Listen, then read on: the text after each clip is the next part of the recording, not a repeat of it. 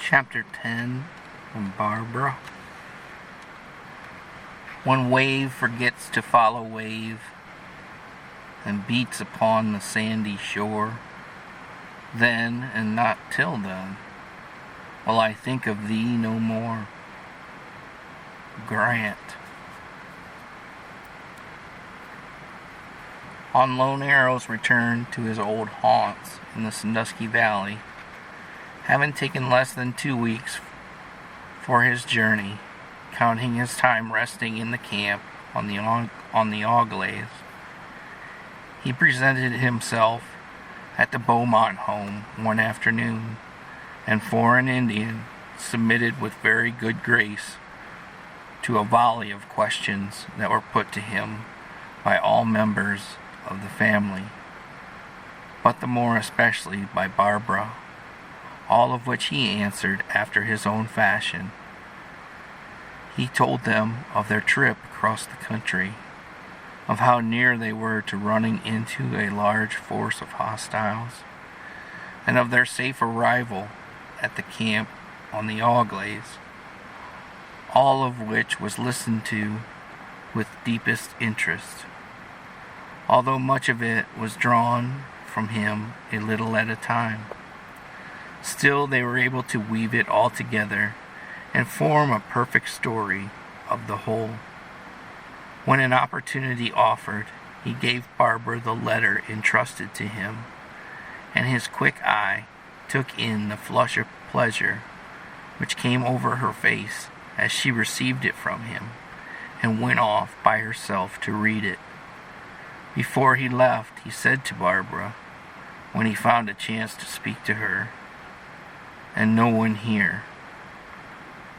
White man have your trinket. You give him that?" "Yes," replied Barbara. "I let him take it, to be sure he would come back again." "Did he show it to you?" She was anxious to learn how the Indian had come to know that the lieutenant had her souvenir, if he had shown it, and if so, why. It was a point on which her sensitive nature was ready to rebel, as she deemed it unnecessary for the Indian to have been apprised of its whereabouts. So she asked with some show of spirit, "Did he show it to you? If not, how did you come to see it? Come, Lone Arrow, I am anxious to know." "No, white man not show it. Lone Arrow saw him have it, and was going to take it away. Saw him kiss it, and when he go to put it in his pocket, Lone Arrow grabbed and say, 'Where you get that?' And white soldier say, 'White flame gave it to me.' If he say no, if you not give it, if white man was damn thief, then Lone Arrow would kill him and bury him in the woods. But white man no lie when he say you gave it to him. Lone Arrow believe him and let him keep the trinket." "Why, of course, I let him have it. What else did you suppose? Lieutenant Beveridge would not take what was not given to him." "No, he brave. He say to Lone Arrow, 'You let go,' and he mean it. He look, oh, so very mad, when I hold his hand, and he look me in the eye, like this," and the Indian gazed at Barbara with rage in his eyes, "and he say, 'You let go,' and then I let him keep it." Then as an afterthought, the Indian said, "He come back? White flame want him to come back?" "Well, yes, maybe," said Barbara. "Do you want him to?" The Indian was not fooled or misled. He saw plainly enough and understood better, as he said to her, "Yes, he come back. He is your big brave, and you are his squaw, his white flame. Yes, I fetch him back some day." Barbara was satisfied. Lieutenant Beveridge had not shown her token. Of that she was sure, and she was happier for the thought. The letter he had sent her was one she read and reread many times, over and over. It took the place of the medallion she had given to his care, and for a time held the same interest, for whenever opportunity was offered, like the string of beads in the metal, it came forth from its hiding place, and was read and studied with the same interest. It was her first letter, and would have held a charm for that reason, if for no other. But there was a more potent one than even that. To read it was to bring him near her. Her visits to the Blue Banks were renewed soon after Beveridge had left, but were less frequent than ever before at the same time of the year. Somehow, she could not tell why, there was less of interest in them, and she found that when she did go, she was constantly waiting and watching for a form that did not materialize. She often spent hours beneath the grapevine, where, scattered about, still lay some of the cattails they had gathered that last afternoon, when Beveridge had taken his departure, on the day he had asked her to someday be his wife. Would he ever renew that request? Would he ever again offer those earnest protestations of his love for her? On such occasions, when alone, for Janice was again her almost constant companion, she would take out that letter and once more read it over. Then, sitting beneath the vine, she would feel he was beside her, and the endearing expressions of the letter and the memories of those uttered by him as they had sat there together were permitted to mingle and become part of one another. Then, when she became so deeply absorbed with such thoughts as to almost forget her very self, she would hum over in a low Creole tone the one Indian song she knew, the one refrain of all others that seemed to relieve her longing soul. Lamolo miko solo tsiak palaki toga shi shil chil siak jale maka no chako masaki chil chil o pizza Mika winape solo, solo. While do I wander far in the darkness, shines a bright star far up above. Will you not come to me? You are the star, sweetheart. I wait, lost, lost in the dark. During the weeks that followed slowly after the lieutenant had taken his departure, news was received at Lower Sandusky of the progress of the army under General Harrison as it made its way down the Maumee country. They learned that the main body of soldiers, with those under General Winchester from the Fort Wayne region, had formed a junction at Fort Defiance, near the old stockade built by General Wayne in 1794, and that they were steadily pressing the British and the Indians down toward the Maumee Bay. So far, however, no great battles had been fought, but in all of it they realized that Lieutenant Beveridge was in some way engaged, and like every other soldier, in constant danger.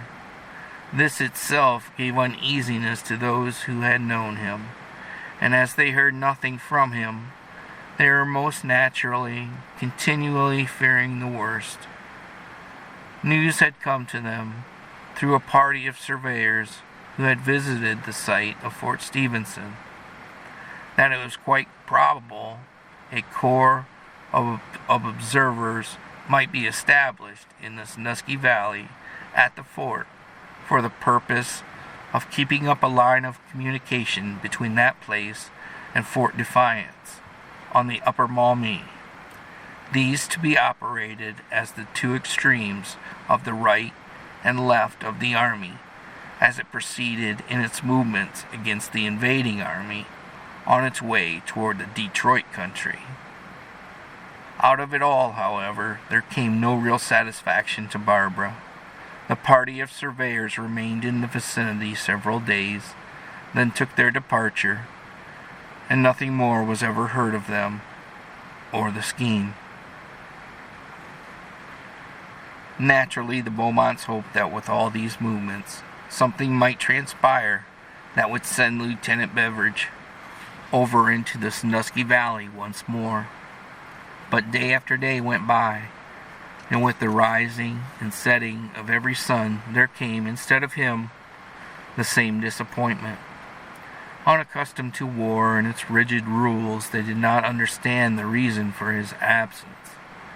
Yet when all others gave up and ceased to talk on the subject, there was still one heart hoping on in silence. Through October and November, absolutely nothing transpired in and about the lower Sandusky, save for the coming and going of Indians of the upper and lower country. Even Lone Arrow had gone off somewhere, and the settlements about the creeks and the mission house had fallen into their old status of quiet. Occasional bands of roving Indians were seen going up and down the valley, but as there were no contending forces at that point, and as the tribes located there were still at peace with all about them, no interference had taken place, and the settlers lived on in their quiet way. All hopes of a visit from Lieutenant Beveridge had about been given up. The Beaumonts and Barbara at last gave themselves over to the thought that he was not so far away as to make it impossible for him to send any communication to them. And then, and it was the one thought that came to Barbara, possibly he had been killed or wounded, and could not let them know his fate.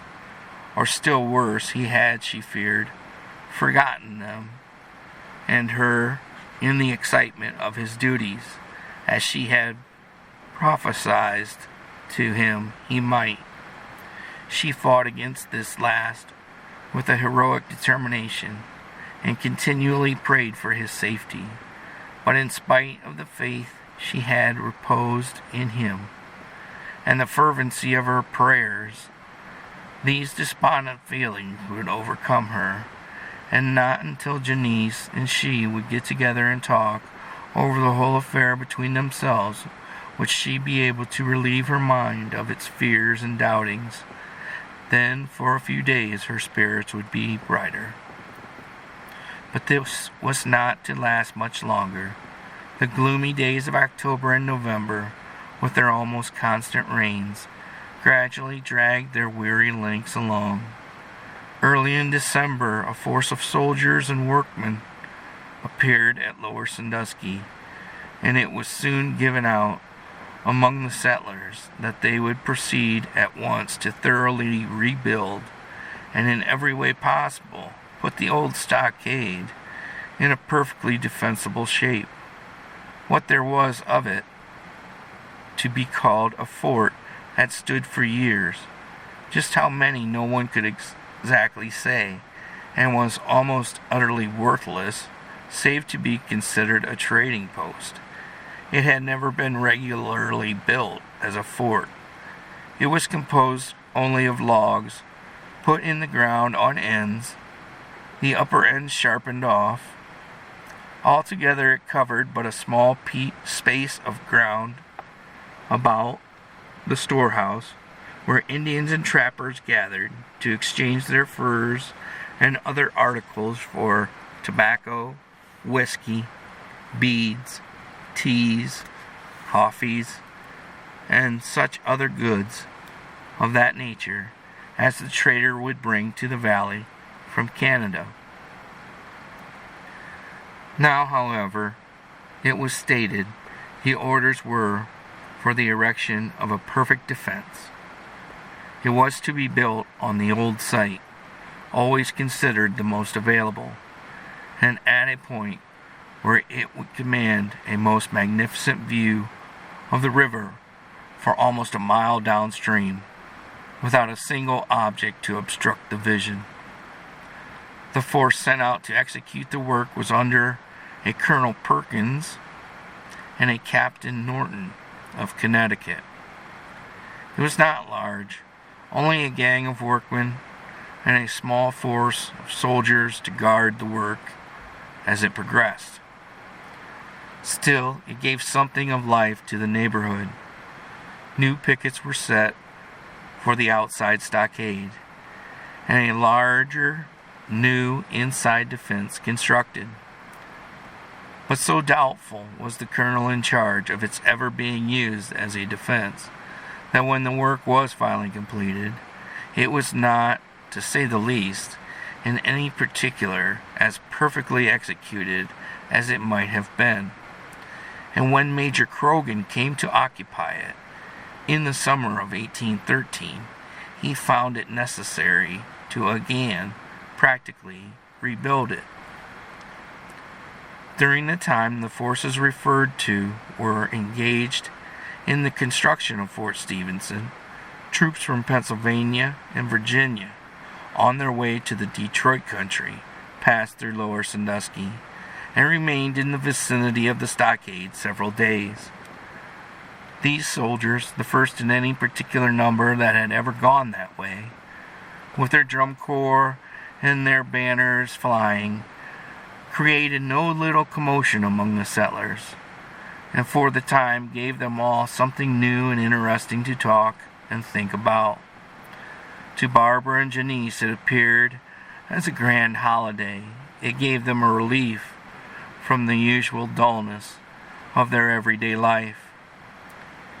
It was from these troops, on their way to the Detroit region, that a detachment was made of one 6-pounder cannon and a squad of soldiers from the Petersburg Volunteers and the Pittsburgh Blues was left at the fort, and played a most conspicuous part in its defense late in the summer of 1813.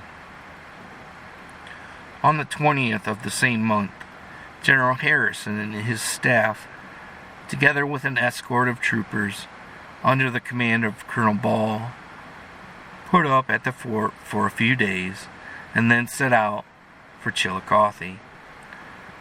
On their arrival, Barbara was much elated with the hope that among the mounted men she might find the one particular person to her the most desirable.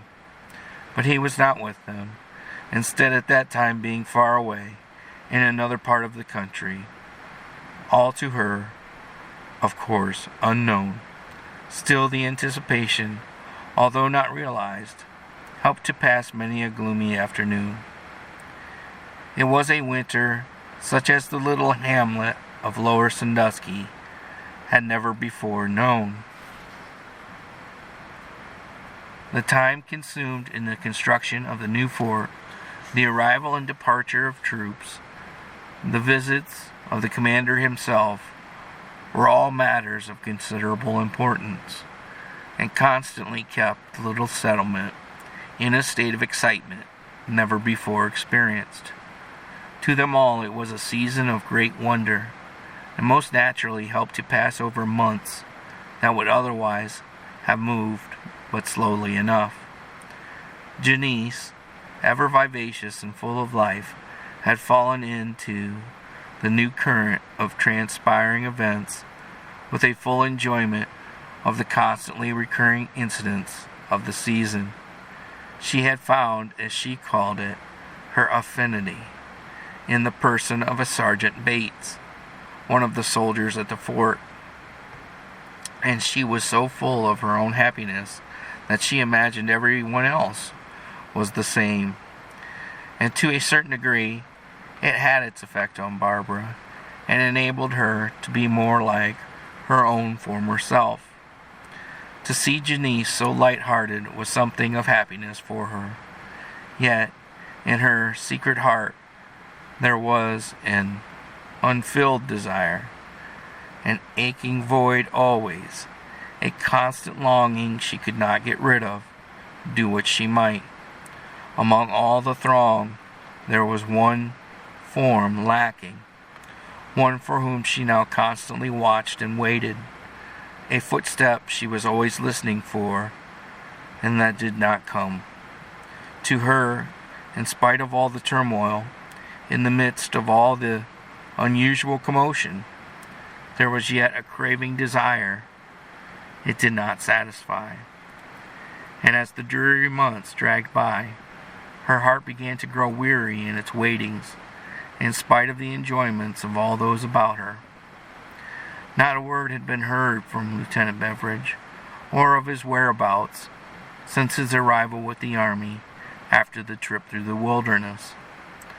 The letter he had sent back by Lone Arrow had been read and then reread so often that every word was impressed indelibly upon her mind, was committed to memory, and no longer supplied the desires of her aching heart. She treasured the missive as sacredly as if on its first arrival, if anything more, as it and the ring were the only real reminders of his pleasant companionship. In truth, it was all coming to seem to her but another happy dream without a realization. And no wonder. Months had elapsed since his departure, and not so much as a word had come from him or of him. Lone Arrow had not been over into the Maumee country since his long trip with the lieutenant. If he had, why, nothing had come, even from that meager source. It was not known if he were yet with the army, or even if alive. And this long continued silence, after his fervent declarations, and his mad desire for a memento, a remembrance, was telling on her always heretofore bright and genial spirits. But for the fact that Janice had found pleasure in the company of Sergeant Bates, time would have indeed hung heavily on Barbara's hands. Then through Beaumont, who had business intercourse with the officers and men about the fort, quite a number had called at the home of Barbara, as well as at the Dussaints. And in this way, both young ladies became acquainted with several of the officers, among them, besides Bates, one or two who were quite desirous of laying siege to the hearts of both Barbara and Janice. More than one of those who found time and opportunity to call at the Beaumont home would gladly have paid homage at the feet of its beautiful auburn-haired inmate, but they found nothing to encourage their attentions. True, Miss Barbara, as they called her, was suave and polite, and did make their calls agreeable. It was her nature to do all that. Indeed, she did all possible to entertain those who called, either with Beaumont or by themselves. But the ones who cared to see knew full well that it was only those little graciousnesses that go to make a woman entertaining. Men of sense and social qualities can always discern such things, but a designing knave, never. Barbara and Janice had been cautioned, not only by their people, but by Father Jacques as well, that while they should be all politeness and kindness to those about the fort, they must remember they were strangers, and men they knew nothing about. This was hardly necessary, but it was timely. A Captain McFarland, one who came as a sort of subcontractor on the work of rebuilding the fort, and one whom none knew but little about, had tried in various ways, and on several occasions, to put himself on some sort of friendly relations with Barbara. He had made excuses for calling, either to inquire for Beaumont, with whom he endeavored to work up some business dealings, or when he had accidentally met Barbara on their way home. But he was a man she could scarcely tolerate, and he had received no incentive to intrude himself on her presence. But a drop of liquor, then almost as available as now, especially with those who had a fondness for it, would induce McFarland to forget himself and to do things a sensible man would not. At such times he became a nuisance to himself and all about him. Barbara had been at the Toussaint home one afternoon when she and Janice had stopped on their return from the trading post. As they passed the mission, the priest had noticed that McFarland was following them at a short distance, and that he was well under the influence of liquor. After they had been gone some little time, the incidents began worrying him, and he started out for a walk in the direction of their homes. Barbara, after accompanying Janice to her gate and bidding her good night, started on the way toward her own home. She had gone but a little way when she was overtaken by the man, McFarland, who, approaching her, at once showed his condition by saying, "Good evening, my little Creole beauty. Are you out for a walk?" "Yes." "Then permit me to accompany you." "Sir," was Barbara's quick response, "Mr. McFarland, you certainly have forgotten your manhood, else you would not presume to address me by such a title." "Hoity-toity, my little beauty. Don't get in a rage. It is a lovely evening for a stroll, and you and I will take a ramble down by the riverside. Come, let me take your arm." And suiting his actions to his words, he stepped up in front of her and was about to grasp her about the waist, when with a quick motion she stepped backward. Then a dark figure flew past her and dealt the intruder a swift, sudden blow on the head that sent him sprawling in the grass and weeds, a limp, helpless man of drunken humanity. The action was so sudden, Barbara's fright so great, and her flight for home so precipitous, that for the life of her, when it was all over, she could not tell for a certainty how it all happened. She merely had a vision of a figure coming from where she could not say, of an outstretched arm, and of a fist's sudden contact with the man's head. Saw the fellow stagger and fall, and a figure receding from view. All this as she turned and took to flight. Arriving at home, she decided to say nothing of the affair, knowing well enough the terrible wrath it would create in Beaumont.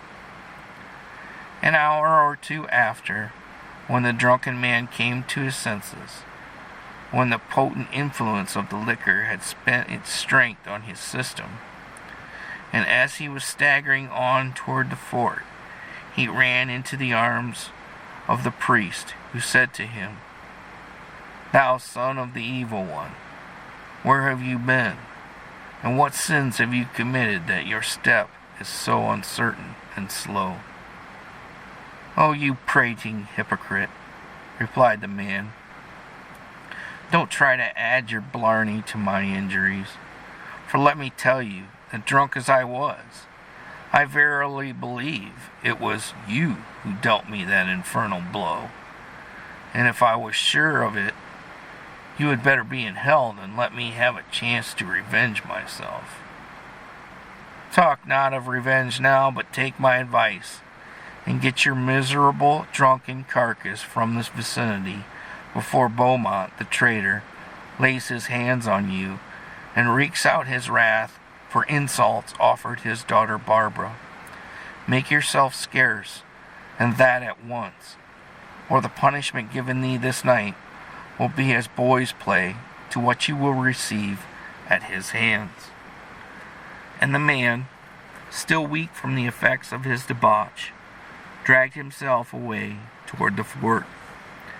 And when the next morning Beaumont went in search of him, the man was nowhere to be found. Whether he was in hiding or had already left, he never knew, only that he was gone and was about the fort no more. In comparison with this was a Captain Wagner of Pennsylvania, a young man of good address, who tried on various occasions to pay his homage at the shrine of her beauty and her pleasant ways. He had asked of Beaumont the privilege of calling, which request was readily granted. He had, in very gentlemanly terms and language, requested the same of Barbara herself, when she had replied to his request. "I shall be only too pleased to entertain you, Captain, as the guest of my father, or of the family, whenever you may choose to honor our home with your presence. And while I am glad to have you come, I must say, in all candor, that I do not care to extend our friendship further than as mere friends. I regret having to say this, for I do not wish to give offense, injure your feelings, nor lessen your friendship for my father or myself." The captain made several calls after that interview, when finding that the little woman was sincere in what she said, while yet he held her in high esteem, he ceased to allow his feelings for her to show themselves, and gradually gave up his efforts in that direction, only to be followed by others during the winter and spring months, all with no better success. She was not rude, not unkind, nor yet uncourteous. She would do her best to entertain them, but there was always before her that one face, that of the man who possessed her memento. Call it the man she had rescued from drowning, and whose silence she always wondered at, and asked herself, "Is he alive or dead?" Not so with Janice, heart whole and mind free, while she no doubt had a strong preference for the one she called my sergeant. Still, all through the winter she led them all a merry time, and kept Sergeant Bates in a kettle of hot water on every occasion when Beau were in attendance. It was impossible for any one of them to tell if he was the favored one or not. "They are all so very nice, I really cannot say, my dear Barbara, which one I am to prefer," she would say, when upbraided by her friend for her cruelty to the sergeant. "It is all so pleasant to have them come paying court to me, that I shall not discourage the one nor the other. Is that what you call a petite coquette, dear Barbara? For if it is, I really cannot help it." "I am afraid you are, indeed, a little coquette, Janice," Barbara replied in a regretful tone. "Oh well, ma chérie, I cannot help it. To be admired, it is indeed so nice. And they, well, Barbara, how am I to know if I do not love them all? The sergeant, he is so very gallant, so obliging to me. So too is the captain and the lieutenant. And by, oh dear, they will all be gone, and then indeed I shall be so sorry for them all." She was a born coquette. It came natural to her. She could not help her actions, and therefore should not be censured for them. If in that faraway corner, and at that early day, she could make her own life pleasant, and at the same time smooth over the rough places of a soldier's duties, why not let her? And in this manner, the winter wore away for those in the Sandusky Valley. To some, the happiest they had ever known. To some, so full of new and exciting events that it was not nearly long enough. But to one heart, amidst all its strange happenings, filled with a longing and an anxious hope that at times made the days seem as months, and the months as years, and all filled with a sadness she could not repress. From September until July, it was a long, long time for her who waits. End of chapter 10.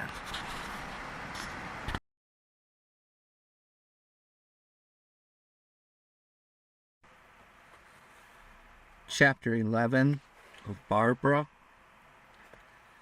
Till the sun grows cold, and the stars are old, and the leaves of the judgment book unfold. Taylor. It all seemed to Lieutenant Beveridge, when he had finally reached his own command, and had once more taken up the general routine work of army life, as if the first chapter of his manhood had come to a sudden close. And then the query was, as how the next one would open and end, and when.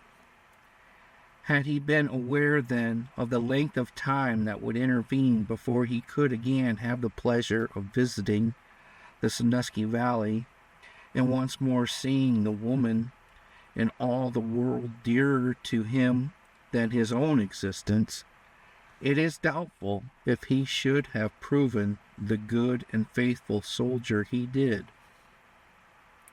His hope in that regard gave him constant courage to do and to endure, and for the remainder of the campaign that fall and winter he did valiant service with his company. He was always ready, day and night, for scout duty, the hardest that can be imposed on a soldier in a new country, always hoping and believing that in some way it would yet take him back into the lower Sandusky region. Fate, however, decreed otherwise, and it never chanced that he was sent in that direction, but often in some other. After following the good fortunes of General Harrison and his army on down the Maumee Valley, and after having scouted all over the region in the direction of the Detroit country, after engaging in the siege of Fort Meigs, he was sent by a roundabout way on the route toward Cincinnati, and then the troops of which he was a part were notified that they were to be mustered out. Then, while they were rendezvoused at Fort Jefferson, he received a letter from his mother, telling of the fast failing health of his father, and saying if it were a possible thing for him to do so, he ought to return home at once. This was late in December. For a time, he did not know just what was best to do, or which course to pursue. He was most anxious to see Barbara, and as well to perform the duties incumbent on him as a son. After revolving the subject in his mind for several days, using every effort at his command to be retained in the service through the balance of the winter, after realizing that he had failed, and that even though he might succeed, he would not be able to get back into the valley country, he at last gave up. Few, if any, of the troopers had a desire for a winter campaign, while none of them had the incentive of the lieutenant for going back into the wilderness. He then wrote a long and earnest letter to Barbara, telling her of his disappointment and not being able to see her before returning to his home in Kentucky, and of his discouragement at his failure to be retained in the army through the winter. He explained to her the urgent necessity for his presence at home, owing to the failing health of his father, and in every way tried to assure her and himself as well, that just as soon as it was possible for him to do so, he should return to the valley. But it was all with a faint heart that he tried to keep up the hope. But he still trusted that something then unforeseen would transpire that would enable him to penetrate the wilderness that separated him from all he held most dear in life. The father, mother, and sister were greatly rejoiced to have him at home once more, and their happiness and the father's illness soon filled the void in his mind, and for a time caused him to forget his great disappointment. Besides, the condition in which he found the business affairs of the plantation soon absorbed his entire attention. He at once realized that only by the closest application and the most careful thought could he possibly hope to bring them out all right, and save the estate from going to the hammer, and that he swore he would prevent if it was in his power to do it. This most naturally took every moment of his time and consideration, and kept him so busy for a season that he scarcely had a moment for any purpose. Aside from the business involved in the estate, and certainly left him very few hours for dreamy thoughts. During the long winter evenings, after he had been at home for several weeks, and began to see his way clear, and that his work was succeeding, when the dreary weather kept them all indoors, he entertained the family with the stories of his soldier life. He told them over and over again of his trip down the Sandusky Valley, of his escape from the Indians, and of his most remarkable leap and rescue. He took great delight in conversing on this one epoch in his campaign, for then he had a splendid opportunity not only to think of Barbara, but to talk of her and speak her name. In doing so, he described her and the valley home in the most favorable way imaginable in his mind. He could not say enough in praise of the people for the kind treatment they had given him, while he lay helpless and a stranger in their home. And all the time he was according all the credit to the one who had saved him from a watery grave.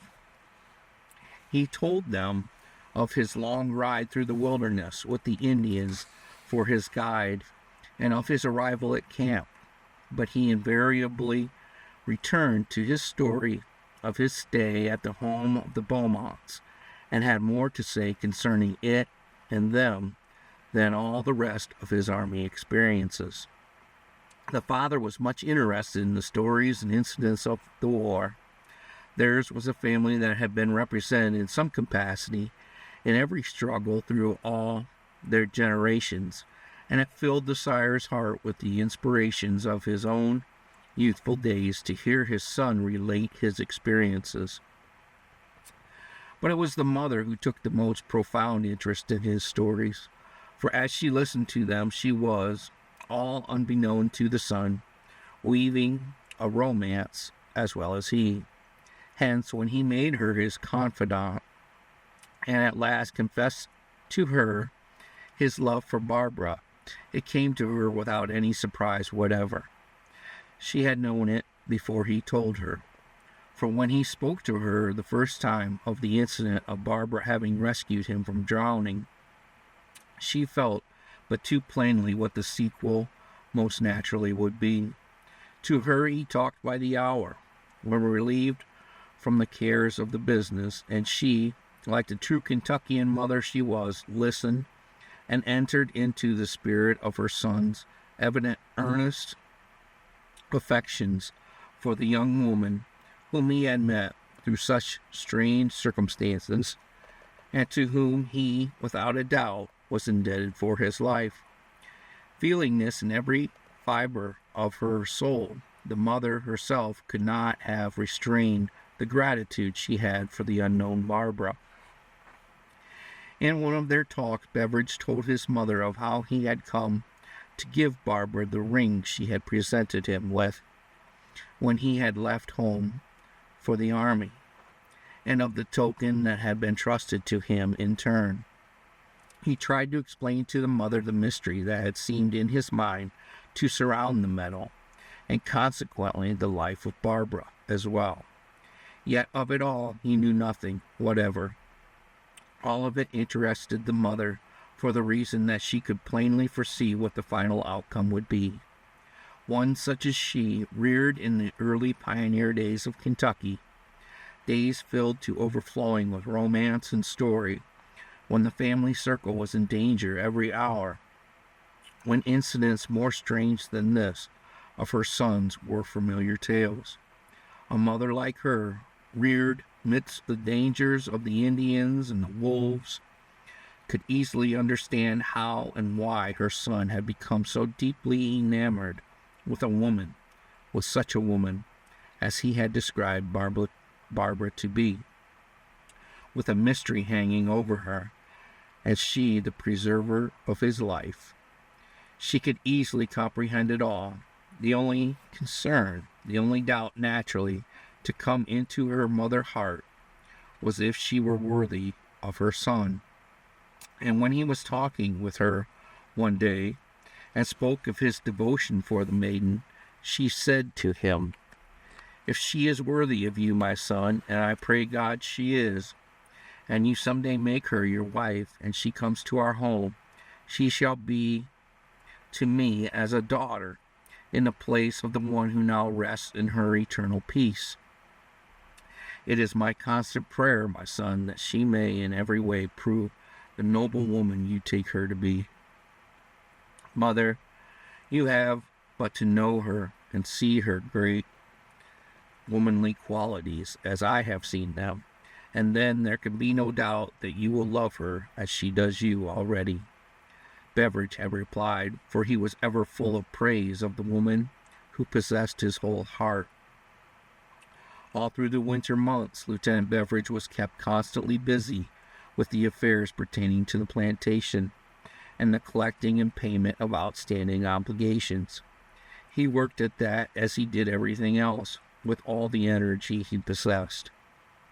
He was compelled on several occasions to make long journeys on horseback into other sections of the state in order to get the finances in proper shape. For as the months were rolling by, he was becoming more determined than ever that just as soon as it was possible, he should take some steps toward carrying out his intentions of again visiting the valley, and then persuade Barbara to accompany him back to his home in Kentucky.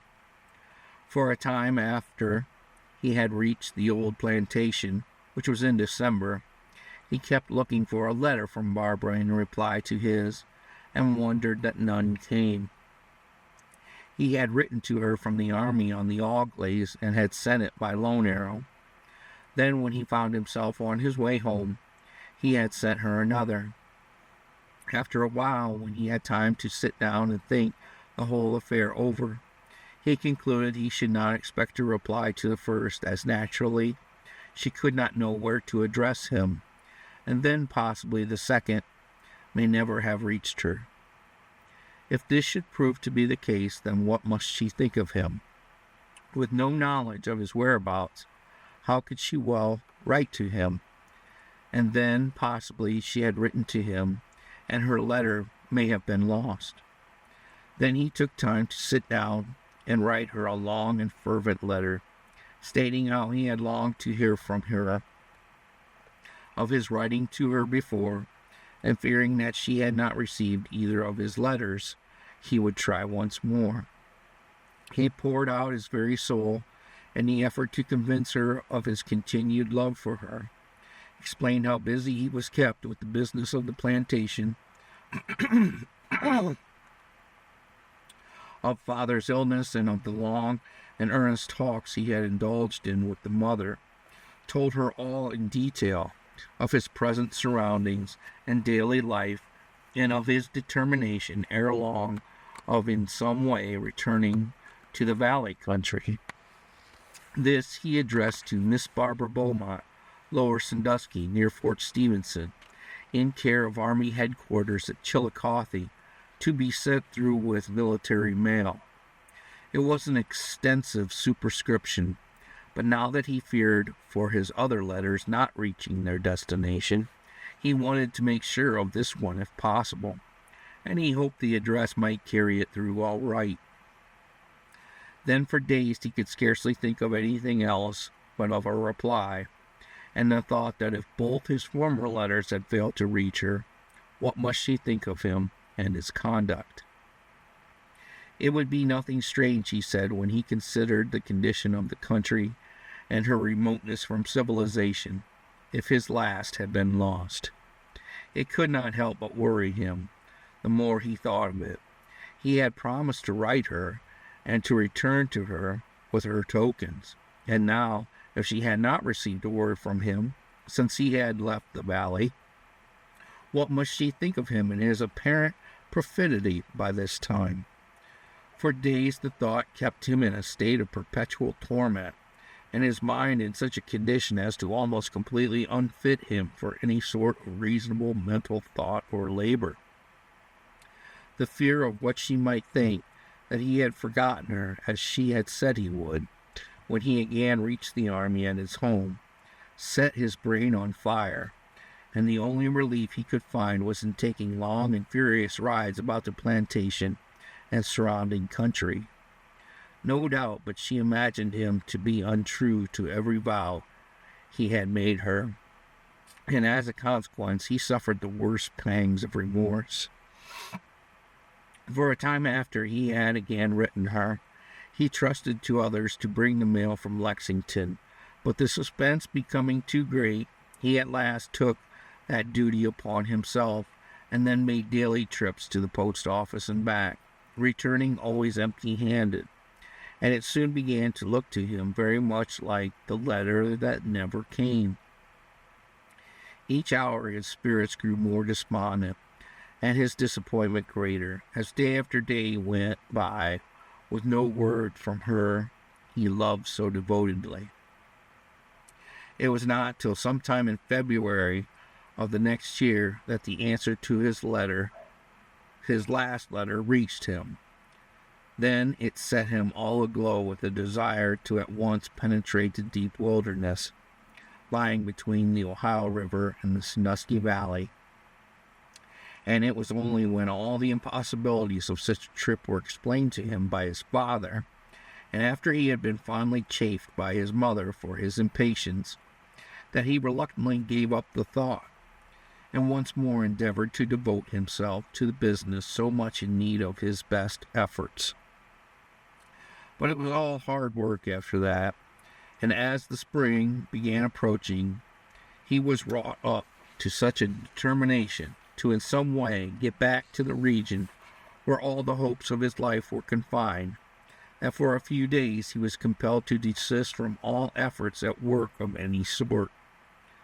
Then, after a rest, he put his best energies to the business once more, but the one thought uppermost in his mind, to complete his labors, to get the affairs of the estate where they would survive his absence for another season, and then in some way take himself back into the Sandusky Valley or perish in the attempt. He held frequent conversations with his father on the subject, explaining to him the situation the business affairs were then in order that he might be thoroughly familiar with them and be able to take charge of them in his absence. He fully realized the feeble condition of the father, but he believed he could manage the affairs through another season with the aid of a trusted overseer, and then, when he had revisited the valley and had obtained the full desires of his heart, he declared he would return home and assume complete charge of everything, and permit the father to enjoy the balance of his life in peace and quiet. The lieutenant had carefully watched the military movements all through the winter months, and it appeared plain to him that nothing positive had been accomplished in the extreme Northwest, and that another campaign through the spring and summer was inevitable. Especially did this seem so after the report of General Winchester's surrender had reached him, and when he heard of the terrible slaughter of the troops and settlers near the River Raisin. It was early in February that this news reached him, and he made up his mind that the first opportunity that was offered him, he would again enter the army. The father plainly saw the bent of his son's intentions, and with his own aspirations for military honors, he gave the son the assurance that no matter what condition the business might be in when the opportunity came, he should have his consent to enter the service once more, if he desired. The mother, however, was more unwilling to have her son again put his life in peril, as he had done before. Still, when she considered the one ulterior motive urging him on, she knew full well how needless it would be for her to enter a protest, knowing that his whole heart was deeply involved, and that he was overwhelmed with a love for the maiden who had so mysteriously come into his life by saving it. She decided that, rather than throw any obstacles in his way, on the contrary, to enter into the spirit of his undertaking, and in every way encourage him to do just what he had so fully set his mind on, to again enter the army at the first opportunity. Young Beveridge had always, from his earliest boyhood days, made an earnest confidant of his mother, seldom having any ambition or desire upon which he did not take her into his counsel. He had followed it up faithfully into his young manhood, and now, in his more mature years, he never felt as if he could well leave her out of any of his enterprises. It was so with this affair of his heart. He kept nothing back from her. He loved her as men seldom do their mothers, and he considered her advice above all others, even that of his father. And to go contrary to her deliberate opinion was something he had never done, while she, on her part, had always made it her life study to be in the right when giving him her counsel. For on such occasions she entered with her whole soul into whatever was at issue, and with her pure mother instincts of what would prove for the best, she always stood on the winning side. She rejoiced in this confidence given her, and now that the son was grown to man's estate, and he still continued his faith in her, she felt that no sacrifice was too great for her to make. Only so she advised him right, and brought happiness to him. She knew that in the years to come he would remember it of her, and bless a memory she must some day leave to him. With this feeling of pride and love it was that when he began showing an impatience for the almost impossible, she talked with him about his again breaking away from the family circle for the purpose of once more entering the army. She assured him that ere long some opportunity would present itself when he could go in a manner befitting the family name, to abide with patience the time, and to then go with a mother's blessing, with a prayer for his welfare and safety, and a hope that he would carry out the motives of his heart in a noble, manly way. And it was because the lieutenant had full confidence in his mother that he went to her on receiving Barbara's letter late in February, and explained to her what his intentions were, and that he was anxious to go then, providing she would give her consent. And it was then she counseled him to wait with patience the proper opportunity, and he, in a full reliance on her better judgment, decided to take her advice, although it was contrary to what he had hoped she might give. He took it cheerfully, to all appearances, and applied himself anew to his father's interest, waiting on until the opportunity came, as the mother had predicted. End of chapter 11.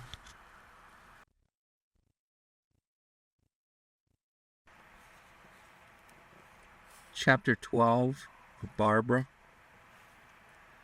The one face I looked for was not there. The one loved voice was mute. Only an unseen presence filled the air and baffled my pursuit. Longfellow. The winter of 1812 and 1813 was fast drawing to a close. It had proven one full of interest in many ways to the settlers about the old log mission house and Fort Stevenson. The old stockade that had stood as a sort of guidepost for so many years between the then present and a forgotten past had been thoroughly rebuilt and was, in comparison with the old defense, quite a formidable affair. The troops that had arrived early in December had completed their work and then gone away, while still others had come to take their places. While the greater portion of the settlers were along the creeks, almost half a mile to the north and south, it had kept them all in such a turmoil of excitement as they had never before enjoyed. These constant arrivals and departures of troops put an end to almost all sorts of business pursuits, save that of living and wondering what the next lot would bring.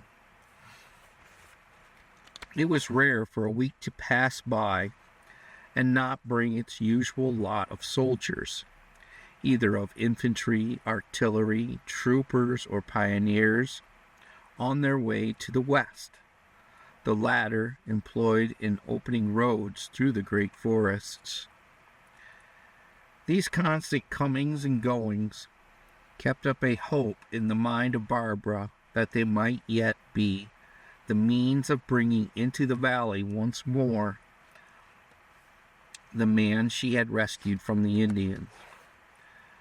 But for the turn of affairs already described as transpiring in and about Fort Stevenson, it would have proven a most dreary season to her. The letter written by Beveridge while on his way home had never reached its destination. Mails in those early days were quite uncertain, and it had, in some mysterious way, disappeared. At all events, it never reached Barbara, and she was as much in the dark regarding his existence as if he had departed from off the face of the earth. The letter Lone Arrow had brought her away last summer was all she had to remind her of him, save the ring upon her finger, and that in some way came to be a reminder that gave more of pain than pleasure. But even then, in her despondent condition, the arrival and departure of the troops brought much of interest, even after she had given up the last gleam of hope that Lieutenant Beveridge might yet be one of their number. To please her people and to be with Janice, she entered into all the amusements of the season, so wonderfully unusual to them all, and tried in every way to hide the anguish of her heart. The great event of the entire season came, however, when late in January, General Harrison and his staff and an escort of troopers under command of Colonel Ball put in their appearance from Chillicothe, and it was announced that before his departure the general would give a reception to the settlers about fort and valley. Everything else was absorbed in that, and all was laid aside for the time being. When the day was announced and when it arrived, every citizen of the lower Sandusky region, including Indians, was present in gala day attire. Such a thing was never dreamed of before, and all prepared to get out of it all the notoriety and glory possible. Every man and woman felt anxious to see and shake hands with the great general, and they did. The old hero was affable to all, the ladies and the Indian chiefs, and jolly with the men and soldiers. He tried his best to please, and he came very near it that day. Barbara and Janice were there, and were presented. He appeared to take great delight in conversing with them, for they were indeed attractive. They, like the rest, were fitted out in their gayest holiday attire, all of which they had arranged with scrupulous care and much good taste.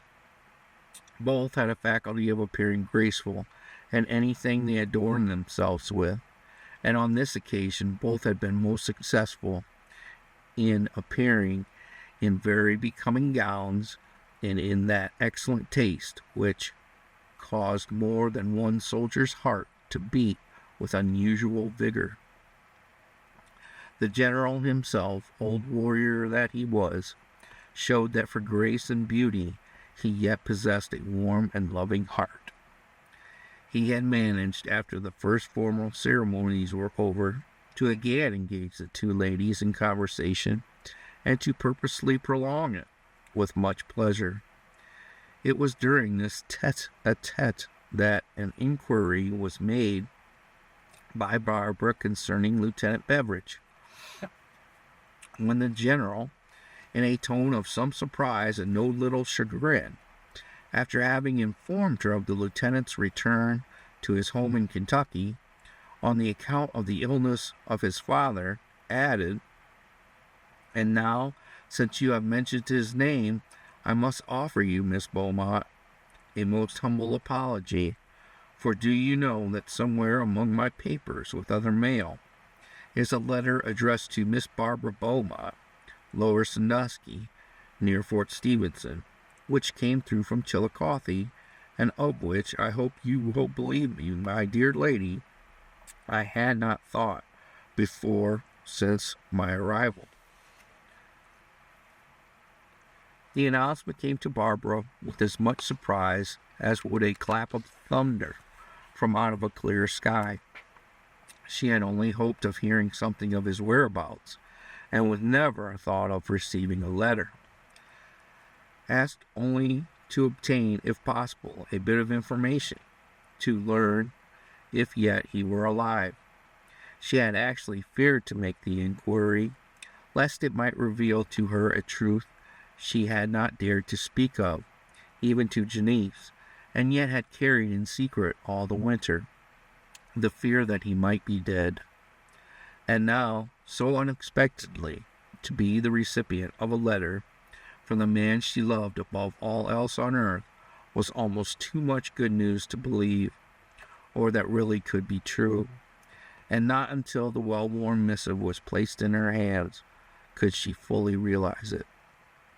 The general noted the look of eager expectancy that came over her face at the announcement, and turning to his adjutant, he asked the officer to look up the letter, he, the meantime, engaging the young ladies in further conversation. When the package was at last given her, she felt as if every particle of strength she had ever possessed had left her body, and in the struggle, and it seemed one, to break the seal, Janice, seeing her trepidation, offered their excuses to the general, and leading, half dragging Barbara to the officers' quarters, where they had left their wraps, gave her an opportunity to read it by herself. "We shed tears of sorrow, and we as well weep with great joy. At the first, the heart breaks down in weakness, but with the last it swells, it expands the soul, and the entire nerve system bursts forth in tears of gladness. The whole being is overcome, and a refulgence of tears is as great a relief in joy as in sorrow." Janice withdrew, stepped outside, pulled the door to, and guarded it with her presence, determined that alone, With no one to see, Barbara should break the seal of her great happiness, the first she had enjoyed all through the weary yet exciting winter. When she again opened the door and stepped inside, Barbara sat with tear-stained cheeks, the letter opened and folded to her bosom. As Janice approached her, she arose and, putting her arms about her girlfriend's neck, again broke down with a paroxysm of joy, through which there still came a glad, happy smile, and she said, "Thank God, Janice, he is alive and well." The two sat there in an almost unbroken silence for a few moments, and then, after giving Janice, in brief, the contents of the letter, they once more mingled with the others present, and for the balance of the afternoon and evening were as happy as the happiest of them all. At last, when the home was reached, and Barbara had dismissed her escort, and could freely give vent to her pent-up feelings, after a fresh gush of womanly tears, she told her people of the receipt of a letter from Lieutenant Beveridge. Then, sitting down, she disclosed its contents to them, save the tender missives it conveyed to her. The whole household, including Father Jacques, were rejoiced to hear that he was alive and well. The date was nearly a month old, she found on reading it the next morning, before the rest of the family were up. What of that? It was from Lieutenant Beveridge. He was alive and well, and with his people at his home in Kentucky, prevented, he told her, from entering the army that winter by the illness of his father. He was at that time busy with the details of the affairs of the plantation, demanding his personal consideration. He told her of his confession of his love for her to his mother, and of what that dear woman had said, also of the little sister, and of her desire to meet the one who was so dear to her brother. It was full all through with an affection such as a chivalrous son of a noble Kentucky mother would write to a woman who had won his heart. It was such a letter as a tender would rejoice to receive from a man she loved. It was filled with an earnest, frank, manly affection, and it made her soul rejoice, and for the time she forgot the forebodings and lonely feelings endured through the winter, when all others about her were so happy and full of life. Then, after she had read it time after time, and had absorbed every word of its contents, until it had become a part of herself, she sat down and penned him one in return. And before the general had again gone on his way, she entrusted it to him, to forward with other mail to Chillicothe, and from thence to Lexington, Kentucky. "Oh," the commander said when the letter was given him, and this is what made Lieutenant Beveridge so extremely anxious to remain in the army. "Well, Miss Beaumont, we shall see to it that he is mustered early in the spring." And for his kindness, Barbara bestowed on him one of her most gracious smiles, as she curtsied and gave him her thanks. At last the dreary months of winter passed by in the valley, and in their place came the bright sunshine of spring, bringing with it the perfumes of early wildflowers. New life everywhere began unfolding under the genial rays of the sun, the brightness and the life-giving qualities of which are always so exuberant and animating along the banks, dells, and glades of the Sandusky River.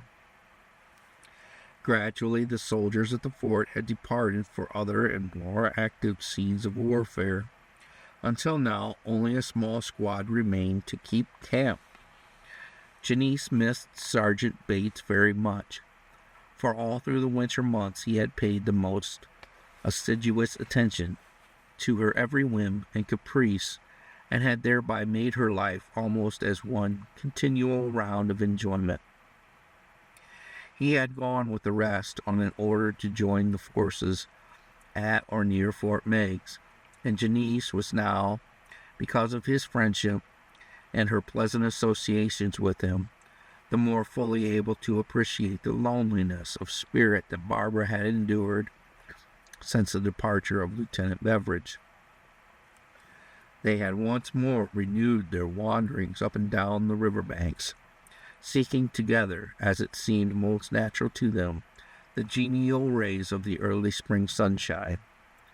On one occasion, when they had been over into the glade where late the September before, Barbara and the lieutenant had spent the last afternoon of his stay in the valley, when they had returned to the great vine-covered tree, not yet in full foliage, Barbara had fallen into one of her old-time moods, brought on, no doubt, from the thoughts that would most naturally come from such a trip.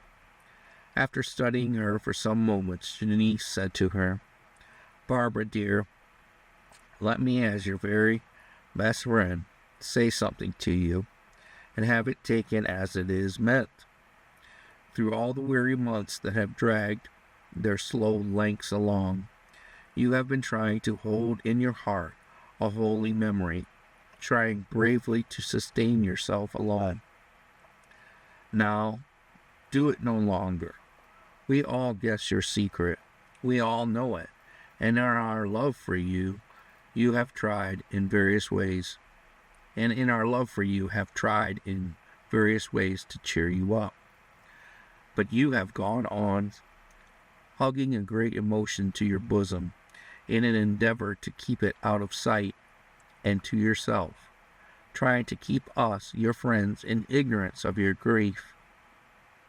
It is time now that you stop this. Today, lay off this burden of secrecy.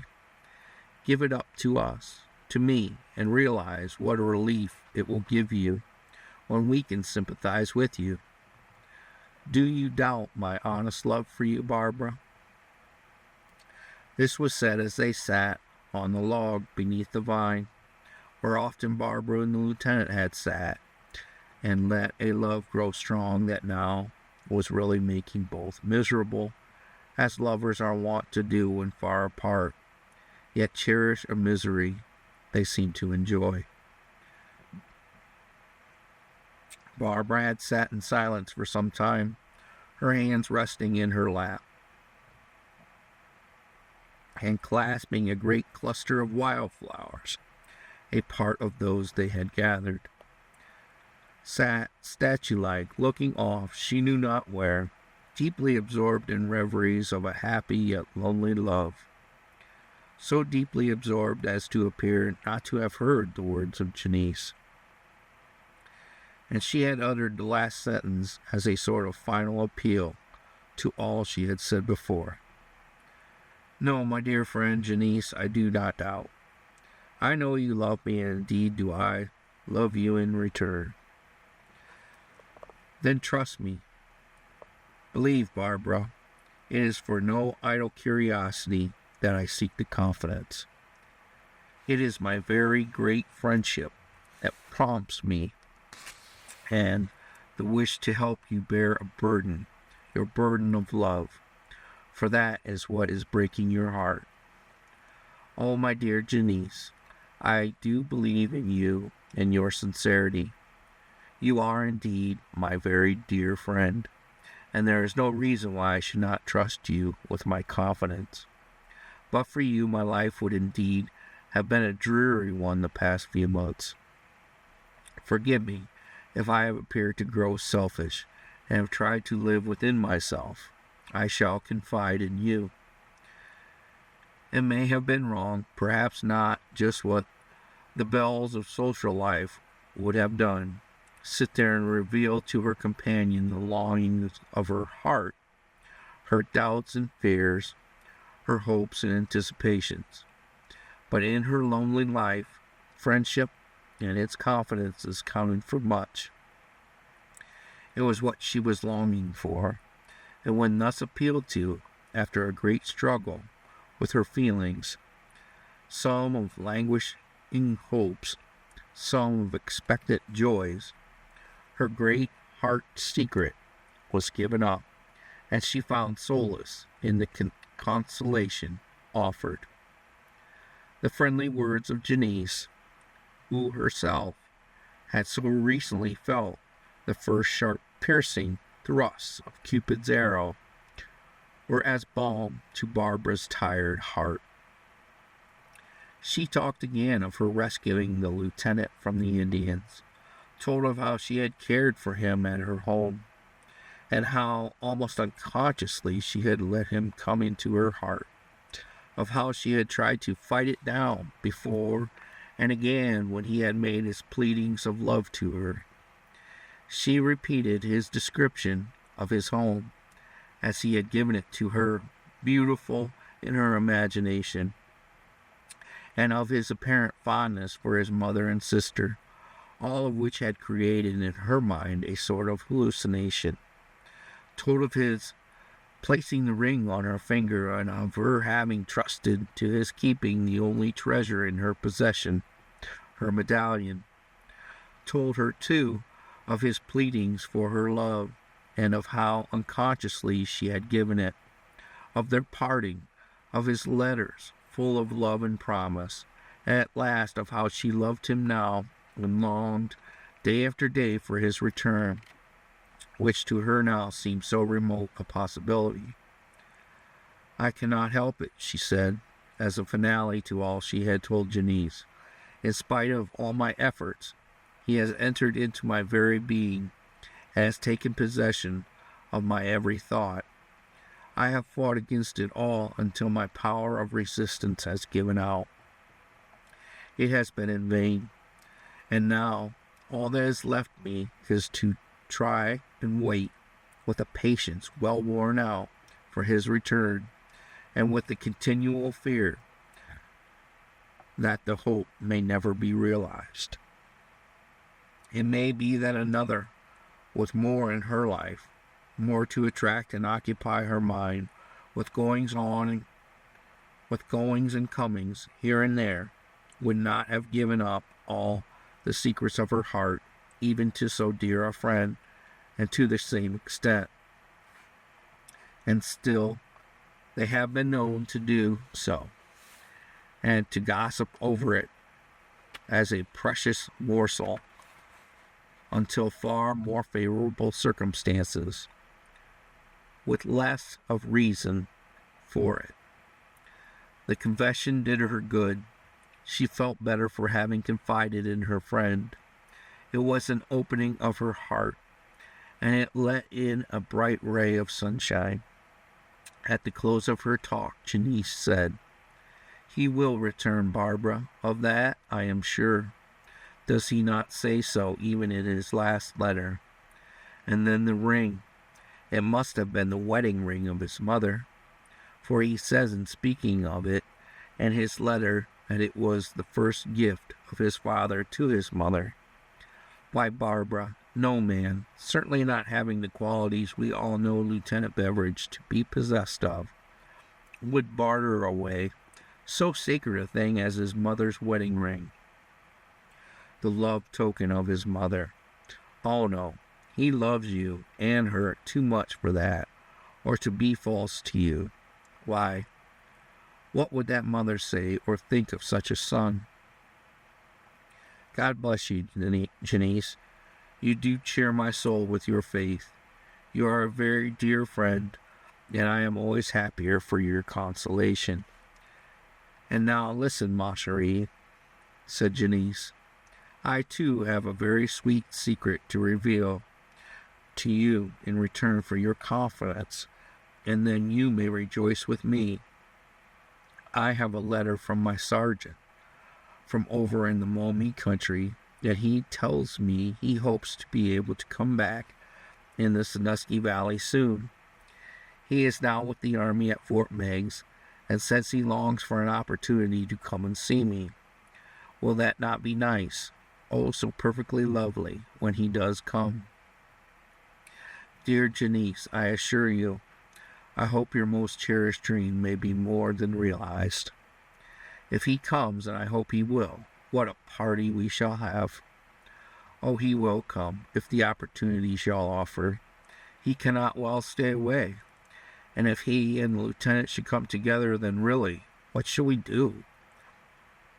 At least, we should try and make their stay one of pleasure. But tell me, Janice, are you... No, my dear, I shall not ask the question. Your happy face gives me the reply. Barbara, dear, what is it you would ask? I do not understand. I know the sergeant.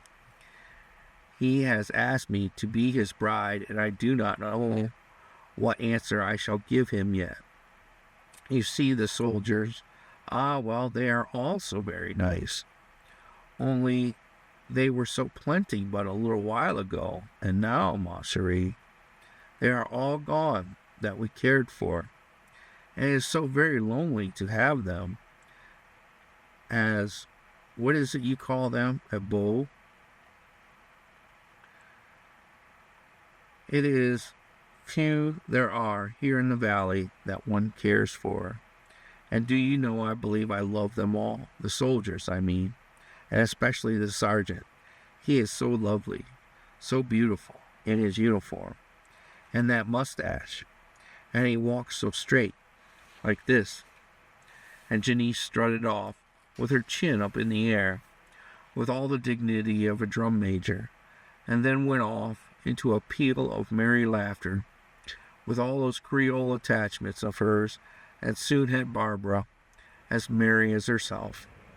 And with this new bond of friendship formed between the two young women, who all their lives had been close friends and companions, they thereafter reveled in each other's confidence and little heart secrets as they never had before, and found much pleasure they otherwise would not have enjoyed if they had continued keeping their loves to themselves, as some men do sometimes. Barbara and Janice, soon after their confidential talk, wended their ways homeward, and not in some time before had both seemed so cheerful. Especially was this true of Barbara, who, after leaving her companion at the gate, went up the path to the home, humming the sweet carol of a love song. Will you not come to me? You are the star. Sweetheart, I wait for you now. On entering the home, Barbara was surprised to find a stranger in the room with Beaumont, one whom she knew at a glance was new to the valley, and who, for some weeks to come, proved the bane of her life. Both men were engaged in earnest conversation, talking in French, as she was well aware of the fact, from his boisterous manner, that the stranger was somewhat under the influence of liquor. When they became conscious of her presence, their conversation ceased, and the two, rising from their seats, Beaumont said, "My dear Barbara," and he, too, now continued in French, "allow me to present you my friend Pierre de Grant. This, Pierre, is my daughter Barbara. Ah, ma chérie, mademoiselle, to meet you is a great pleasure, and so unexpected, and with so much beauty in this place, the surprise is so supreme. Monsieur Beaumont, I was not aware that you had so lovely a daughter. Ah, mon Dieu, one so beautiful should not live here in the wilderness." The stranger had taken her proffered hand and was still holding it in spite of the slight effort she had made for its release, which proving useless, she replied, "I am glad to welcome you to our home, Monsieur de Grand, as a friend of my father." The Frenchman was most wonderfully profuse in his compliments, and they in no way pleased either Barbara or the father, who tried to change the trend of the conversation. Having at least released her hand from his grasp, and sitting down, she had a better opportunity to regard the man with a closer scrutiny. At first glance, he had appeared somewhat repulsive to her, but now, as she gazed at him, he became almost offensive. His eyes were small, set close together, and of a deep, repressive black, and of that peculiar color and appearance as to cause one to feel uncomfortable under their steady gaze. He was short of stature, swarthy of complexion, with stiff, bristly hair. In fact, in every particular that Barbara could view him, he appeared repugnant to her sensitive nature. When he had held her hand, he had noted the ring on her finger, and glancing from it to her face, she imagined she saw a scowl sweep over his features, and felt a chill run down her back at his touch. As soon as it was possible for her to do so without appearing too rude, she retired from the room, and going to the mother inquired as to whom and what the stranger was. "He is someone from Quebec, a gentleman who, as I take it from their conversation, knew your father long years ago in France," replied the mother. "In France?" exclaimed Barbara, with some astonishment. "And indeed, was Father Beaumont ever there?" "Well, my daughter, I should not have said that, and you need not let Father know that I spoke of it. Perhaps some day he or I may tell you all about it, but not now." "But I do not like the man. He is so disagreeable," continued Barbara. "He looks at me so, and makes me afraid. Do you know, is he to stay here with us?" "As yet I do not know. Since his arrival he has been most busy in conversation, and to tell the truth, I do not like his boisterous talk.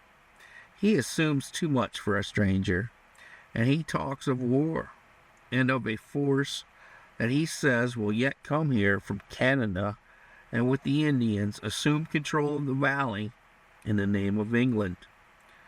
During the meal that followed, the stranger was very verbose, continually endeavoring to shower compliments on Barbara, all of them uncalled for and much out of place. Nor did it in any way please the father, that was certain. As soon as the meal was done, Beaumont suggested that the two of them take a walk, for he began to see the talk of the man was not pleasing to either Barbara or the wife. And then the Frenchman could not let the occasion pass without firing off another sally. "If the dear ladies will excuse us for so long, we will go, but will return soon to enjoy their exquisite presents." And as no objection was offered by the dear ladies, there was nothing left for him but to go. And as they stepped off the porch, and the gate was heard to swing shut, Barbara exclaimed, "And if the dear ladies could have their way about it, one of you would never come back." "Oh, my dear, do not let the father hear you say that. He would not like such rudeness to a guest." "Well, I do not like him. He is so coarse and disagreeable, and he looks at me so with his little black eyes that he makes me shiver." And she shook herself in imitation of how she felt. Contrary to the wishes of both Barbara and the mother, the stranger took up his abode with them, and what hurt Barbara the most at the time was the fact that he occupied the same room that was once called the lieutenant's. In her opinion, he profaned the place with his presence, and she did not hesitate to say so. Pierre de Grand had been at the home several days, and was constantly, in his pressing way, imposing his presence either on Barbara or the mother, becoming almost insulting at times, but careful not to cross the line beyond decency. Frequently Barbara had gone away, and sought the company of Janice, then regretted that she had done so, and thus left the mother to tolerate the fellow alone. That he was growing tedious and tiresome to Beaumont was plainly evident. He was not himself any more, became morose, and permitted the guest to do all the talking, and that sometimes in such an insinuating way as to vex the women. His talk was always filled in with a grand flourish of his hands and arms, and Barbara declared to the mother that it was a real surprise to her that he did not also employ his feet and limbs for the same purpose. To her, he became so repulsive as to make his every movement one of comment. Yet, for the father's sake, she had not shown a rebellious spirit, and the mother lived in the fear that it might come at an inopportune time when the father would be present. In every way possible, Barbara kept out of his presence, for, as she said, she could not bear his leering, snake-like looks, nor his continual brazen compliments. She had retired to her room one night, as she had often done, to get rid of him, before the father and his guest had returned. Since the arrival of Legrand, Beaumont had stayed out later than was his custom, no doubt with a view of relieving the women of the man's presence as much as possible. On one or two occasions when they had come in at night, Barbara had declared to the mother that she smelled the perfumes of liquor on the Frenchman, and she wondered if it were possible the father had been indulging also. They had never known him to do so, although at all times they had wine on the table, and of which he always partook sparingly, certainly not to excess. On this one night referred to, Barbara had been asleep, and on awaking she heard voices, and as they were near the house was surprised to make out that they belonged to Beaumont and the stranger. Listening, she heard Beaumont say, "Pierre, I tell you this will not do. You must not come to my home in such a beastly condition. If you want to be a drunken Indian, then you will have to go and live with them." "I will, ha!" exclaimed the stranger. "Like one grand hell I will. You, Isidore Beaumont, would not let me. I might tell them how and what I knew of you in France. I might tell others, too." "What, you beastly blackguard? Do you threaten me with anything like that?" "Oh no, Pierre de Grand makes not threats. He loves the beautiful daughter too much for that." "Hush, damn you!" Beaumont exclaimed in an excited tone. "Don't you mention her name, you infernal drunkard. Where did you get her? She is so beautiful, and I would so like to make her my wife." "Pierre!" And the voice of Beaumont was in a tremble with the rage he was trying to control. "Pierre, I have a regard for you and your miserable condition, and still more for the memory of your father. But damn you, if you talk that way, or if you breathe such nonsense to that girl, I will kill you before I am aware of what I'm doing." "She would be a beauty," and the sentence was never finished. Barbara heard a swish and then a rustling noise, as if a heavy body was being jerked swiftly about in the air, and then she heard a weak, smothered voice whine out, "For God's sake, don't kill me." "Then, you infernal beast, hold your tongue until it learns decency. Go in and to bed, and tomorrow I will settle with you. But may God help you if I hear any more of your damnable talk." Scared as she was, and as she had never been before, Barbara snuggled down in bed, and for hours lay wondering what it could be that the man dared to threaten Beaumont with. At the breakfast table the next morning, the guests were as suave as ever, polite to the extreme. The guest was as suave as ever, polite to the extreme, and save for his florid and bloated face bore no evidence of his debauch. But he stayed on, and that worried Barbara. Nor was she alone, for it was plain to her mother too. To her that the mother too was uneasy. If she had heard the conversation alluded to, she kept it to herself, and for fear she had not, Barbara said nothing to her about it.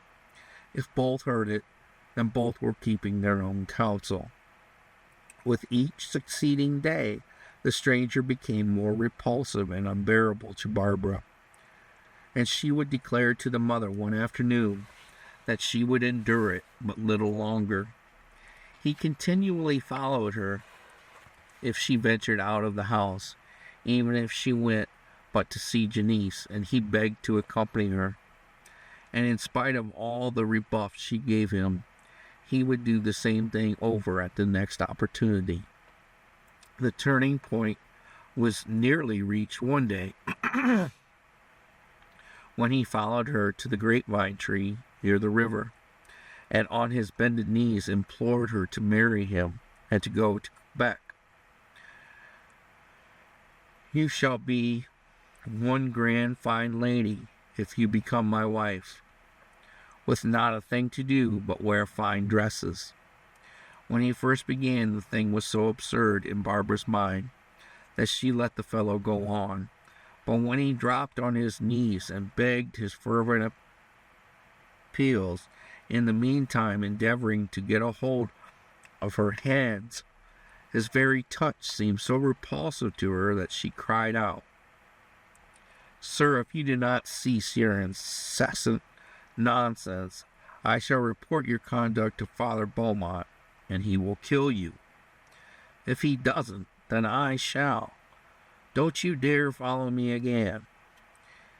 You do not know what is for your own good, my dear little Barbara.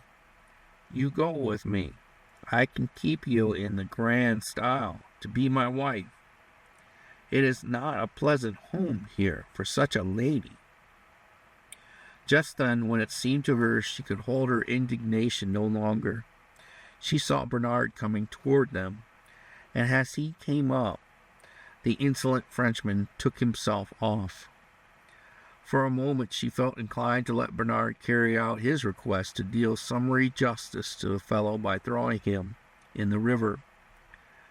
But second thought told her that Beaumont might not understand it all, and she persuaded Bernard to let him go. Then, when it was all over, she scarcely knew what to do. Between her fear of Beaumont's wrath and the thought that he might possess some secret that would work injury into the father's character, she hesitated to tell him of the Frenchman's insistent love-making persecutions. Besides, when she was away from him, she could but smile at his absurd propositions. They did her no real harm, she would say to herself, but she had grown to detest the man as well as to fear him, and it was hard work for her to conceal her feelings, even in the father's presence. "It cannot go on forever," she would say, when talking to the mother. "Forbearance will sooner or later cease to be a virtue." And after telling of the man's continued persistence, and after having in every way imaginable endeavored to rid herself of the nuisance, and in evading him in the home and out, she at last declared in a rage of indignation that she would no longer tolerate either his sickening flattery nor his insinuating propositions. The climax was at last reached one afternoon as she sat on the porch, attending to some of her domestic affairs. Degrand came up to her, and taking hold of the garment she was engaged on, with a leering remark, attempted to put his arm about her waist, and was on the point of forcing a kiss from her. The combined blood of her race was at a boiling heat, in an instant. She had no weapons save the large shears, which fortunately for her were lying in her lap. Seizing them as she arose to prevent the consummation of his attempt, she made a desperate thrust at the fellow, with the firm intention of killing him if possible. But instead, only the points caught him just in front of the ear, tearing a deep cut down across the cheek. She saw the blood gush forth, and supposing she had accomplished her work, turned and fled into the house.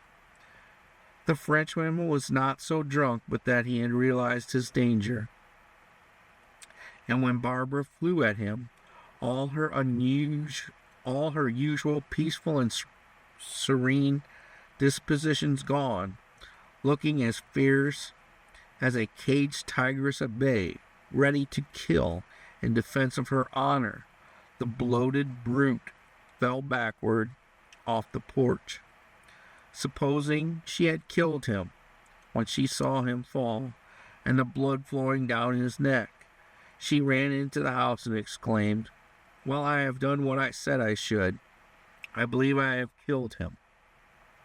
Stricken with consternation and almost paralyzed with fear for what had possibly been done, the mother ran to the porch just in time to see the Frenchman making his way out to the gate, holding his hand to his face, the blood streaming down his neck.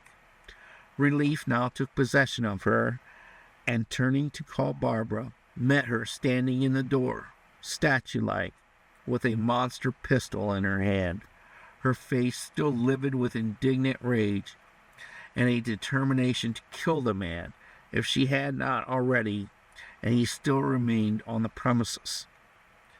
"Thank God, Barbara, you did not kill him," explained the mother. "My only regret now is that I did not. And I say to you now, if that fiend comes back here today, or at any other time, I shall kill him as surely as I can reach him. I have endured all it is possible for me to put up with, and he must not come here to tempt me to commit a crime I shall regret the balance of my life." When the father came home, the story was told him, first by the wife, and then by the daughter. "What," he exclaimed, "has he dared to insult you? The miserable wretch! That the son of an old friend should be so ungrateful. The demon! He shall never enter the house again. But Father Beaumont, what does he know that he threatens you with? What does he know of your life in France?" asked Barbara. "Know of me? Know of my life in France? The fool! Has he dared to say anything to you on such a subject?" "No, not to me, but he has to you, and I was compelled to listen to it the night he came to the house drunk." "The dog! Know of me and my life in France? Well, stuff! True, I was a revolutionist, and was compelled to leave the country for political reasons. That is all. Nothing to fear or regret in that, my daughter. But the cur, he shall bother you no longer." And away he went, in a towering rage such as Barbara had never before seen him indulge. And then she regretted she had told him of the affair at all. Why had she not kept it to herself, and worked out her own vengeance when the next fellow came to the house?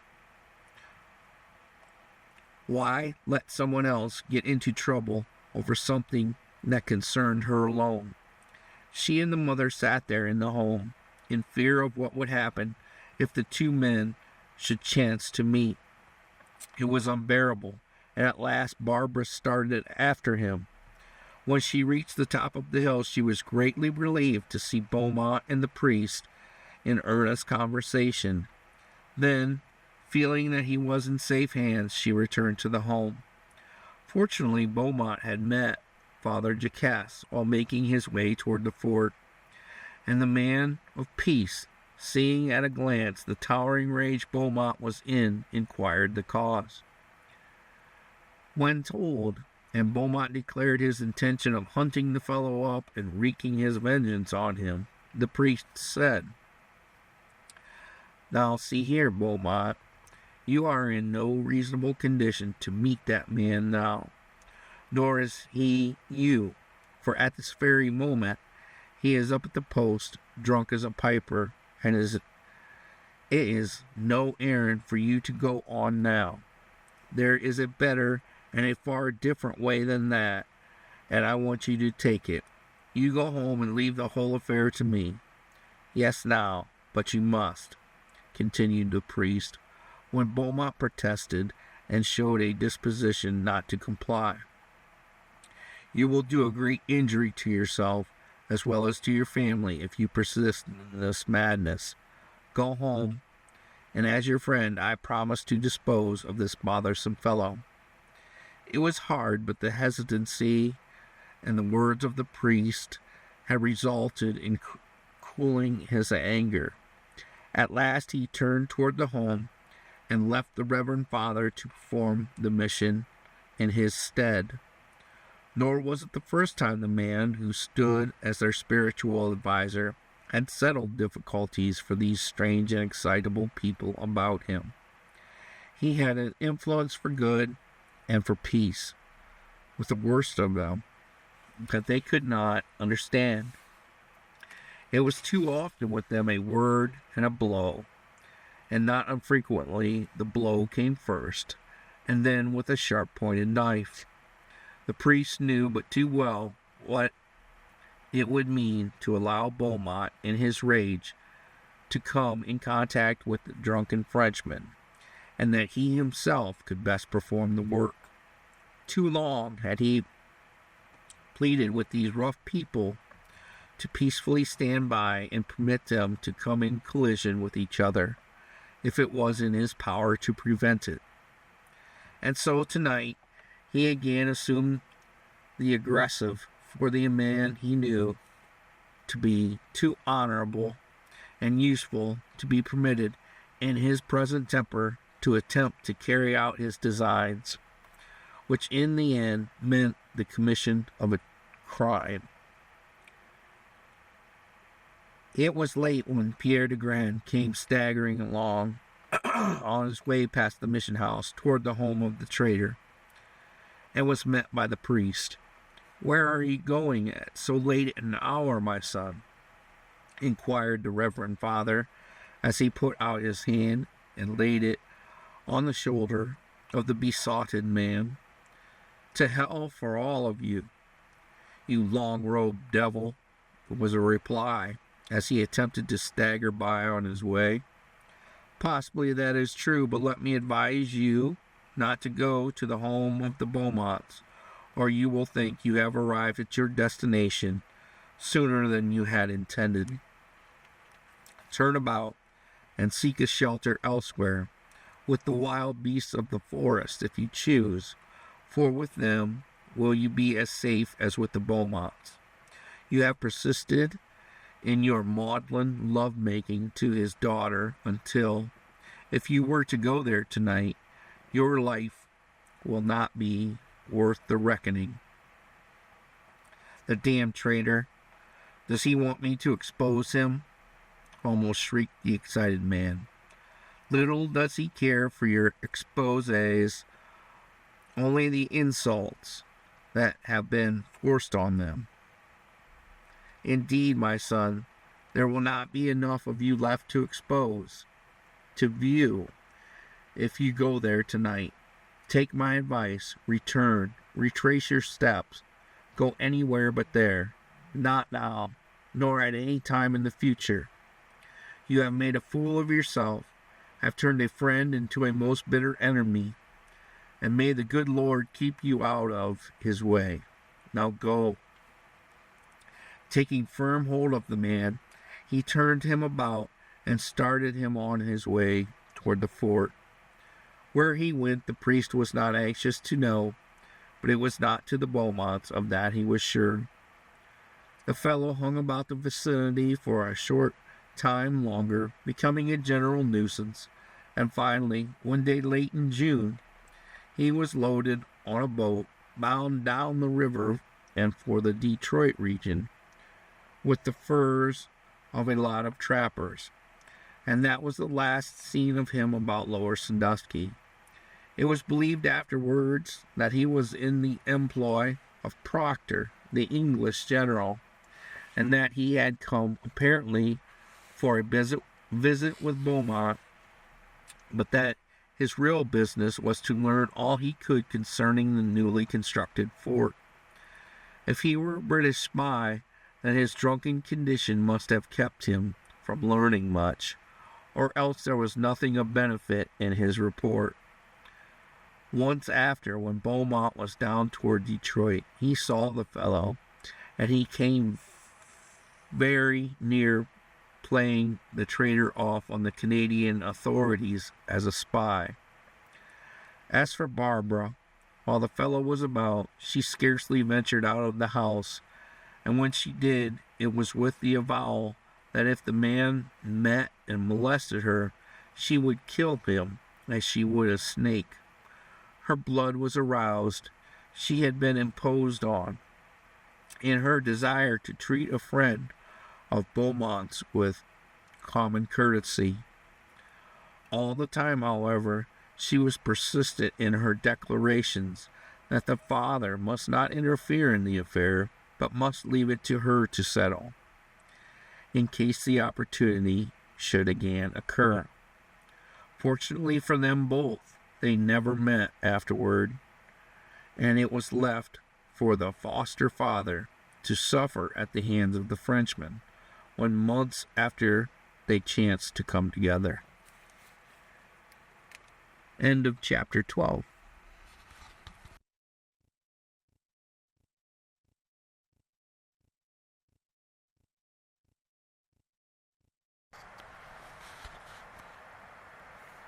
Chapter 13 of Barbara. There was a rumor on the streets. In the houses there was fear of the coming of the fleet and the danger drawing near. Longfellow. With the opening of the spring of 1813, there was a great renewal of activity in military circles, and from the movements of the troops all through the upper part of the territory toward Cincinnati, it was plainly evident that the Sandusky Valley and the Maumee country were to be the scenes of an impending conflict.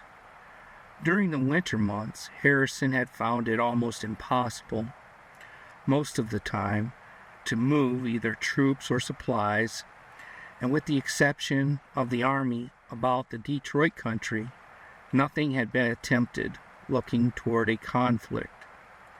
What little had been undertaken had proven a most serious disaster to the troops under General Winchester, who, either from lack of judgment or the want of proper support, was compelled to surrender his command to the forces under the English General Proctor.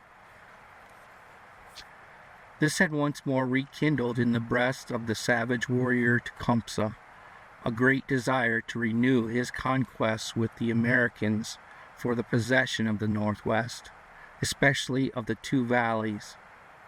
Throughout the winter, General Harrison had remained with his headquarters at Chillicothe, where he had gone from Fort Stephenson late in January, and only at intervals had he visited any portion of the country down toward Lake Erie. Fort Meigs, he had said, was in competent hands. General Clay, then in command at that point, had proven his ability for coping with the Indians. Hence, so far as that position was concerned, Harrison had no uneasiness. The results were that he began preparing to repel attacks at other and less defensible places. Early in May, he started for Fort Stephenson from Chillicothe, and with an escort of cavalry under command of Major Ball. On his way, and before he had reached the fort, he met Governor Meigs marching toward the Maumee Valley, with a large force of Ohio volunteers. The governor had begun to grow uneasy for the safety of the settlers since the surrender of General Winchester, and not liking the slowness of Harrison, had decided to assume command of the volunteer forces and form a defense for the settlers. But the general himself could see no use for the troops at that time, at least, as he asserted there was no threatening danger. After much argument between himself and the governor, in which much bitterness of feeling was engendered, Harrison persuaded the governor to consider the situation in the same light as he did, and the result was the men were disbanded and sent back to their homes. Of course, this did not please the governor nor the men, but there was no appeal from the general's decision. After the volunteers had been permitted to remain in camp for a time, long enough to draw a month's pay, they were marched back across the country, disbanded, and returned to their homes. The general, in an address to them, complimented them on their promptness in responding to the call of the governor, and advised them to hold themselves in readiness for the time when their services might be needed. For all that, it left a bitter feeling in the minds of the men who had volunteered their services, and it was years before the circumstance and disappointments were forgotten. Everywhere throughout the Ohio Territory, and more especially in the Sandusky and Maumee valleys, settlers were alive and alert over the situation. The surrenders of Hall and Winchester, when their forces had reached a point where it had always been hoped substantial success was certain, had spread a gloomy feeling throughout the entire territory. It had stimulated the Indians, and all sorts of depredations had been committed through the winter. The consequences were the people were crying for revenge. They somehow felt sure that the next disaster might fall much nearer their own homes, especially if an invading army should once gain a foothold in the lower parts of the valley.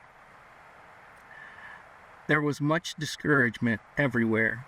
Knowing that this feeling prevailed to a very great extent, General Harrison set out early in the spring with the view of strengthening the confidences of the people, as well as the defenses at Fort Stevenson and other places along the south shores of Lake Erie. When the commander was at Lower Sandusky that spring, giving orders for further completion of the work about the fort, so recently finished, Beaumont, among others, called on him and offered his services in any case where they might be required. The trader was also able to give him some valuable information concerning Proctor and his designs. This knowledge he had gathered through the winter, either when he had business transactions with other dealers near Detroit and Malden, or by his observations while in that region himself. The next day, after this conversation with the trader, Harrison sent for him and arranged that under certain conditions he should ask him to do some scout work, should the enemy attempt to come up the Sandusky River. While these events were transpiring in the Northwest, and the army was being thoroughly reorganized for an active campaign, Richard M. Johnson, then a member of Congress from Kentucky, who had been with Harrison in the troubles with the Indians in 1811, was making preparations himself to take a hand in the coming conflict. After having obtained the consent of the Secretary of War to his project, he returned to his home state and proceeded to recruit a full regiment of mounted men to cooperate with Harrison throughout the Northwest. He had been so favorably impressed with that branch of the service in the preceding campaigns that he had no doubt but they would be acceptable to the general, and was greatly nonplussed when he learned differently. Johnson's ideas were to have these mounted troopers scout the whole country round about the vicinity of Fort Wayne and farther west, if practicable and necessary, and drive the Indians down into the lower country, and then to force them back and over into Canada. These plans, however, did not meet with Harrison's approval, and he proceeded to intercept the movement, and it looked for a time as if Johnson would be thwarted in his attempted mission. Instantly on hearing of Johnson's intentions, Lieutenant Beveridge began recruiting for a company in the vicinity of Lexington, and at once wrote to Johnson, tendering his services and those of the men he might enroll. In reply, Johnson notified Beveridge that when he was ready to report himself in command at or near Newport, Kentucky, where the whole regiment would rendezvous for organization and drill. It was at that point, when there were many men enrolled, that Harrison interfered and for a time put a stop to the whole plan. But Johnson called on the commander in person, and after a long and earnest conversation, and after agreeing that the men should be recruited for the regular service and be under the immediate command of Harrison himself, he at last succeeded in convincing the general of the wisdom of the movement, obtained his consent, and proceeded to complete the organization of the regiment. The partial recovery of Lieutenant Beveridge's father, the excellent results he had been able to bring about in the affairs of the plantation, and his earnest desire to again enter the army soon secured the consent of his people, and when he had obtained a certain quota of men, with many a goodbye and a God bless you from father, mother, and sister, the lieutenant left home for the place designated, filled with great hope. His heart was buoyant and full of the happy anticipations of youth. He was never more confident than now that in some way, as a soldier, the pendulum of time and warfare would once more enable him to be of service to his country, and at the same time carry him down into the Sandusky Valley and to Fort Stephenson. Once the regiment was fully recruited, organized into companies, and officered, it was marched to near Dayton and went into camp. From there, contrary to all of Johnson's expectations, it was ordered to patrol the country down toward Detroit. Then, after a month spent in and about that region, the entire command was ordered back to do service with the army in the valleys. During all this time, Fort Stephenson was being garrisoned by a small number of soldiers, detailed from the various commands that had quartered there at various times through the winter. Among the lot was an artillery squad with a 6-pound iron cannon, and they with but a non-commissioned officer in command. They, with the others at the fort, were kept busy most of their time repairing and strengthening the defenses in various ways. But at last, when the crucial hours came, it did seem as if it had all been to no purpose, or at least that was the opinion of the general himself. In July, General Clay sent word to General Harrison, who was then at Franklinton, and to Governor Meigs at Chillicothe, that he was expecting an invading force of nearly 4,000 Indians and about 600 British regulars to make an attack on his position, or somewhere else in the Northwest almost any time. This was the force under the Indian Tecumseh and the British General Proctor. The information which Clay was acting upon was about the same as that given to Harrison by Beaumont some weeks before, and to the effect that either Fort Meigs or Fort Stephenson, and possibly both, would be considered objective points when the campaign was once more opened in that region. On receiving this information from Clay, Harrison at once ordered the 24th Regiment, under command of Colonel Anderson, and a part of the 17th Regiment, both of the United States Infantry, the latter in command of Major George Croghan, to proceed toward Fort Stephenson, he still apparently believing that was the point to be assailed.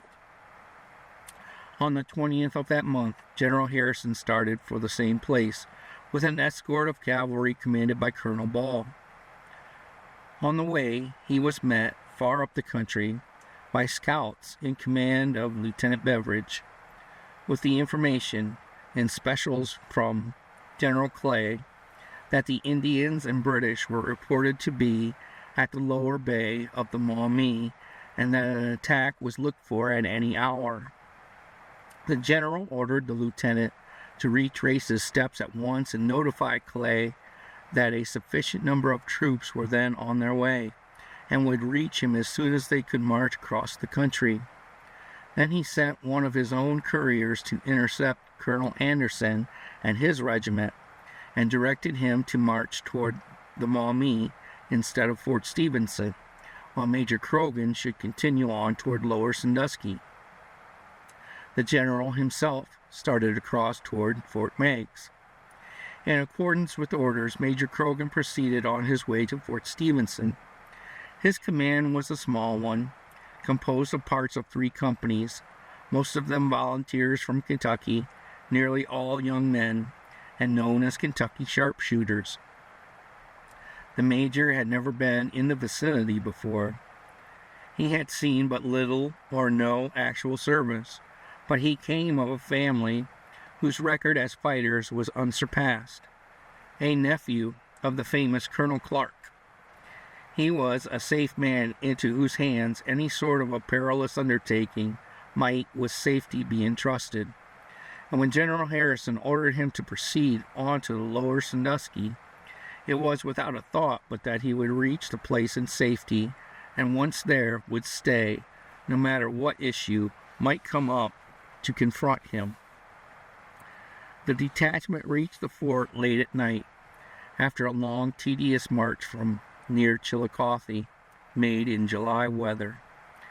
He found a small force in possession of the stockade, composed of the gun squad referred to, and that practically in command of Private Brown.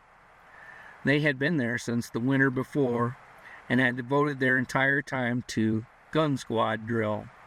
The result was, when they were reviewed the next day, they showed the major a skill in gunnery he had never before witnessed.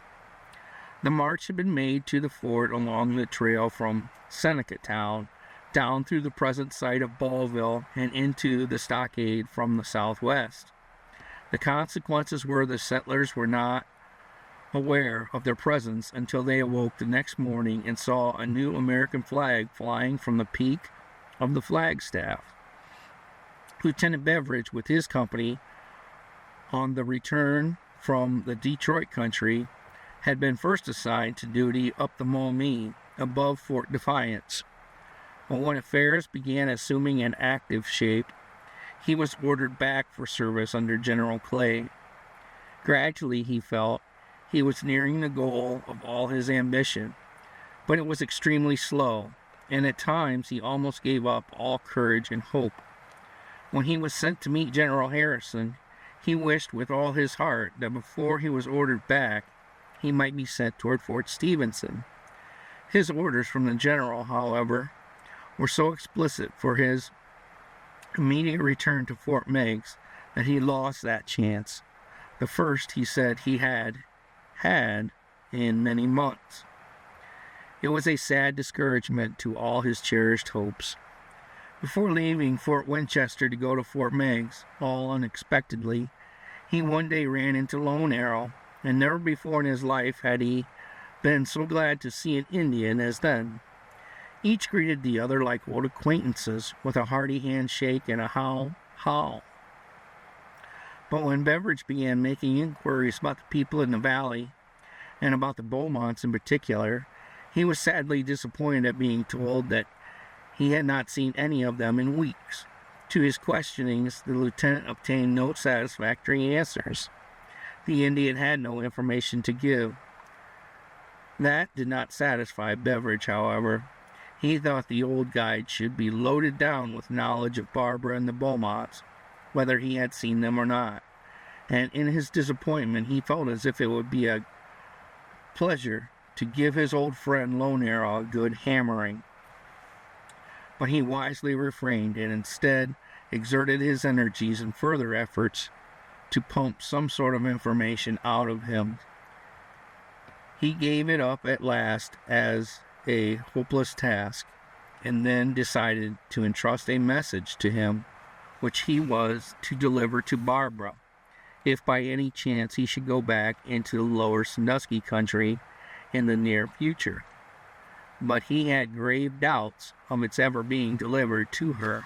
The trouble was, the lieutenant was losing all his patience in his long waiting. Through June and July, Beveridge was almost constantly on duty. He had requested it, and was never so happy as when being sent out on some reconnoitering expedition or scout service, always hoping that before his return to camp he would reach the Sandusky Valley. At last, one evening, when he had not been thinking of it, nor just then expecting such a pleasure, he was summoned to General Clay's headquarters, and informed that the service he had been longing for was now at hand.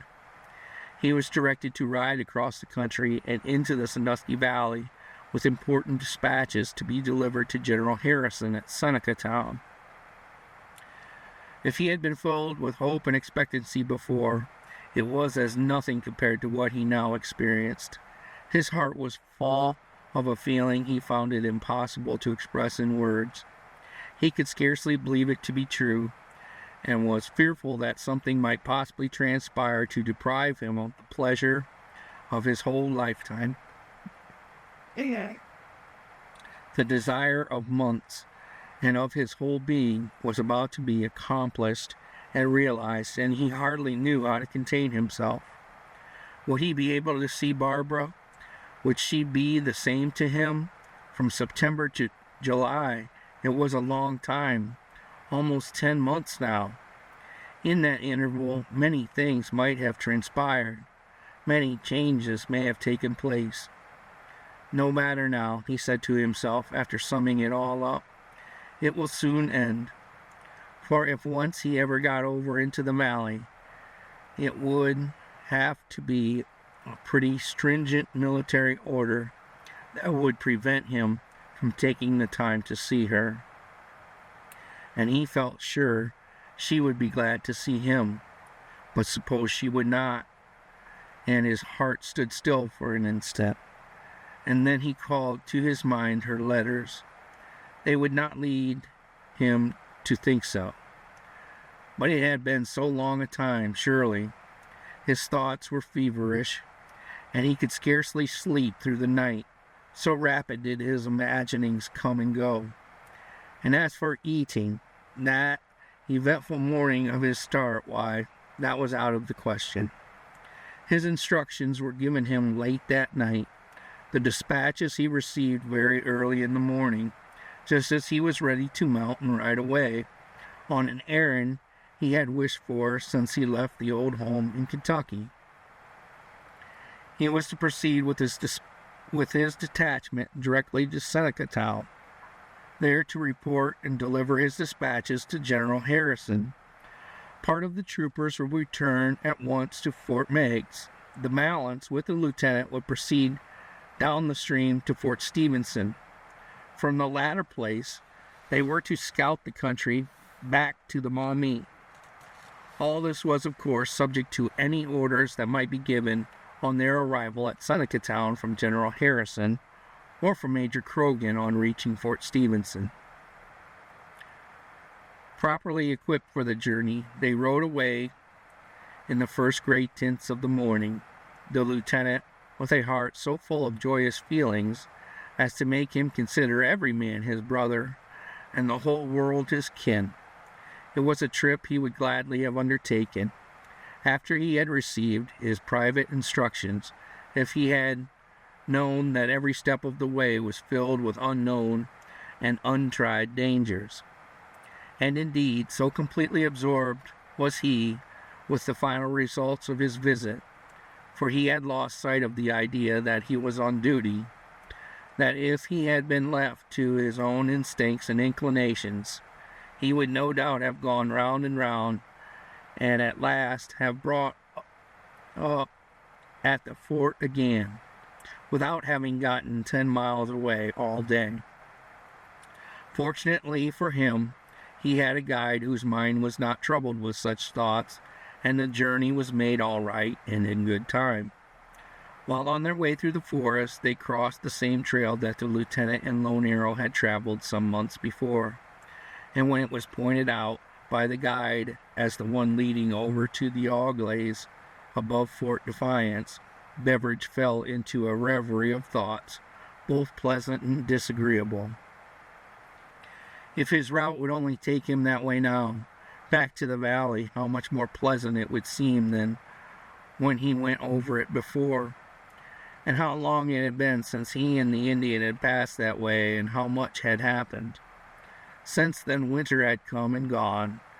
He had left the army, had spent long dreary months at home, months that had been filled with anxious waiting, happy in a measure with his people, yet filled with longing his soul had never known before, waiting for a time when he should again be back in this very country through which he was now passing.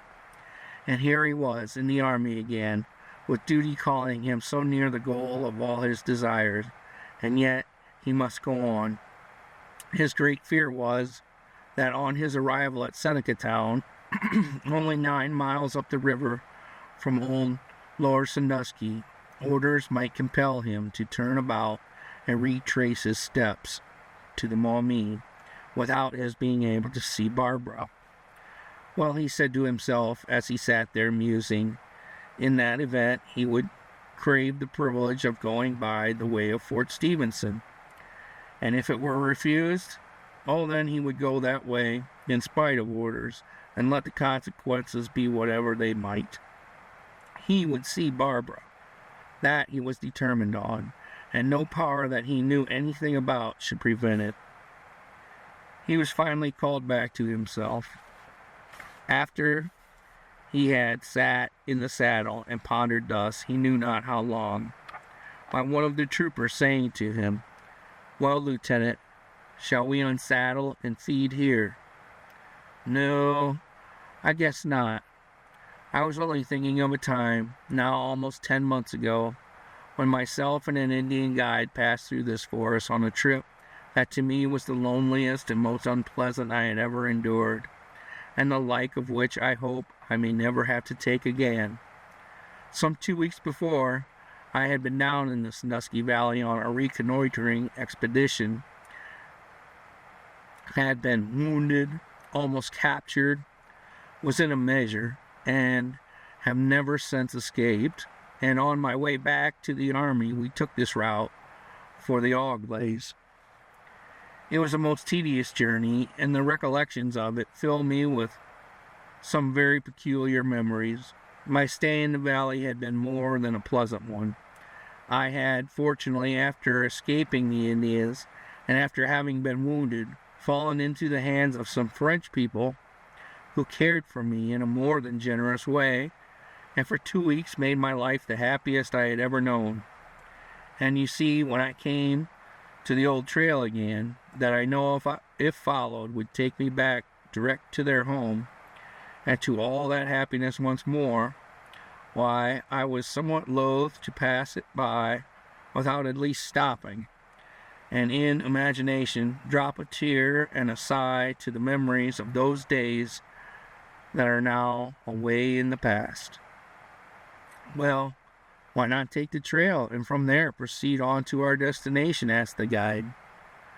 "Oh, don't for heaven's sake tempt me.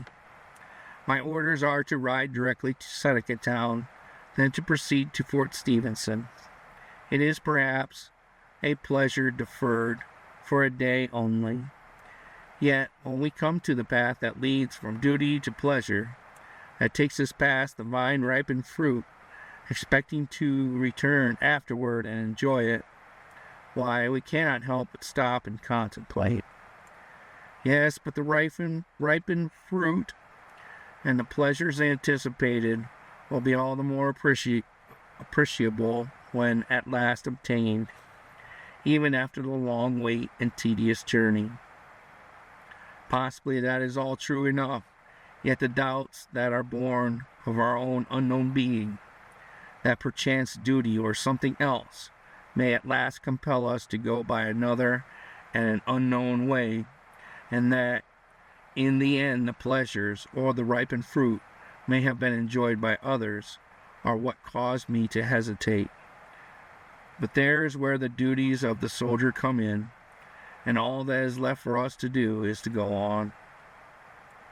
It was a long and weary ride the troopers made that day, and when at last the headquarters of General Harrison were reached, every one of them was contented to take a good night's rest. The departure of Lone Arrow from the fort on the Maumee was all unknown to the lieutenant. He had been gone several days before he was missed, and then there was no one aware of his destination except the general, who had sent him on an errand down toward the headwaters of the lake, with instructions to ascertain, if possible, the exact intentions of the invading army then lying in that region. The Indian had gone, as usual, without saying a word to anyone. Like all his tribe, he was capable of keeping his own counsel. The uncommunicative disposition that Lieutenant Beveridge had discovered in him was as natural to him as were all his other Indian instincts. To know things and possibly understand them as well, if not better, than his white brother, was a part of his nature, and to know them and keep them to himself was another one of the traits of character he was really not to blame for. When asked to perform a duty, he at once set about it without words with anyone, and performed the task. On this occasion, the Indian had gone down the Maumee under orders of the general himself, and although Beveridge may have been present at the time, Lone Arrow possibly saw no reason in his own mind why he should inform his old friend of his departure. He took himself off in his own mysterious way,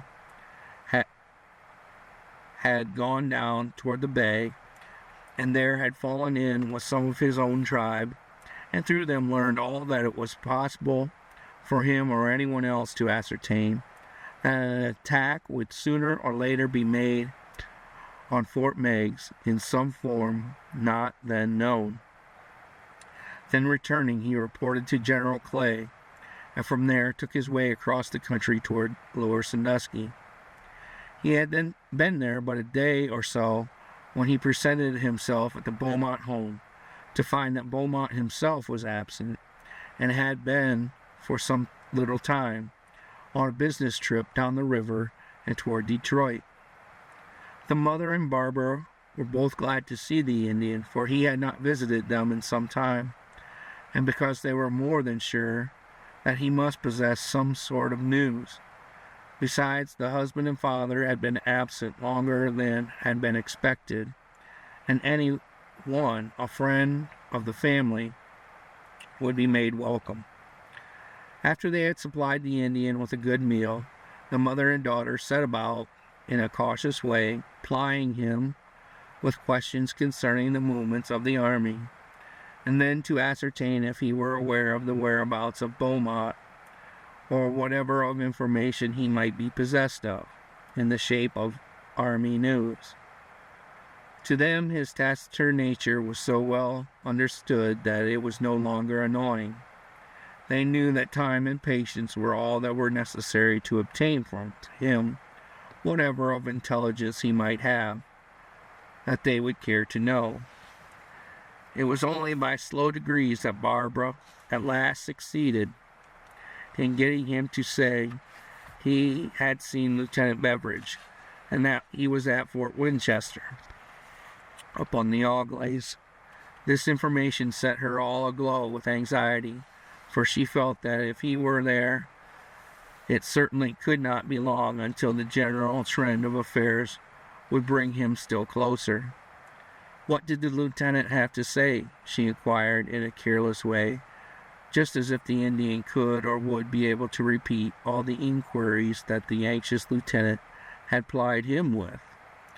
It is doubtful if an intelligent white man could have done that, but it brightened his memory apparently, for he began fumbling about in the folds of his garments, and from somewhere brought forth the missive the lieutenant had given him some 3 weeks before when they met up the river from Fort Meigs.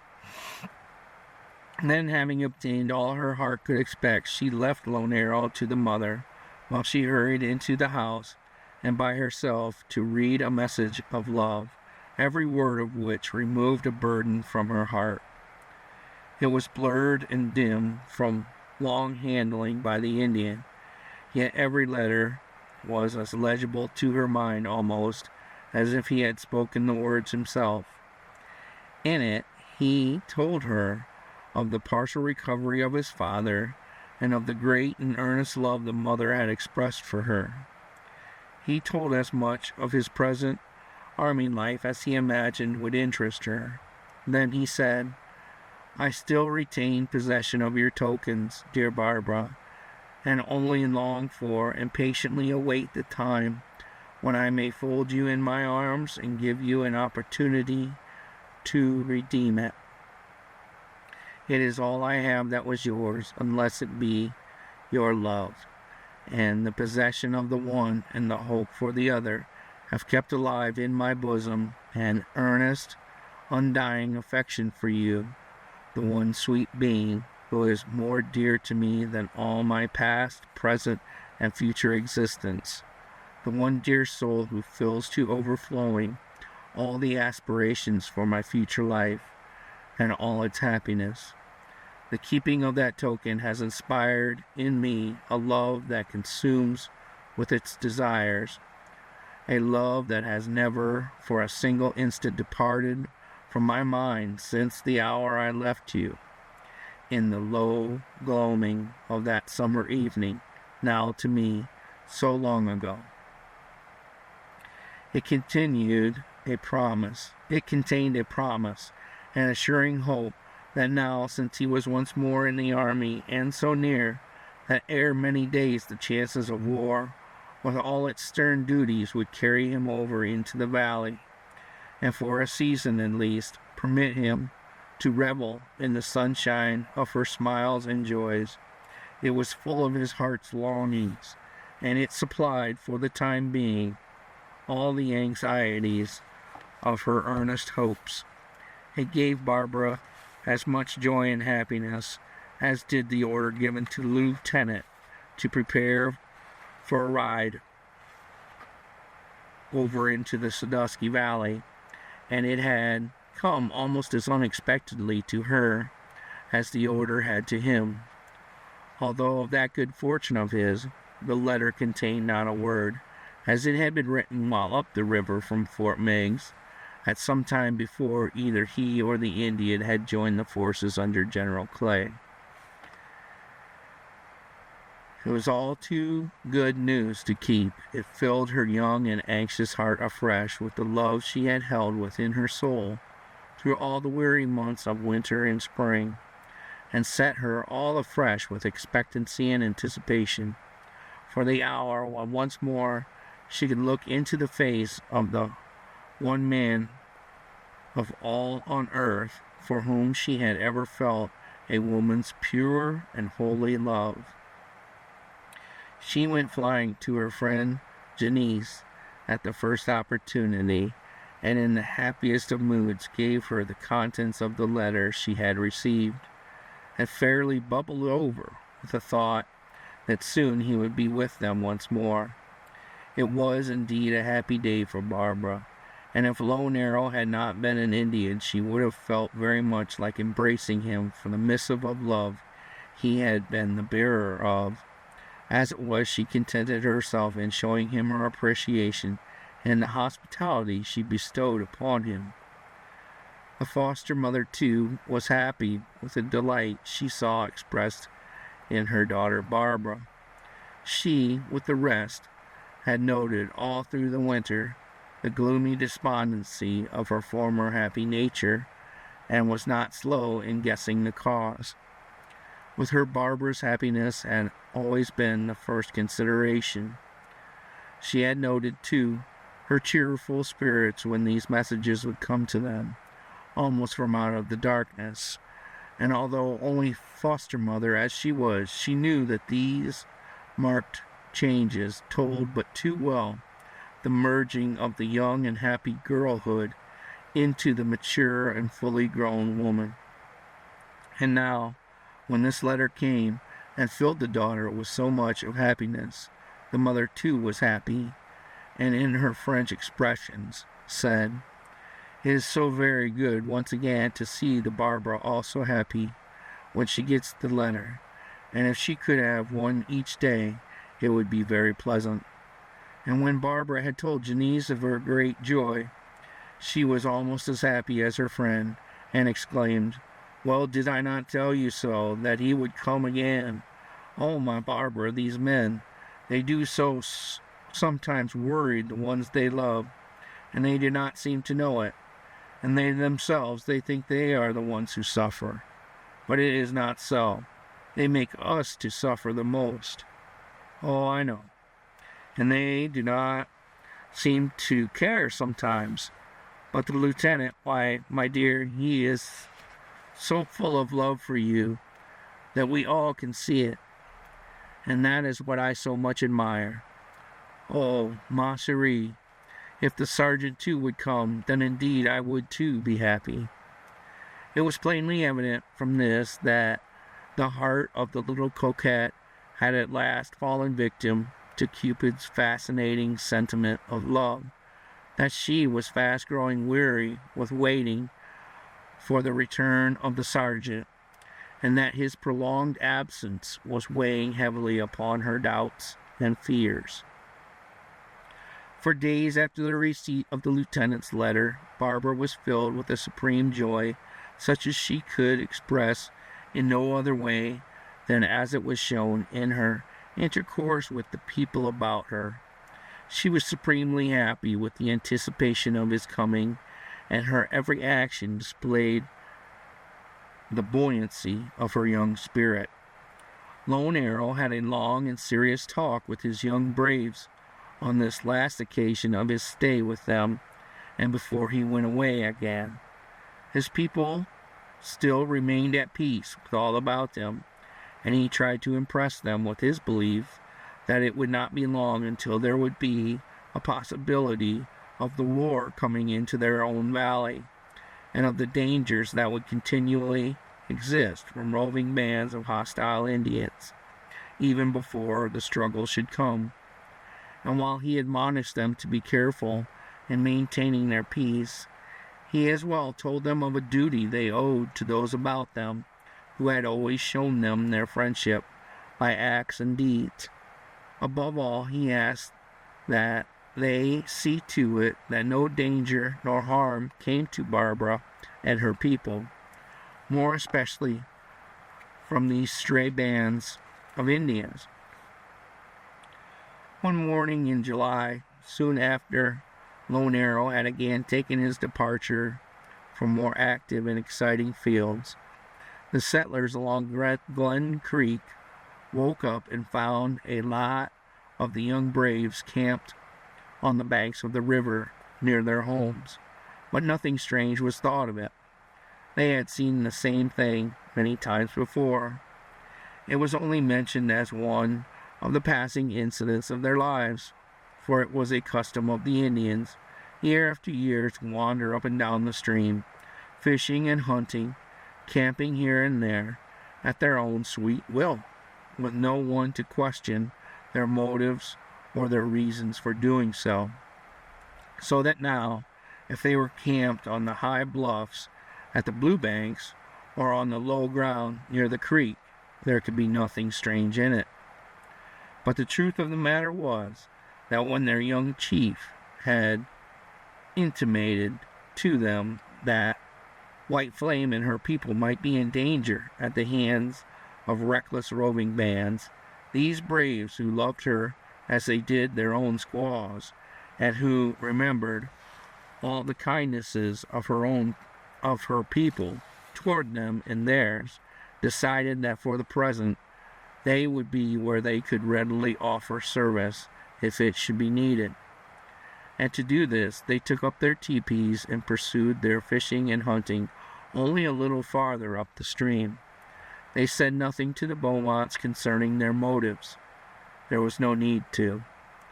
Who would think, if they were to be seen about the heights, that they were there for any other purpose than their usual vocation of fishing. At least, possibly, they thought, if they are not told, they will not guess. But more likely, they went about that as Indians generally do, in their indolent, indifferent way, and thought very little about it in any manner.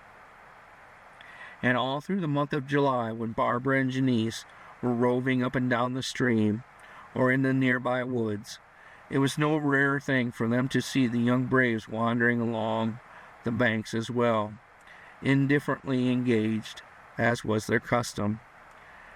And times untold, and all unknown to her, as Barbara sat in deep musings, either afloat in her canoe or on the banks of the river, dark and dusky faces were peering at her through deep tangled bushes, anxiously watching to know if she were safe from harm, and especially were these precautions most faithfully carried out when it was known that strange Indians were prowling around anywhere in the valley. Lone Arrow himself had done the same thing, time after time, all through her life, all unknown to her. And now, when there were warring factions going here and coming there, these Indians determined that their first safety could be made more secure by their presence than they would make it so. Their being there was in no way marked by white men nor red, and never a settler gave a passing thought to them any more than they had in all the years before.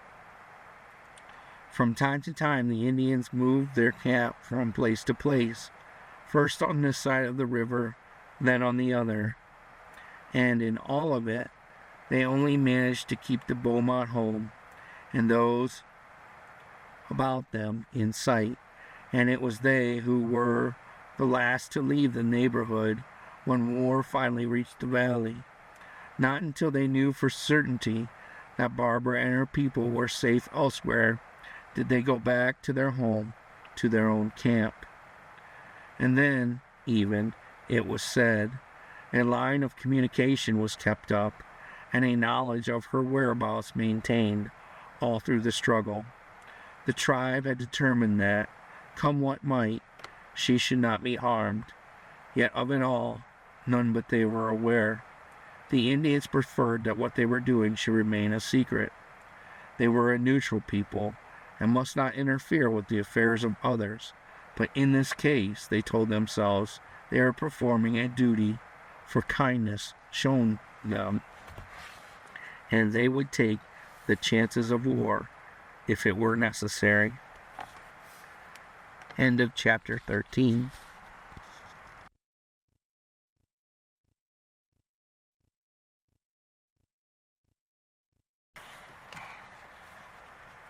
Chapter 14 of Barbara. Bland as the morning breath of June, the southwest breezes play. Again the mossy earth looks forth. Again the streams run gay. Whittier.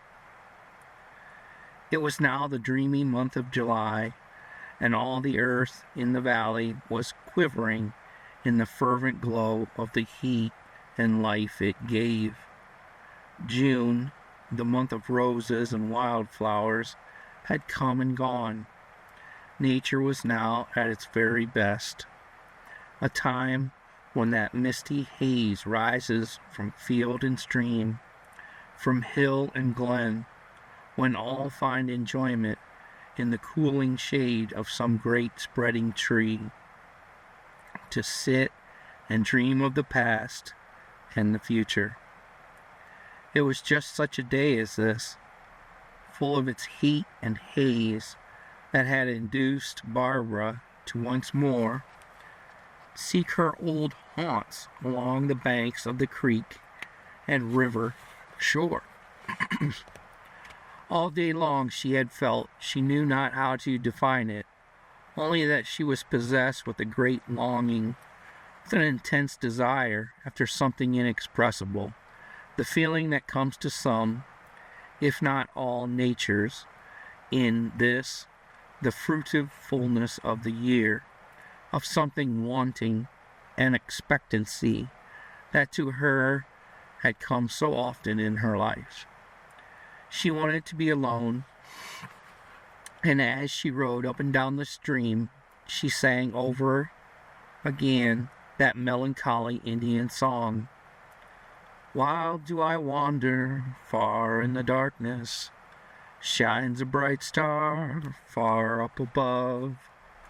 Will you not come to me? You are the star, sweetheart, I wait. Lost, lost in the dark.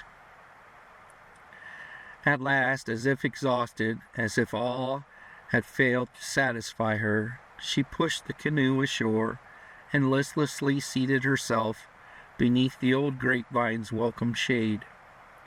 How long she sat there, lost in a pleasant reverie of her life, its surroundings, and of the lieutenant and his possible whereabouts, she never knew. Perhaps but a few moments, possibly an hour. At last, with half a suppressed sigh, she again gave vent to her thoughts in the old song she had but so recently sang, and that so continually came into her thoughts. Will you not come to me? You are the star. Sweetheart, I wait for you now. Then when she arose to go, not a rod from her, she saw approaching a tall, tawny-faced man, clad in the full uniform of a cavalry officer of the United States Army. As he advanced toward her, the color left her face. A chill crept through her whole being, as she seemed rooted to the spot, with no power to move, became almost a living statue. She could not speak, although she tried her best to do so. She saw two hands held out toward her, and heard a voice, as if from a way off. Why, Barbara, my dear, do you not know me? Am I indeed so changed that I frightened you? Barbara? What else she could never tell. She felt herself going. All was so strange. And then a mist came over her mind.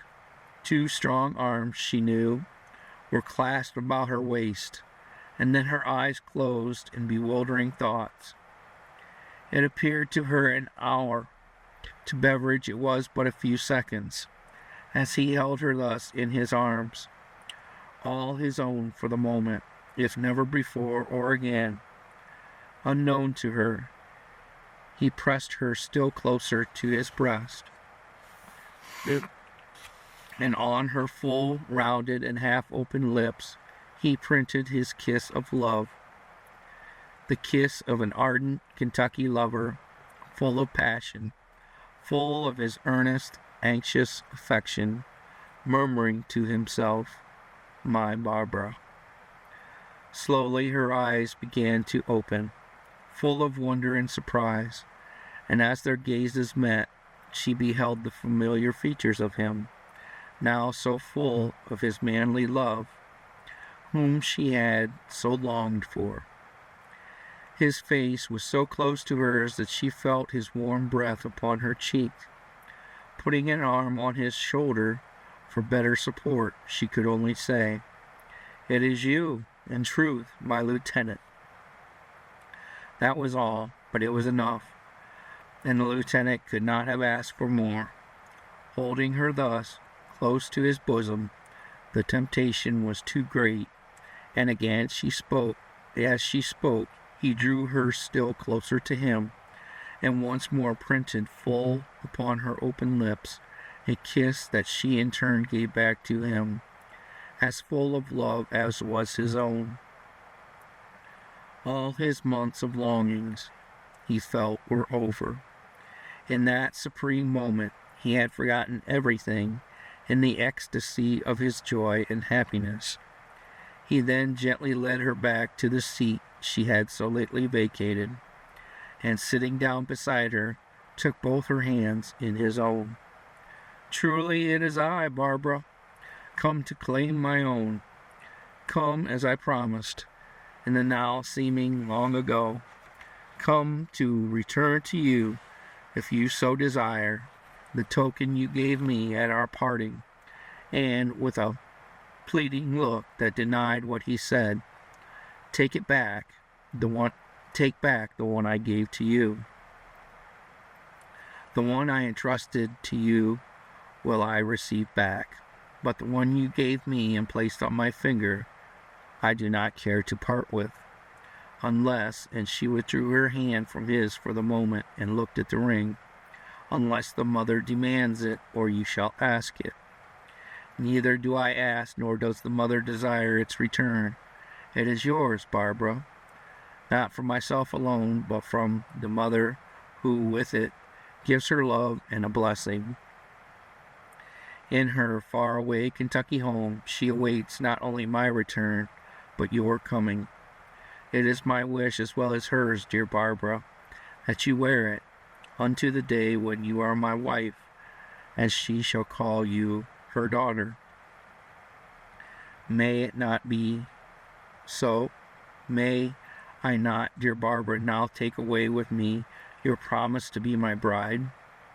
Lieutenant Beveridge, if you could know the longing for your return, if you have counted the hours, days, weeks, and months as I have here almost alone in my valley home, your question will need no answer. Why, to me, Barbara dear, our separation has been as an eternity almost. With the opening and closing of each day, you have been my sole desire, my only love, my only hope on earth. Every moment, all the days and all the months, has my love gone out to you alone here in the valley. Only real, honest, stern duty kept me away. That alone prevented me from penetrating the depths of an unknown wilderness to reach your side and tell you of my continual love and devotion. To be with you, if but for a moment, to assure you I had not forgotten you or my promises. To meet you once again, and sitting thus, say to you, Barbara, I love you, now and forever. And to ask, will you be mine now and forever? And now here I am, and the longing is done. But for you, my Barbara, I would not now, nor any time hereafter, care to wear this uniform. It was your influence that inspired me to again enter the army, the hope that it would once more take me to your side, so that your sweet power might once more engulf me in a whirlpool of joy and supreme happiness. And now that I am here at your side, all the longings of my life, with all their desires, appear to be supplied. My cup of contentment can hold no more. I can ask for nothing else, my dear Barbara, than the permission to love you. Then, my lieutenant, as an evidence of my happiness, and as a fulfillment of my promise, keep my token. You have it? She asked, in a somewhat startled tone. Have it? Why, Barbara, it has never left my presence, not for a moment. And drawing it forth, he kissed it and laid it and the beads in the hollow of her hand. She looked at it, turned it over as she had so often done before in her life, when Beveridge was unknown, in all the years of her lonely childhood. Then she gave it back, saying, It is yours, yet mine. Wear it always. It may be a blessing to you yet, as I hoped for so many years it would be to me, and as it has. It may yet serve some good purpose for us both, and I trust never bring a sorrow to either. Then indeed is my happiness complete. From now and forever, you are my Barbara, and in that shall the happiness of the mother and the old home in Kentucky be made more perfect. Again he folded her in his strong arms, and their lips met in a long, earnest kiss, a kiss full of love and supreme life happiness, for both were most joyously happy, and in that stage of love when a kiss with lips to lips means the melting and commingling of soul with soul. The veil must needs be dropped, for there are scenes all too sacred to such young hearts for recording, even after long years have intervened, and even when the life book of all those interested has been closed, and they have gone from the active scenes of life and to their great rewards. They finally wended their way back to the Beaumont home. His arm was about her waist, for while yet so full of a perfect peace, he feared that by some chance he should lose her. Then went back to the home where where he had taught her to love him, and to which he had once come in so strange a manner, took her into the presence of the foster mother, whom he had met but an hour or so ago, and then so abruptly left to go in search of Barbara. He told her of their betrothal, of his great love, and asked her consent and blessing, and she, the mother, in her fondness for the foster daughter, wept tears of maternal affection as she gave them her hand, and breathed a prayer for their happiness, and asked that he protect and cherish her unto a happy old age. "Oh, if Beaumont were only here to speak," the mother said. "He is gone so very long that I feel much alarmed. Barbara, she has been our only joy and our happiness. The father, he will so regret to give her up. She was his great comfort, the same as my own. If with you she finds more of the happiness than we can give her, and also that great peace and solace, as all the women do, then you take her, and when the father comes home, he will try and be happy." It would be almost impossible to put in print the pathos of the mother's pleading voice. The sweet melody of the French is all so completely lost in the translation. In its simplicity and in its longing tone, it touched the lieutenant, and he found it hard to make a reply. If my life and my love and labors can make her a happy wife, and her existence full of a perfect peace, then God helping me and giving me the strength, I shall give them all to her, and feel that but half my duty has been performed. During the remainder of his stay with them that day, and while they were enjoying a bountiful repast prepared by Barbara and the mother, they told him of the unexpected absence of Beaumont. He had gone down the river on a business trip, saying to them he would be away but a few days, unless he should find it necessary to go farther. And now he had been absent nearly 2 weeks. They were somewhat uneasy, but Beveridge did all possible to allay their anxiety, and before he was through, the mother was much more assured of his safety.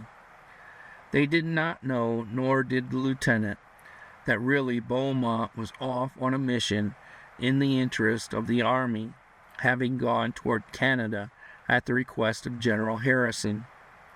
Had they known this, their fears would have been greatly increased. When he left, he had contemplated going as far as Proctor's headquarters, if necessary, to ascertain his motives and his intended movements, but he had already been gone long enough to perform even that duty and have returned, unless he had been met with some sort of trouble. That, however, the family knew nothing about, and consequently did not have it to worry their minds. After the lieutenant had talked to them in his assuring way, he entered into the story of his again joining the army, and how, as by providence, he had been sent into the valley once more after such long waiting. He interested them with the accounts of his soldier duties in the country about Detroit, of his finally being transferred to Fort Meigs for service, and how now he would long for the whole trouble to end, that he might eventually take Barbara back to his home in Kentucky. He gave them a graphic description of his late trip across the country from Fort Meigs to Seneca Town, and of how tempted he had been when he crossed the trail leading back into the valley to come that way instead of as he had been ordered, and of the memories it brought to his mind of his and Lone Arrow's trip to the Auglays. Then he told them about his ride from Seneca Town after delivering his dispatches, and of the fear that possessed him lest he should be ordered in some other direction.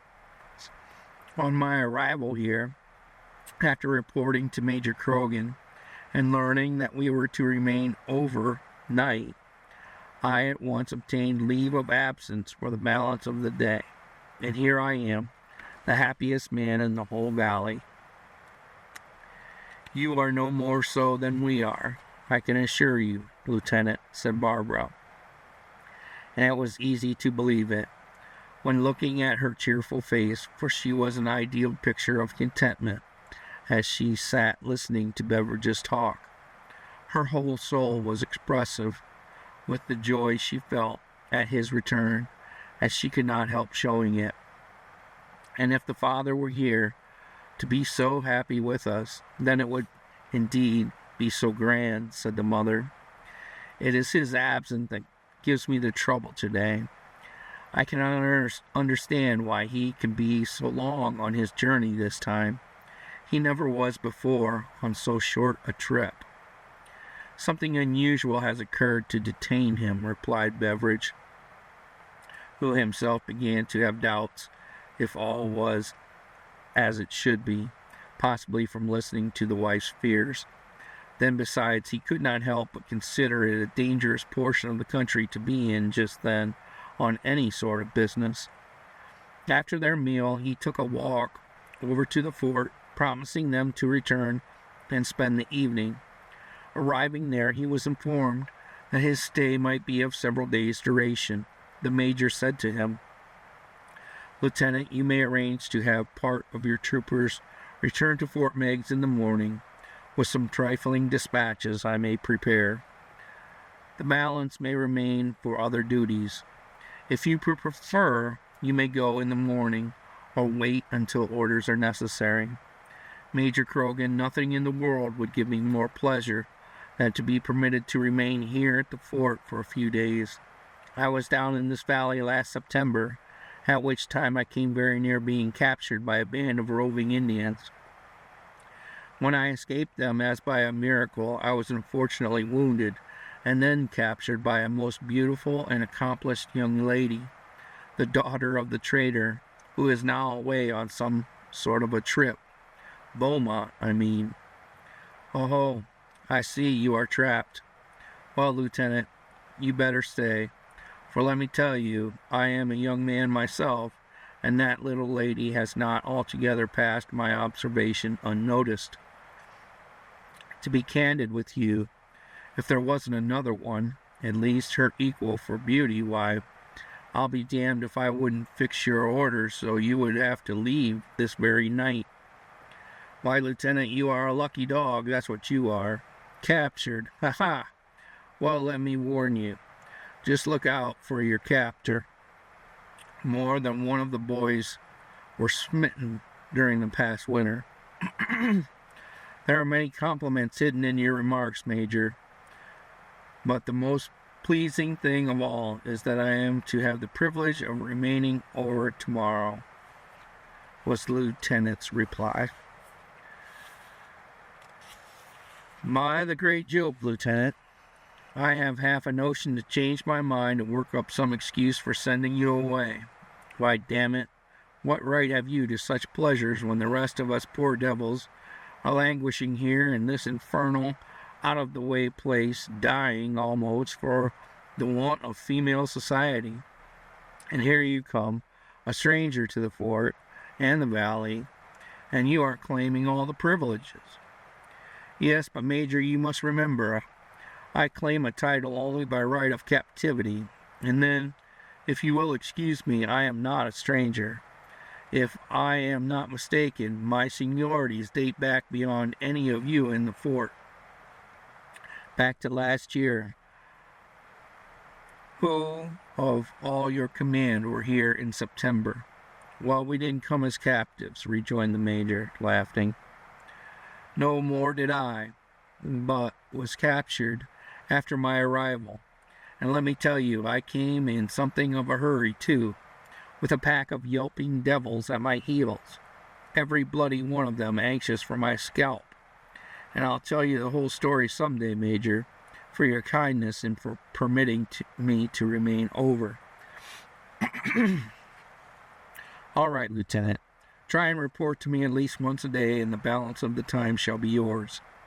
And with another salute and a heart as light as the air he breathed, the lieutenant took himself toward the Beaumont home. As he was descending the hill just beyond the mission house, he saw Barbara coming to meet him. And then together they slowly wended their way to the home. "Barbara, dear, I have the most glorious news to tell you, and I must give it to you now. Instead of returning to Fort Meigs in the morning, as was to have been the case, I am to remain over at least one day longer." "That is indeed good news. Now tomorrow we shall all go to the Blue Banks in the morning, and then in the afternoon we can go far up the river, exploring new countries, to you at least."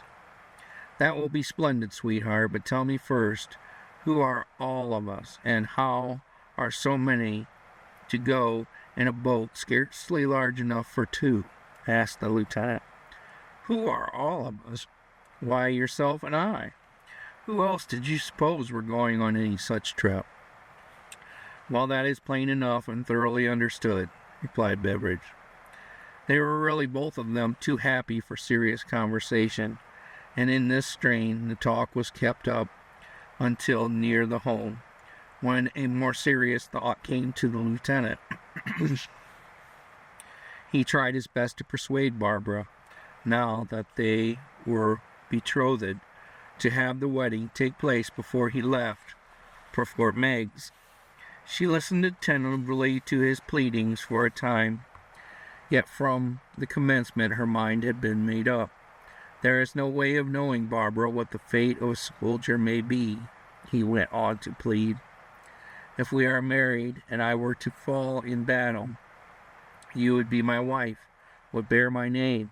You could go to my home, and be a daughter to my mother. You cannot always remain here in the valley, for a time will come when they will not be with you, as now." "No, not now, Lieutenant, and let me tell you, it is hard for me to say no now. Leave me yet a while with my people. They love me, no doubt, as your parents love you. They have cherished me from my childhood, and when I say that, it means oh so very much. Their lives will soon enough be darkened by my departure. Besides, if you were to fall, serving your country, which I pray God hourly you will not, then my only comfort would be to spend my days with those I have always known and loved, to sit on the banks of the beautiful Sandusky and see the sun go down, day after day, until that peaceful morning when it would rise on that other shore over there. No," she continued after a pause, and when she saw that Beveridge was about to plead still further, "serve your country and do your duty as a noble soldier. I would, if I were a man. Our lives are all before us. Theirs are almost gone. We shall be the happier if we wait. It will not be long.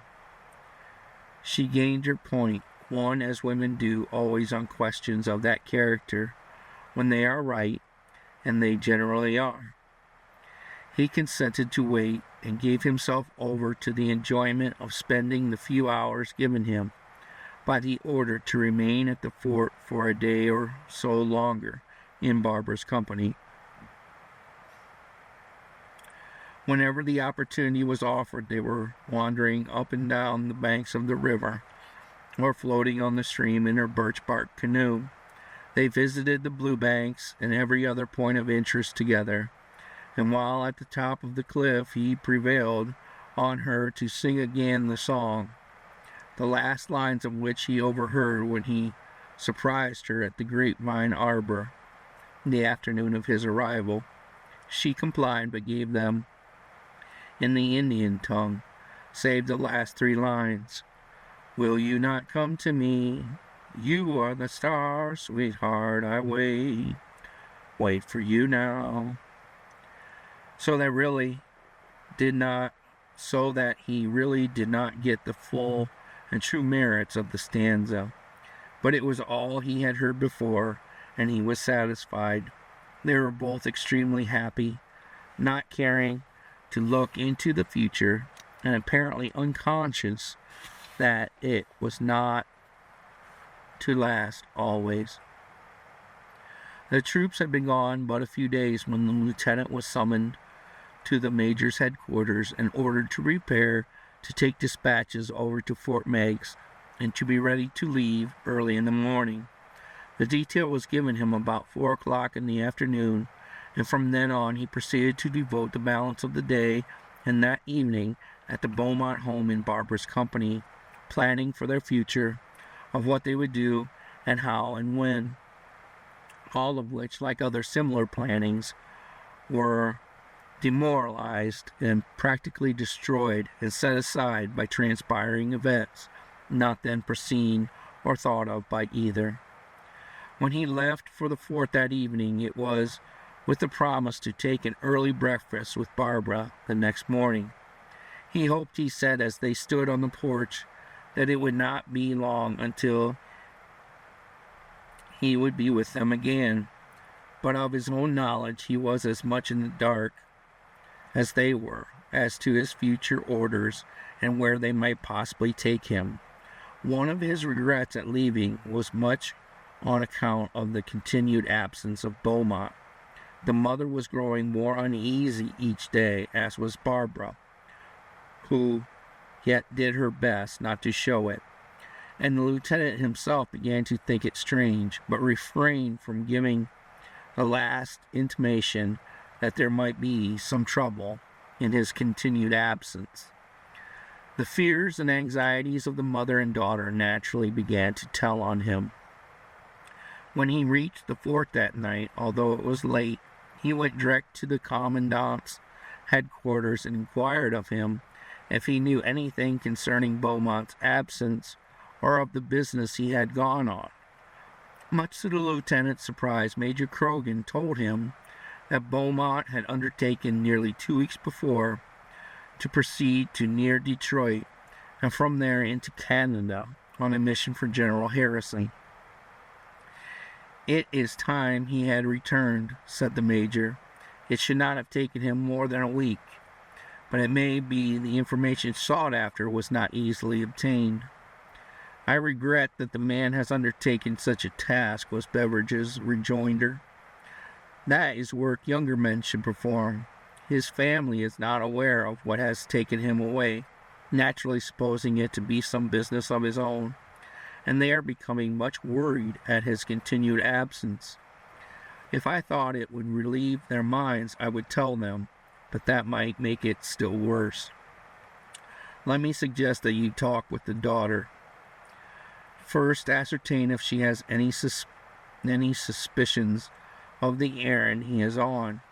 She looks to me like a woman who would understand such things without losing her head, and if she were told the circumstances, would know how to allay the fears of the wife.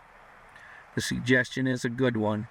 I shall see them in the morning, early, before leaving for the other valley, and I shall try to get the opportunity to talk with her about it.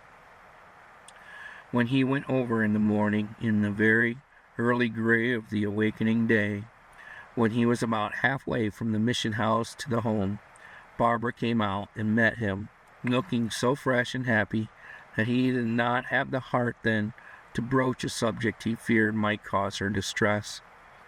Instead, his pulse gave a great throb as he met her and realized that he was again about to leave her, with as many uncertainties before him as there had been when he took his journey through the wilderness with Lone Arrow. Barbara, on her part, had come to meet him that she might be able to say the first good morning to him and possibly receive a greeting that might not be offered in the presence of the mother. Beveridge took her in his arms, and after a most hearty lover's salutation, they proceeded on to the home. At the porch they were met by the mother, who by her actions showed that she was in a most nervous condition over the absence of her husband.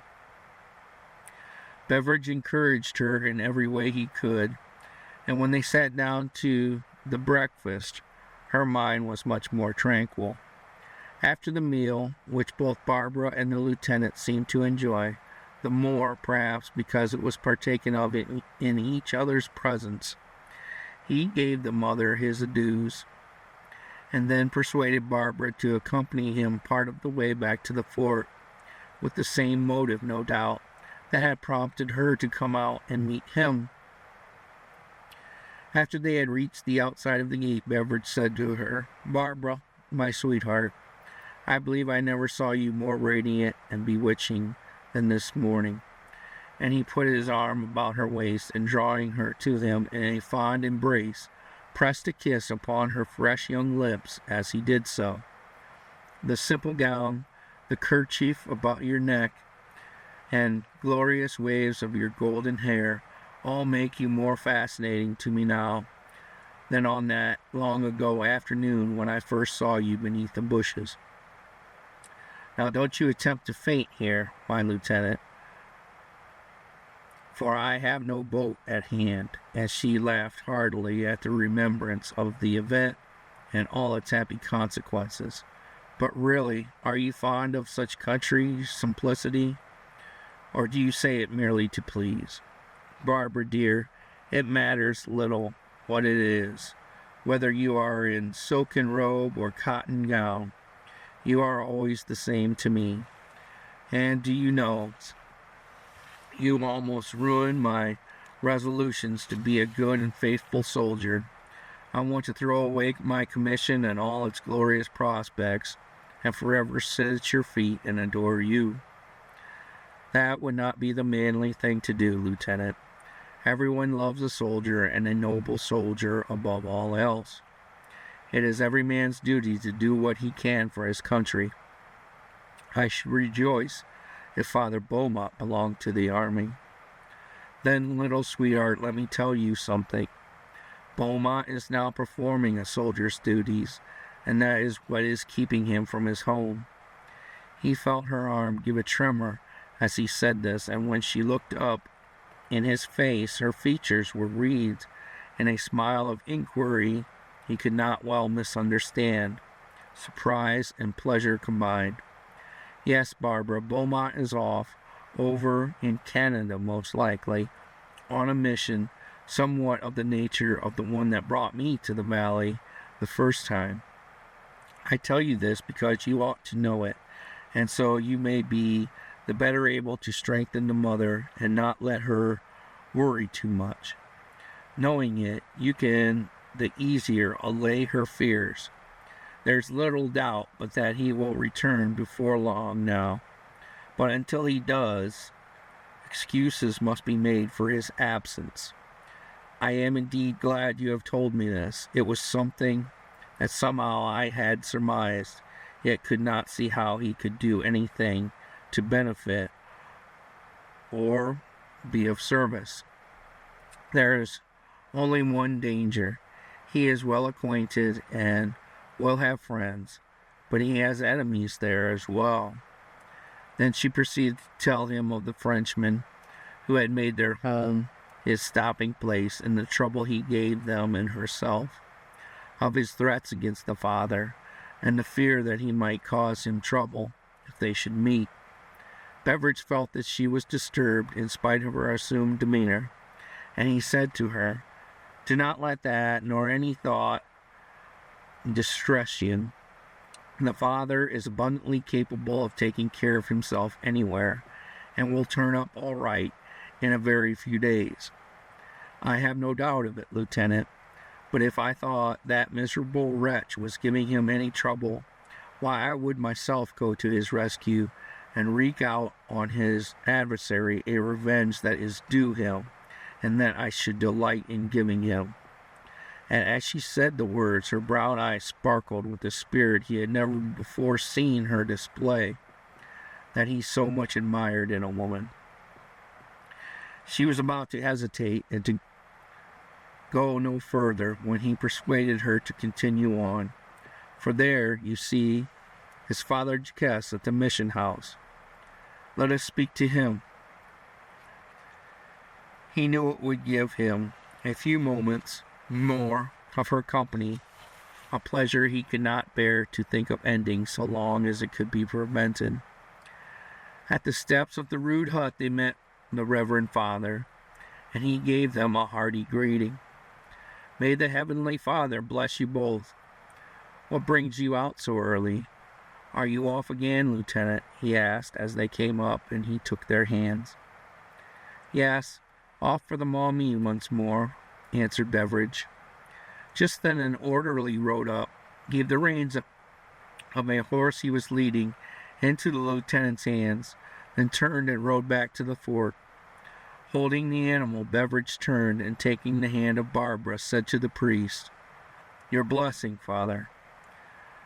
"May the Father's best care and guidance go with you and keep you free from harm and sin," was said by the priest, with uplifted hands.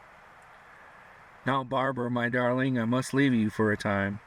And holding both her hands in his, they looked into the very souls of each other, and with a "God bless you," he pressed a kiss upon her forehead. Then giving her hand to the priest, he said, "Take her home, for I think she will be glad to talk with you on a subject concerning Beaumont." Then swinging himself into the saddle, he rode off toward the fort.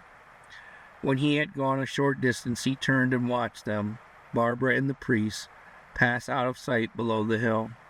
Then he rode away, saying to himself, "A soldier's duties are always hard, even when full of glory, and I fear now mine shall be doubly severe. May they soon end is my only wish just now, and with that in view I shall perform my duties well." On arriving at the fort, he went inside, and from the major received a package of dispatches he was directed to deliver to General Clay. His verbal orders were to remain at Fort Meigs until he should receive instructions to proceed to Seneca Town or elsewhere.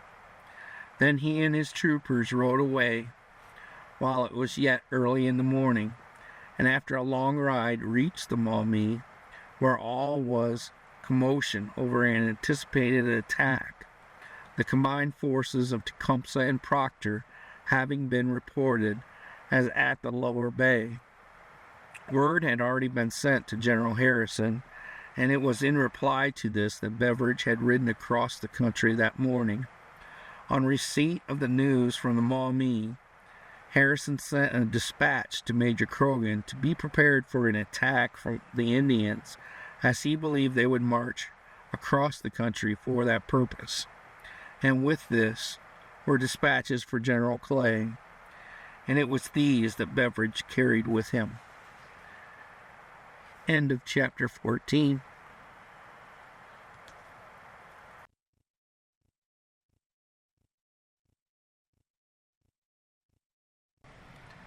Chapter 15 of Barbara from the Falls of the Sandusky. The friends who leave us do not feel the sorrows of the parting, as we feel it who must stay, lamenting day by day. Longfellow. When Beaumont left the valley, it was at the request of General Harrison, who was anxious to gain information as to what were the intentions of the British General Proctor. He had asked Beaumont to take his way down the river, and if possible, to the Detroit country, and thence across to Canada, there in some way to learn, as near as was in the nature of things, what the real motives of the enemy were. Beaumont had been on the journey many times before, and felt confident he would have little or no trouble in accomplishing what was asked. Near the Detroit River, he fell in with other traders, men whom he had met before on other trips, and together they proceeded on the way, having a social time as they attended to business. Beaumont had been across the border, near Fort Malden, and was about ready to wend his way back toward the Sandusky once more, when, as ill luck would have it, he ran into the Frenchman de Grand. With the effrontery of his brazen nature, he approached Beaumont and sought to renew an acquaintance that had ended so disastrously but a short time before. Wisdom should have told Beaumont to be as deceitful as his would-be French friend, but that was not his nature. It was with difficulty that he restrained himself for the moment, and instead of knocking the fellow down, he told him he had no desire to speak with him. "My dear friend Isidore Beaumont, we should be the very best of companions, for you and my father were for many years good friends. And what if I did have a very great passion for that beautiful daughter of yours? Did she not, for my love, give me this scar on the cheek?" And as he spoke, he revealed a scar, a long red mark, running from the ear down toward the neck. "You damned knave!" almost shrieked Beaumont in his rage. "Why do you persist in your insults to me? Take that!" And in the instant, the Frenchman went spinning off the fist of Beaumont, sprawling to the ground. And when Beaumont was about to deal out further punishment, he was surrounded by an angry mob of de Grand's countrymen. He hurled them right and left for a time, his great sinewy arms swinging like sledgehammers run by steam. But at length he was overcome by great numbers and prevented from again reaching his adversary, who was crying out at the top of his voice, "Arrest him!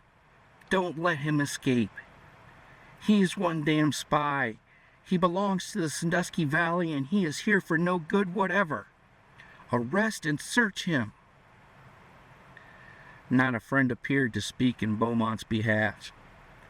His companions were not present, and in spite of any protests he could make, a great mob hustled him off to prison, where a guard was set over him. His accuser was loud in denouncing him, declaring he would prove him to be a spy, and that he belonged to the American army. For a time it looked serious for Beaumont. Fortunately, not a scrap of paper was found on him, yet he was held under suspicion, and in every way threatened with vengeance if he did not confess his guilt. His wrath was at the boiling point all the time, and he denounced them all in the most bitter terms he was able to apply. "I am but a trader, here on business. I belong in the Sandusky Valley, where I have lived for many years. That damned Frenchman, he came to my home and he insulted my daughter, and because she wants to kill him, as he should be, now he says I am a spy. Sacre bleu! He was retained for several days, awaiting developments. In the meantime, Proctor had set out for the Maumee with a force with which Beaumont learned. He intended making a feint on Fort Meigs, and then, after drawing attention to that point, marched to the Sandusky Valley by crossing the country on foot. Then the intention was to lay siege to Fort Stevenson, and before its handful of men could be reinforced, compel it to surrender. It was not until this army under Proctor had reached the Maumee Bay that Beaumont was finally able to get word to some of his old acquaintances and have them identify and vouch for him. Then he was released. After that, he spent a day searching for the man who had caused him all the trouble, but he was not to be found. At last he set out for home, and when he came up the Sandusky Bay, Proctor had been up the Maumee, had met with disappointment, and was sailing for the Sandusky River. With all possible speed, Beaumont trudged along toward Fort Stevenson, and by a few short hours reached the lower rapids in advance of the invading army. Reporting at once to Major Croghan, a courier was dispatched to Seneca Town with the positive information that the enemy was coming up the river. This event appeared to have changed the whole tenor of the trader's life. Before, he had desired only to live in peace with his family, letting others contend and fight if they would. Now he was red-handed for war, and he swore he would have his revenge on any that came his way. His long tramp, his confinement, and the indignities he felt all worked on him to such a degree that for several hours he was a total wreck of his former self. Then, arousing himself, he went to the fort and offered his services to the major when the struggle came. To Father Jacques he had much to say. He held a long and earnest conversation with him in reference to his business affairs, for, he said to him, the time has come when every man of us must struggle for his home. The army is coming, and it will be here in too great numbers for the fort to stand unless it is reinforced. The wife and the daughter, they must be made safe, and then Isidore Beaumont will show the damned English scoundrels how to treat a gentleman. Save your wrath and your hard words, Isidore, for the struggle you say is coming. You but courted the treatment you received when you assumed the responsibilities of a spy and went into their country for information, said the priest. Not at all, not at all. It was that miserable blackguard who gave me the trouble. Oh, sacre. But if he would only come, then I should be so glad. He is too much the coward to do that. And the revenge, it will come to some other man. If the fort should fall, if I myself shall be killed, see to it that my wishes are carried out. Isidore, said the priest, you are full of your vengeance now. Later on you will not talk so. But I promise you that always shall I stand for the good of your people, no matter what may come. At the home, Beaumont was an altogether different being. He was full of deepest humiliation and bemoaned the ill luck that had prevented him from wreaking out his wrath on the man who had offered so much of insult to him and his. If you had done that, then surely you never would have come back to us. That would have kept you there surely, said Barbara. And you know, you promised that mine should be the vengeance. Yes, but think of me, Isidore Beaumont, to be arrested for that dog. It was the insult to me, forever. Oh no, that was but part of a soldier's life. to submit to such things. Let me tell you, my father, of some news. Since you have been away, Lieutenant Beveridge has been here, and he has asked me to be his wife." And with downcast look, she approached closer to her foster father, the man who all his life had done so much for her in his efforts to make her happy. And what did my little coquette say? "Barbara, ma chérie, did you give him the answer he would have?" "Ah, yes, I know you did. It can be seen so plain in your eyes, and indeed am I glad. Not to lose the daughter, but to know that then she will be so happy as she should. Yet I feared you would not like it, and did so wish that you were here to say the yes with me and the mother. Indeed, have you made my life full of happiness, lonely it is as it has been, and to you I am so grateful and shall always pray for you." She had taken up a position at his feet, and on her bended knees had reached her arms about his neck, and as he took her face in his great rough hands, he kissed her on the forehead and said, "But for your coming into our home in the young childhood, our lives would have been full of loneliness. But for your great love, we would have been old beyond our time. It is the hope that all your future life may be full of a new joy that makes me feel happy. You are deserving of a better home than we have ever given you, and of a noble husband that I trust the lieutenant will prove to you." And there for an hour sat the foster father and daughter, living over again the past, the one showing her great appreciation for their kindness in rescuing her from a life that would have been as slavery, and the other, the rough, strong man, trying to let her know how much life and love and happiness she had brought to them, and the bright joy she had proven to them, always.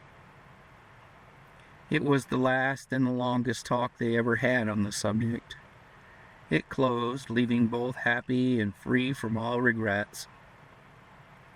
It was the finale of their quiet, peaceful home, of her childhood home, of the only life she had ever known. For on the morrow, the valley was filled with an invading army, and the home that had known its inmates for so many years knew them no more, forever. Between the father, mother, and daughter, it was a joyous reunion, the last they ever held on earth. End of chapter 15.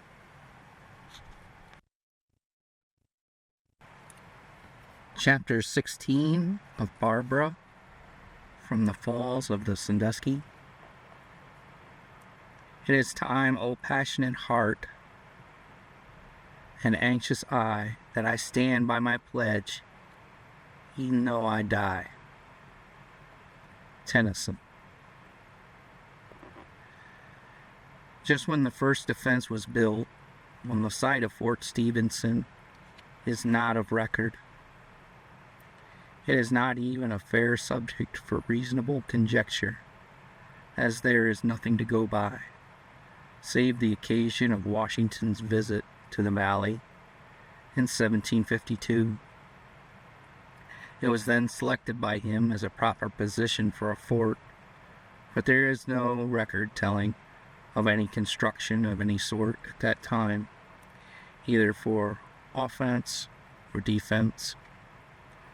Originally, it consisted merely of a rude stockade made of posts set in the ground on ends, perhaps 10 feet high, with a shallow ditch on the outside, possibly 6 feet deep, with the earth thrown on the outside and against the pickets.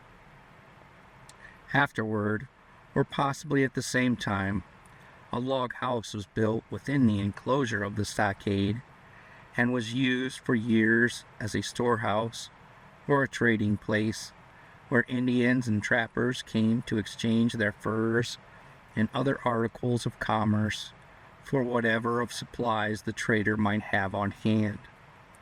The stockade and fort had been rebuilt twice by order of the government, but in those days even, jobbery was not an unknown quantity among contractors. Somehow the thought seemed to prevail with all who had come to do the work that there never would be an occasion for using it, that no enemy would or could penetrate that far up the valley, and the result was the work was most poorly done on both occasions. Even when it was rebuilt in 1812, those who were engaged in its construction scouted the idea that it would ever be necessary to defend it against an invading army. Its dimensions were greatly increased in its last construction over its original designs. It was built 100 yards on the north and south sides by 50 yards on the east and west ends. All about the outside of the stockade was a ditch, which, with the dirt thrown out in its construction, gave an entrenchment of about 12 feet in depth. Along the inside of this entrenchment was the new stockade of posts, possibly 12 feet in height above the embankment, and set so close together as to prevent any passage between them. Still inside this was the defense proper, constructed of heavy logs laid one on top of the other, similar to those in the old-fashioned log cabins of those early days. At the northeast and southwest ends, blockhouses about 20 feet square and what might be called 2 stories high were built and made a part of the defense. These were also of logs, and their interiors were used for officers' quarters and other departments. In the north center of the defense was a bastion, so constructed as to give it the command of a deep gully that came up through the hill from the valley below and was formed by the waters from the tablelands of the hill as they sought their way to the river. From this bastion a cannon could rake the gully for several rods with a most destructive fire. The fort gate was near the southwest end. Inside were a storehouse, the old one, a hospital building, a magazine, a well, and quarters for troops and horses. This was the condition of the fort when Major Croghan took command of it in the summer of 1813. During its occupancy that season, it was very much strengthened in various ways by his orders and according to his ideas of what it actually needed. He attended to all the details himself and saw to it that everything was properly done. He also carefully arranged and planned that if an attack were made, it would be on the east end and the north side, as from both these directions a force was more likely to come than from any other. It was on the north side that a perfect and unobstructed view of the river was had from the fort for almost a mile downstream. It was Major Croghan who also conceived the idea that the gully, coming up through the hill as it did, from the direction of the river on the northeast, would be considered an advantageous and available point along which to make an attack. Accordingly, he prepared his plans by constructing a false porthole in the end of the bastion, commanding a view of the gully as it came up out of the hill, and along which a cannon could rake it with a most destructive and deadly fire of shot and shell. Still, after all this had been done, after it had been so thoroughly rebuilt, and so much improved by the major's command, it was not considered defensible to an assault by cannon, and General Harrison, therefore, always hesitated in ordering a positive stand to be made in case of such an attack. It was on the 20th of July, 1813, that General Harrison was apprised of the fact that Proctor and Tecumseh were in the Maumee Bay, and after sending word to Croghan to be aware of surprises, he rode over to Fort Meigs to review the situation and ascertain the conditions personally. Even then, when he was on the ground and could see for himself, he was of the opinion that no attack would be made at that point. After assuring General Clay that he was prepared to send him more troops if they were needed, he rode away to his headquarters at Seneca Town, some 8 or 9 miles up the Sandusky River from Fort Stephenson, but not until he had another interview with Croghan. Before leaving Clay, he cautioned him not to let the sly old Indian warrior Tecumseh play any of his tricks on him, and to be sure the couriers were sent to him every day and night, as long as it were possible and deemed necessary. These same precautions he gave to Major Croghan before leaving for his headquarters. On arriving at Fort Meigs after his ride from Fort Stephenson, Lieutenant Beveridge was ordered to remain there, and for several days was kept busy watching the movements of the enemy, and as a consequence had little time to think of people or events in the lower Sandusky region. Tecumseh on the 25th of July attempted to do just what General Harrison expected he would. The whole British and Indian forces had come up the Maumee River, and while the former kept out of sight at what was known as Fort Miamis, the latter were marched to the southeast of the fort, around through the woods, and began a sham battle, as if they were attacking reinforcements that were making their way to the fort. The Indians had been so closely watched, however, by scouts, that Clay was fully aware of what they were up to, and in the midst of their shooting and yelling, he sent a few cannon shot over into their midst, which soon caused them to cease their firing. But it was all that Clay could do to convince his subordinate officers that some of their own forces were not out there, and being assailed by the savages, and for a time it looked as if some of them would go out there to rescue, in spite of the general's orders not to. That was what Tecumseh was working for. Once they had gone outside, the British, who were close at hand, would have rushed out and attempted to cut them off, and possibly have gained entrance to the fort. When the Indians had found that they had failed to draw Clay and his forces outside the defenses, they withdrew during the night, and in the midst of a heavy rainstorm, the whole force of British and Indians dropped down the river.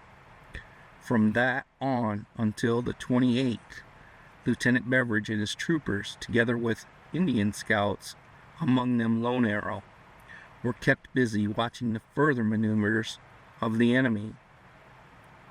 The night of the 28th, the British embarked all their cannon, stores, and army equipments, set sail down the river, and went to anchor in the lower bay.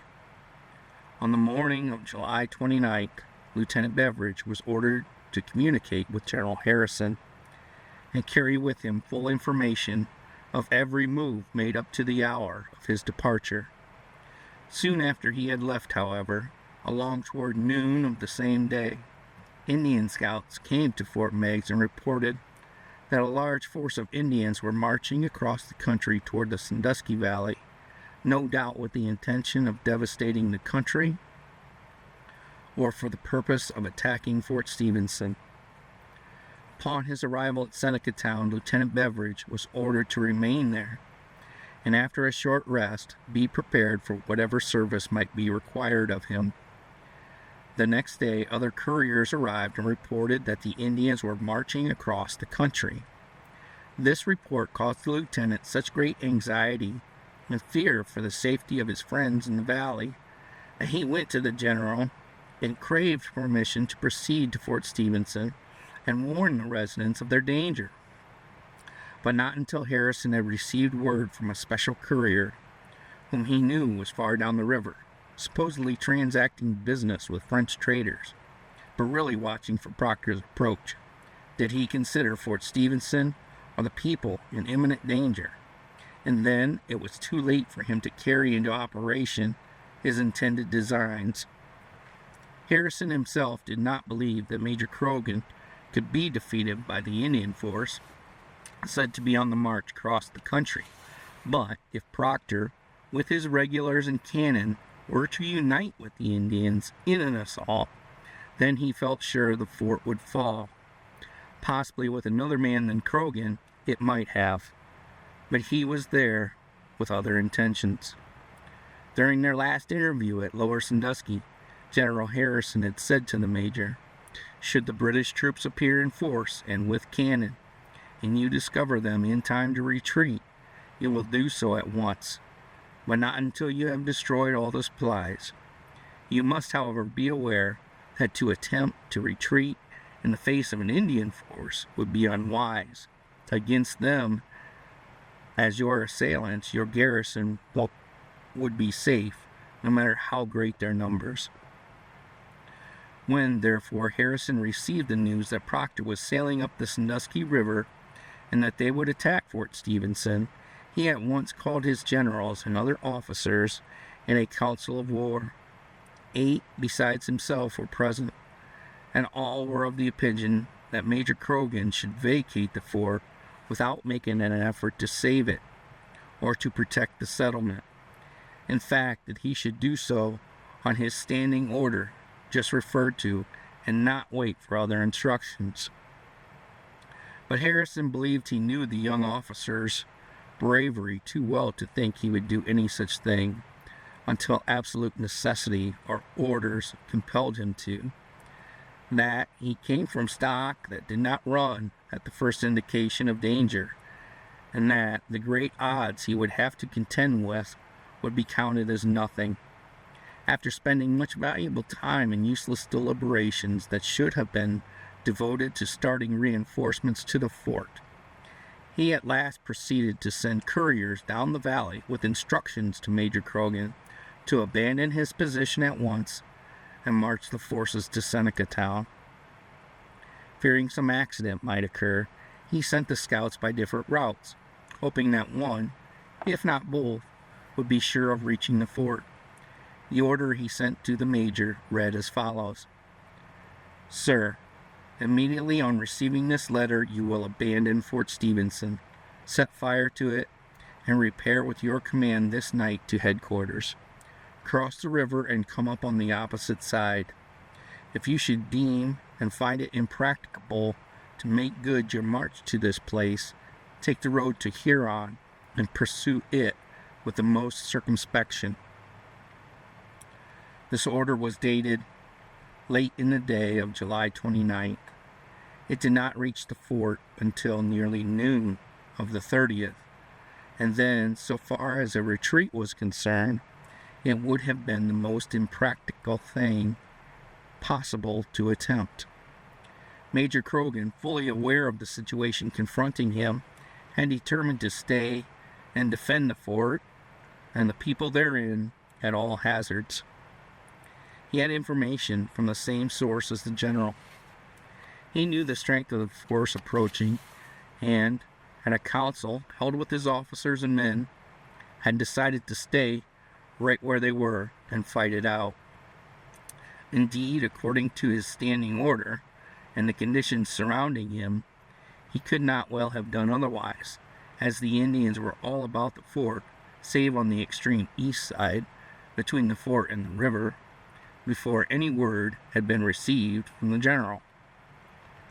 The night the courier set out from Seneca Town with dispatches for Major Croghan was one of pitchy darkness, and when those who had gone down the east side of the river reached the fort, after having been lost for hours, the forests all about were alive with the invading Indians.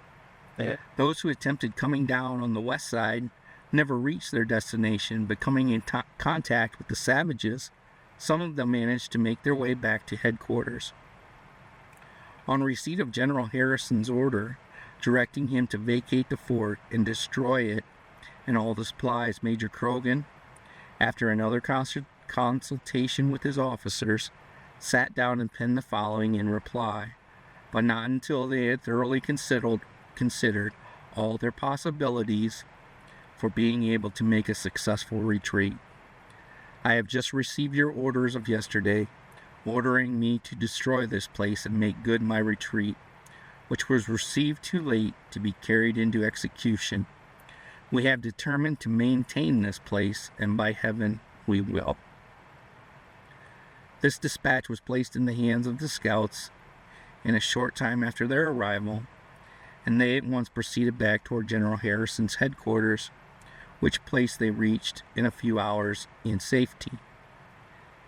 It was after midnight Friday, July 31st, when Lieutenant Beveridge, unable longer to stand the strain of fear and anguish that filled his being for the safety of Barbara and her people, called once more at the general's headquarters, and although so late, found the commander still up and engaged with his duties.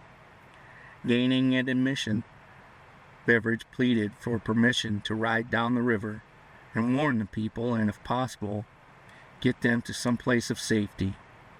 The earnestness of the lieutenant prevailed, and he started out soon after, carrying with him another dispatch to Major Croghan. Confident of his own well-being, but filled with fears for Barbara's safety, and absorbed with the burning desire to rescue her at any risk to himself, Beveridge started out on what was a most perilous undertaking. It was at an hour when the camp was wrapped in dreamy slumbers, and save for the measured tread of the centuries, there were no sounds abroad, and none to witness his departure. In the darkness, completely taken up with his thoughts of the peril of his sweetheart and her people, he had ridden but a few miles when all of a sudden he was surrounded by savages and jerked from his horse. They had come upon him so suddenly that he could not even draw a pistol to defend himself. He made a desperate struggle to extricate himself from their grasp, fought against great odds, but it was of no use, for he was hustled from his horse in a ruthless manner, dragged off into the woods, bound securely, and then marched on toward the northwest. Presently, it began to grow daylight, and as they frequently met other Indians going east, Beveridge came to the conclusion he was somewhere west of the place he set out for. To attempt to describe his feelings would be futile. Stung with remorse at his carelessness, as he considered it, in falling into their hands, for if he had crossed the river to its east banks, he would most likely have reached the fort in safety. There was added to it the anguish of the thoughts of what might possibly have befallen Barbara, probably, like himself, a prisoner in the hands of these reckless savages. Not only that, but when they searched him at daylight and had relieved him of all his valuables, one of the Indians had taken from him the beads and the medallion and had put it about his own neck. He struggled desperately when this was done, fought like a bound lion, but it did no good whatever. With his hands securely fastened behind him, he could do nothing. When he persisted in his efforts by throwing himself against his captors, and in vain endeavors to break his fastenings, he was struck a stunning blow on the head, and that felled him to the ground. Before he could regain his feet, all of them set at him and kicked him about until there was little of life left in his body. Then, when they were themselves exhausted, they jerked him to his feet again, dragged him along in a hurried manner until it was late in the afternoon, and they had reached the main trail between the two forts. Here they halted and tied him securely to a tree.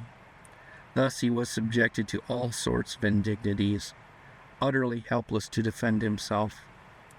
If he could only get loose, he thought, If he could have but one chance in 1,000, he would gladly have taken it, in a contest with them, not for himself, but for the possession of the token so much dearer to him than his own life, and which he had sworn to defend and keep sacred. Several times they approached him during the afternoon with uplifted tomahawks, and he felt that his life was forfeited. With it all, he continually pictured in his mind the most horrible things concerning the treatment of Barbara and her people, all of whom were of more concern to him than his own existence. Where was she? Like him, a captive in the hands of some of these savages, possibly not very far away, and he unable to save or defend her? Great God, he soliloquized. If I could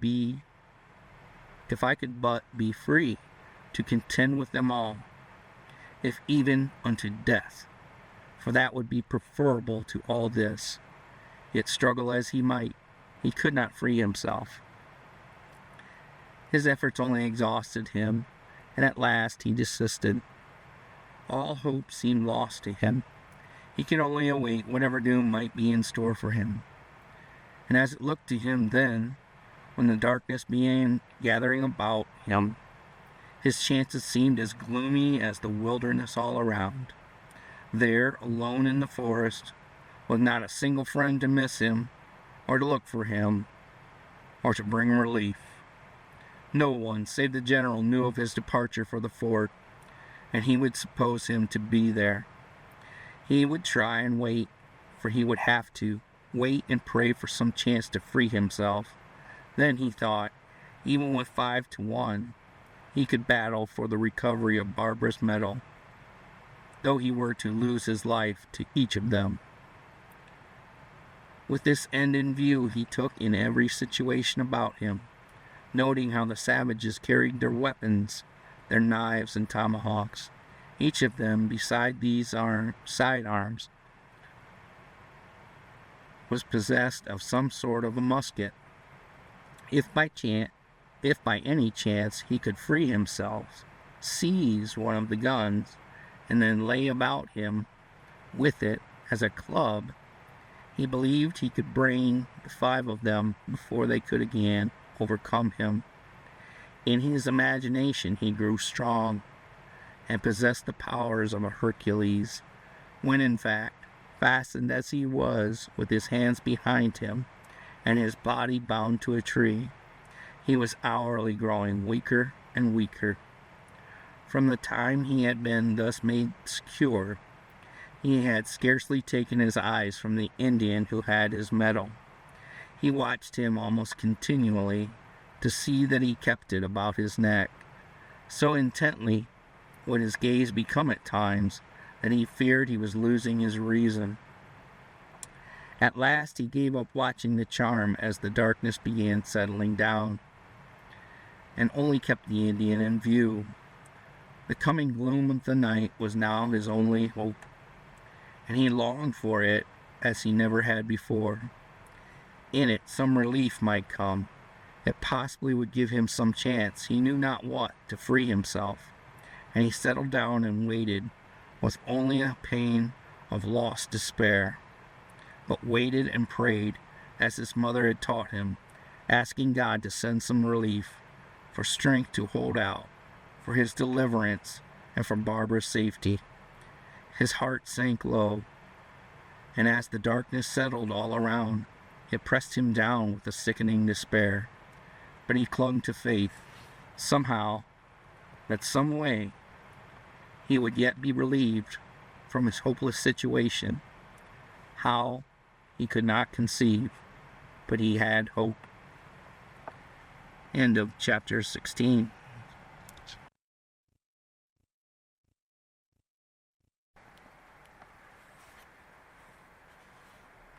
Chapter 17, Barbara. See, the fire is sinking low. Dusky red the dying embers glow, while about them still I cower. Longfellow. It was about daylight when Lone Arrow, who was at the Seneca Town camp, having come there the evening before with word from Fort Meigs, heard of Lieutenant Beveridge's departure for the lower valley, and knowing the condition the country was in, with the besieging Indians all about, and with a foreboding of impending evil, he himself started out for the fort with the intention of learning all he could of the lieutenant and the Beaumonts. It was yet quite early in the morning when he reached the banks across the river from their valley home. His long and steady strides had carried him along the trail to the blue banks in much less time than it would have taken a white man. There he stopped and took a look at the valley below him, and he could readily see that all the homes had been abandoned. There were no signs of life about them all. Even his own people had taken their departure from the vicinity. This last surprised him more than all else, and he asked himself what it could mean. If the Beaumonts had been interfered with in any way, surely, he thought, there would be some evidence of it somewhere. The home was intact and apparently unmolested.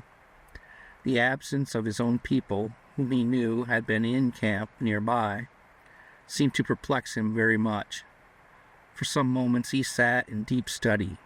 Then he made his way to the fort by crossing the stream at the lower rapids, took a course up through the tall grass and weeds, and entered the stockade at the southwest corner. No one there knew anything about Lieutenant Beveridge. Neither were the Beaumonts there. Just as Lone Arrow was about to leave, Beaumont was discovered among the soldiers. And from him the Indian learned that Barbara, the mother, and the other women and children along Glen Creek were at the mission house under the benign care of the Holy Cross, where the priest felt they would be as safe as at the fort. But Beaumont had not seen nor heard anything of the lieutenant. This was enough. Back on his tracks Lone Arrow went, and lost no time about it. After crossing the rapids again, and as he was hurrying along the high banks, a young brave from his own people, who had watched him as he entered the fort, and had seen him come out again, met him and explained that they had left their camp when the Beaumonts and other settlers had gone to the mission house, and that the tribe was still watching their safety. He was off after telling the young brave the errand he was on, and on his way crossed the stream at Ball's Ford. In a short time he found the trail of Beveridge's horse, the marks of moccasined feet, and of where a struggle had occurred. Then he was sure of what had happened, and followed the tracks off into the wilderness. It was no easy task he had undertaken, and none but an Indian, or one who all his life had been used to such incidents, would have attempted it.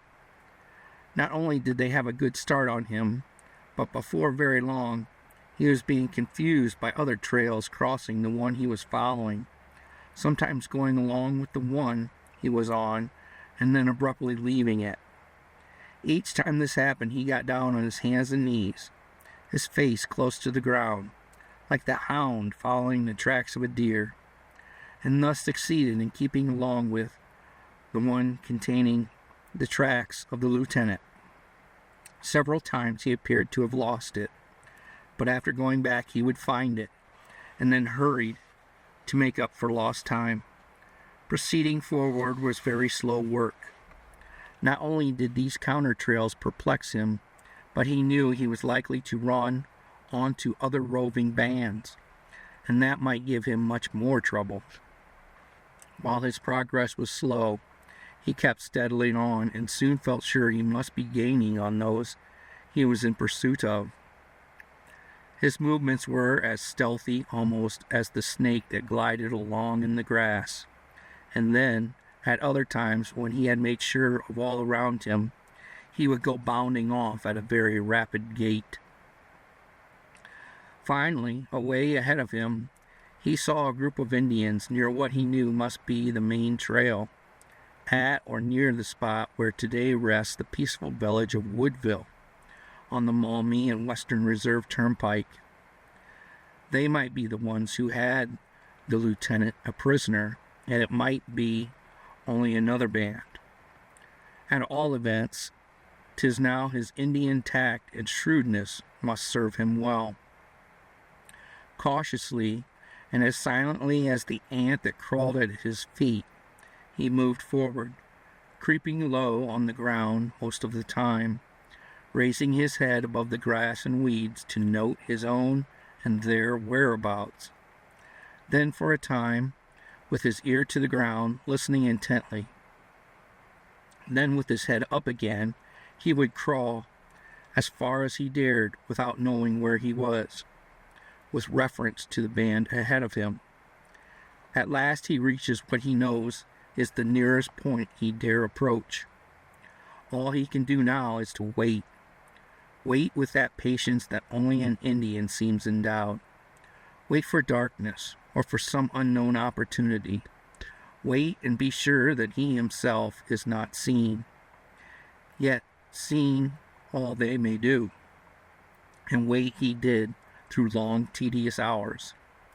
At times he tried to hear what their conversation was about, but the voices came to him only in an unintelligible jumble. They were too far away for him to hear distinctly, only as they would raise their tones above the ordinary pitch, and it gave him no clue. He attempted on one or two occasions during the afternoon to attract the attention of a man whom they had bound to the tree, but each effort gave some alarm to the Indians and received no attention from the prisoner, so he desisted in any efforts in that direction. Whatever he did, he must depend on his own ingenuity for carrying it into effect. He could hope for no aid from any source whatever. Still, he thought, if he could in some way let the prisoner know that help was at hand, he would do it. How could he? If they, he and the lieutenant, had only made a signal between themselves when they took the long trip through the wilderness, now it would serve him a purpose. At this thought, he uttered the shrill note of a bird, only to set the Indians with their ears up in the air, listening intently. And there was not a muscle disturbed in the prisoner, as far as he could see. Discretion in an Indian is everything, and as with his patience, he decided to use it. He had Indians as cunning as himself to deal with, and hence would not dare make any sign whatever to attract their captive. When he came up with the Indians who held the lieutenant prisoner, and found they were alongside the main trail between Fort Stevenson and the Maumee, his great fear was that other Indians from either direction might come along in any numbers, and if they joined these in camp, it would put him in great danger of being discovered and taken prisoner, as well as materially lessening any hope of rescuing the white man. So while he must keep a close watch of all about him, he must also be sure that he himself was not discovered by the ones in camp, nor by any others who might by chance come along. In short, he must see and know all about what was going on around him, and still not let his whereabouts be known, or even suspected. He had crawled up alongside and behind the trunk of a recently fallen tree, and had so completely hidden himself that he had actually almost become a part of the limbs and branches.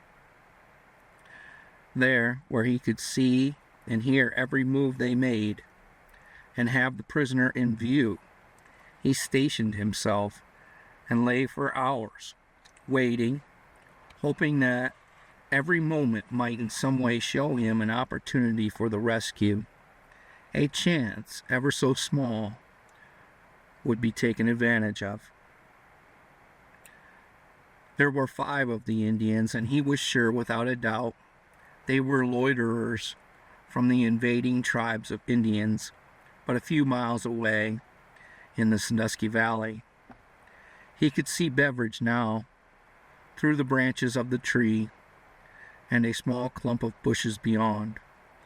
He watched for some movement when possibly 1, 2, or 3 of the captors might stroll off in search of game, and thus give him a chance to rush in, stab, and kill the remaining ones, release the prisoner, and escape before the others returned. But no such chance came. 2 or 3 times while he was changing his position, he broke a dry branch or in some way made some slight noise, and the Indians stopped whatever they were doing, had a warning word from one of them, and stood like statues, listening intently, looking here and there as if they were being made aware by their instincts of someone about them. There was no doubt in Lone Arrow's mind but that they were sensitive of his presence, and he feared they would institute a rigid search that could not fail to result in his discovery. Once, on one of those occasions, one of them started up as if to go off into the woods in search of something, but before he had gone far, a noise attracted his attention that appeared to come from among the branches of the trees in an opposite direction, and his thoughts were drawn away from whatever he had in mind. Turning, the Indian had exclaimed, "Siak Sakjali," noise up above, and Lone Arrow crouched still closer to the ground and against the tree, so closely and so well hidden that no one save an Indian could possibly have found him, unless they had stumbled over his body. But it cautioned him to be more careful, for it was a moment when he was almost discovered.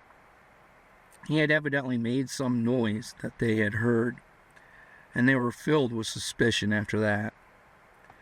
He could see and study well just how the lieutenant was fastened, and he noticed that the Indians kept some one of them close to him all the time. The hope that they might go out to look for game disappeared altogether when they began to prepare something to eat over the fire, and of which they failed to offer the lieutenant any. Lone Arrow now settled himself down to await the coming of darkness, and as it began to grow dim twilight, he found it necessary to get from behind the tree and the bushes, as they began to obstruct his view.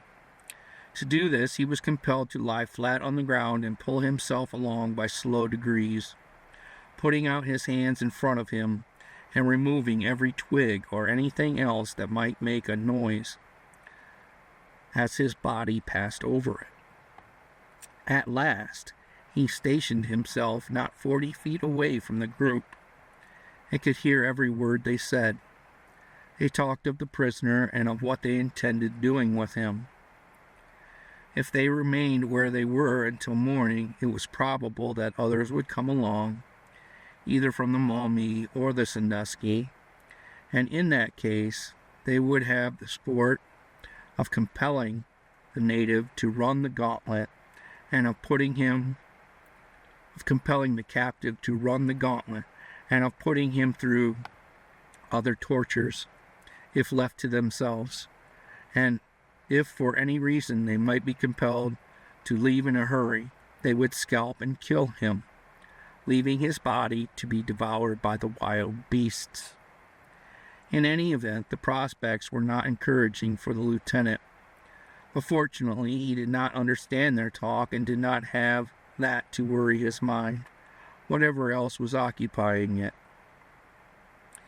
After the Indians had prepared and eaten their meal, the fire was replenished, then left to burn low. Yet it glowed brighter and more brilliantly as the darkness came down, and at last it was only by its bright embers that he could keep track of their movements. Twice during their parley over what should be done with the prisoner, one of them approached him with uplifted hatchet, looked as if on one point of dispatching him at once. On each of these occasions, the heart of Lone Arrow, as well no doubt as that of Beveridge stood still, as he thought that, at last, the final moment had come, and the final act was about to occur, and that soon all would be over. On neither of these occasions could Lone Arrow see a single muscle of the prisoner give even the slightest flinch, and it was well that he did not, for it was decided that the Indians should hold him until the morning came. And then, Lone Arrow thought, it might have been done to awe him and keep him from making any attempt to escape through the night. Long and slow were the hours in wearing away. Tedious and torturous they were to Beveridge, bound as he was, almost unable to move a single joint of his body. Gradually, after a time, the Indians began preparing for the night. From their sitting postures, they slowly stretched themselves out with their feet toward the low burning fire, yet all so close to the prisoner they could touch him with their hands. Once, twice, several times, Lone Arrow was sure they were all asleep. The talk had ceased. He was on the point of stepping forth from his concealment, and had stood with his back to a tree for some time, when one of the group sat bolt upright, as if he had been aroused by some noise, or was suspicious that all was not right. For a few minutes the Indian scarcely drew a breath. So sure was he that his tread would be discovered. Then followed another long wait. He was moving forward now, but had gone only a few steps, when up popped two of the savages. After peering off into the darkness, as silent as the gloom of death itself, they arose, approached the captive, examined the thongs that bound him, walked all around him, then stood in a perfectly listless attitude for several minutes. At last, with a grunt, they sat down, facing the captive, and when the patience of Lone Arrow was almost exhausted, they slowly stretched themselves out again, one at a time, as they had done before. And now came another long, weary wait. At last, stepping away from the tree, Lone Arrow raised his hands at full arm's length above his head, holding the unsheathed knife in his right. Once, twice, 3 times did he do this, each time dropping his hands to his thighs.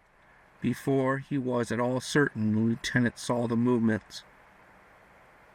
Save for these gestures, it is doubtful if he could have been distinguished from the trees all about him. By the peculiar manner in which the bound man, at the third motion of the arms, raised his face, Lone Arrow was confident he had been seen. It was probably over an hour since the Indians had made a movement.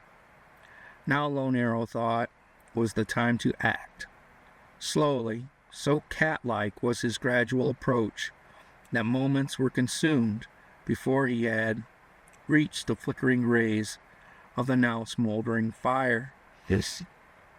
Then he stood fully revealed to Beveridge, or to the Indians, if they chanced to awake. Within his right hand he held the glittering knife, raised on a level with his eyes, and with the other he cautioned the lieutenant to remain quiet. Creeping low, on bended knees, he reached the side of the nearest savage, the one next to Beveridge, and over whom he must step.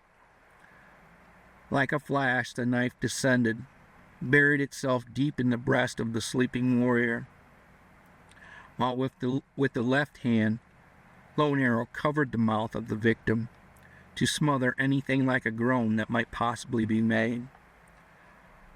The blow had been a sure one. Only a relaxation of the muscles and the Indian was dead. This done, Lone Arrow paused but a second to be sure that none of the others had been aroused. Then, securing the knife of the dead one, he stepped over him and reached the side of Beveridge. With slow and determined strokes he cut the cords that bound his body to the tree. With an arm thrown about the lieutenant, he cut the thongs that held his arms, and when they were loosened, they dropped to his side almost helpless. The extra knife was put within his grasp. Just then one of the sleepers rolled over. Neither rescuer nor rescued moved a muscle, scarcely breathed. But that was all. The savage was asleep. When the lieutenant was released from the bonds, when his limbs and body were free, he came near falling forward among the sleeping Indians, and would have done so but for the arm of Lone Arrow that was held fast about him, expecting just such a thing to occur. Tightening his grip about the almost helpless man, he lifted him bodily from the ground, carried him to the rear about 40 feet, and sat him down against a tree for support. The long time the lieutenant had been bound had caused his limbs to become almost lifeless, and it was only with the greatest efforts that he was now able to bear his weight upon his feet. Then, as a tremor ran through his frame, leaning over onto Lone Arrow's shoulder, as if for support, he whispered in his ear in an almost inaudible voice, "By God, Lone Arrow, Barbara's charm, it is about the dead Indian's neck."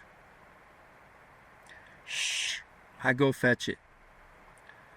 Putting his hand out on Lone Arrow's shoulder again, Beveridge said, with his lips close to the Indian's ear, "No, I shall go myself. All I ask is that you wait here until I return." Slowly at first, as if every effort made was one of pain, and as if doubtful of his limbs, Beveridge crept silently back, and at last reached the side of the dead Indian in safety, without arousing the others. Death was never more still than all about. From the neck of the dead one, Beveridge took the string of beads and was bringing himself to an upright attitude when one of the other savages awoke. It was all he ever did, however. Lone Arrow had followed the lieutenant, but with such silent tread he was not aware of it, and before the awakening brave knew it, a knife had reached his heart with a groan, and with a groan he rolled over, his arm striking the one next to him as it fell.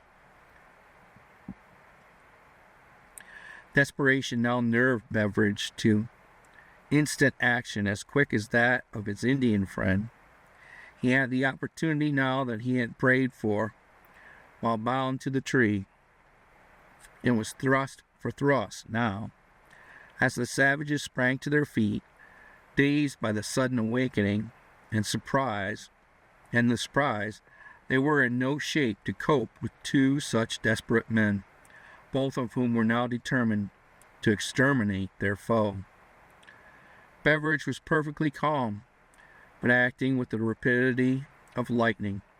His first lunge with the knife found its lodgment deep in the side of the one nearest him. Another made a rush for the lieutenant, with his knife in the air. In his mad fury, his foot tripped on one of his fallen brethren, and before he was able to gather himself, Beveridge sent the knife into his back, just below the shoulder, and mortally wounded, the savage went down to the ground to rise no more. As the Indian fell with a groan, Beveridge turned and saw his friend and rescuer in the grasp of the only remaining one. To go to his assistance took but a second. He caught the Indian, a most powerful specimen of his race, about the neck with his arms, put one knee into the small of his back, and bent him over backward. As he did so, the three of them went to the ground in a heap, when a desperate struggle ensued, with Lone Arrow on top and the lieutenant beneath them both. In the fall and tussle, the Indian lost his knife, and before he could recover it, they had the advantage of him, and he was their prisoner. With some of the thongs that had held the lieutenant, they slowly succeeded and binding him to the tree. Once securely fastened, after finding the metal that had been dropped in the scuffle and conflict, piling fresh fuel on the fire, Lone Arrow turned to Beveridge and said, "Come, we go now. No time to lose. Some more be this way soon." And he took the trail for the Maumee, knowing well enough that to go the other way meant all kinds of trouble. "Which way are you going?" inquired Beveridge, after they had gone a few rods. "To the Maumee," replied the Indian. The lieutenant stopped, stood still and silent for a few seconds, then said, "Lone Arrow, I am going the other way, to Fort Stevenson." "No, you can't go that way. Tecumseh's warriors over there. We must go to the Maumee." "Never. Not now, at least. I shall go alone, if I must. But I shall not go to the Maumee and leave Barbara there in the midst of those savages. Come and go with me." "No, Lone Arrow know best. We must go this way. The White Flame is safe and in the mission house." "How do you know that? Did you see her?" How do you know she is safe now, even if she were when you were there?" "Lone Arrow don't know that, but she was safe when he was there." "Then with you or alone I am going to the valley. Come, Lone Arrow, I know you will go with me." "No, you can't go that way. It means death." "Then death it is," said Beveridge. "I am going to the valley, and there will not be enough savages to stop me." And away he started in alone. But he had not gone 10 rods when the Indian, seeing his determination, followed after him, and trudged along in silence, sullen and glum for several miles. At last he said, "Ugh, white man damn fool. Indian damn fool too. Lone Arrow, the big damn fool. See, warriors ahead, see? That is their fires. We must leave the trail now." And he pointed low down and away in the distance, where were the faint gleamings of smoldering campfires. Then, when the lieutenant stopped, the Indian continued, "Come this way. We must leave the trail and go another route, for about 2 miles away yet, and braves all around." They changed their course, traveled to the south for a short time, and then, at the lieutenant's request, they sat down for a rest. They had tramped along through the darkest hours of the night, the guide keeping the way with his wonderful woodscraft intelligence. Now it was growing daylight. They had sat for some little time in quiet, the Indian as glum as ever, while occasionally Beveridge was moaning in a low voice as if in deepest pain. Gradually the guide had lifted himself to his feet, and his companion had attempted the same thing, when of a sudden he was grasped by the shoulder and pushed back. As Lone Arrow did this, he exclaimed as he himself dropped to a stooping position, "Ugh, keep still. Someone coming. Here?" Beveridge obeyed. In fact, the touch of his guide had forced him to the ground, as if he had no strength in his body. Instantly, both were crouched close to the ground, behind some bushes, and soon they could hear distinctly approaching steps. Twigs were being broken, as if little regard were being paid toward concealment. There must be several, Beveridge thought, and that they were coming right in their direction. In a few moments, some 6 or 8 savages passed by not 20 feet away from where they lay. One of them was leading a horse, and on its back was a wounded Indian. The savages themselves were silent, but the tread of the animal was making much noise. It was so light that every one of them was plainly visible, and but for the clump of bushes, they must have discovered the lieutenant and Lone Arrow. "Warriors," whispered the guide in the lieutenant's ear after they had gone by. "Some wounded brave they taking away." They continued in their crouched position for some little time longer.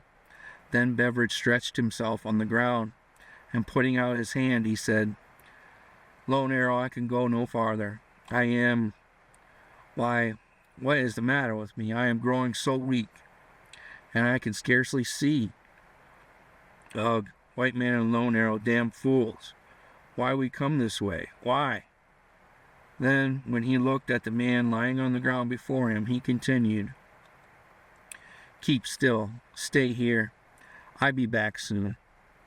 Snatching the hat off Beveridge's head, away he went into the dense underbrush, leaving his companion alone and in a swoon. Torturing pains were racking his entire frame, yet not a word escaped his lips. He had no thought of how long he remained thus.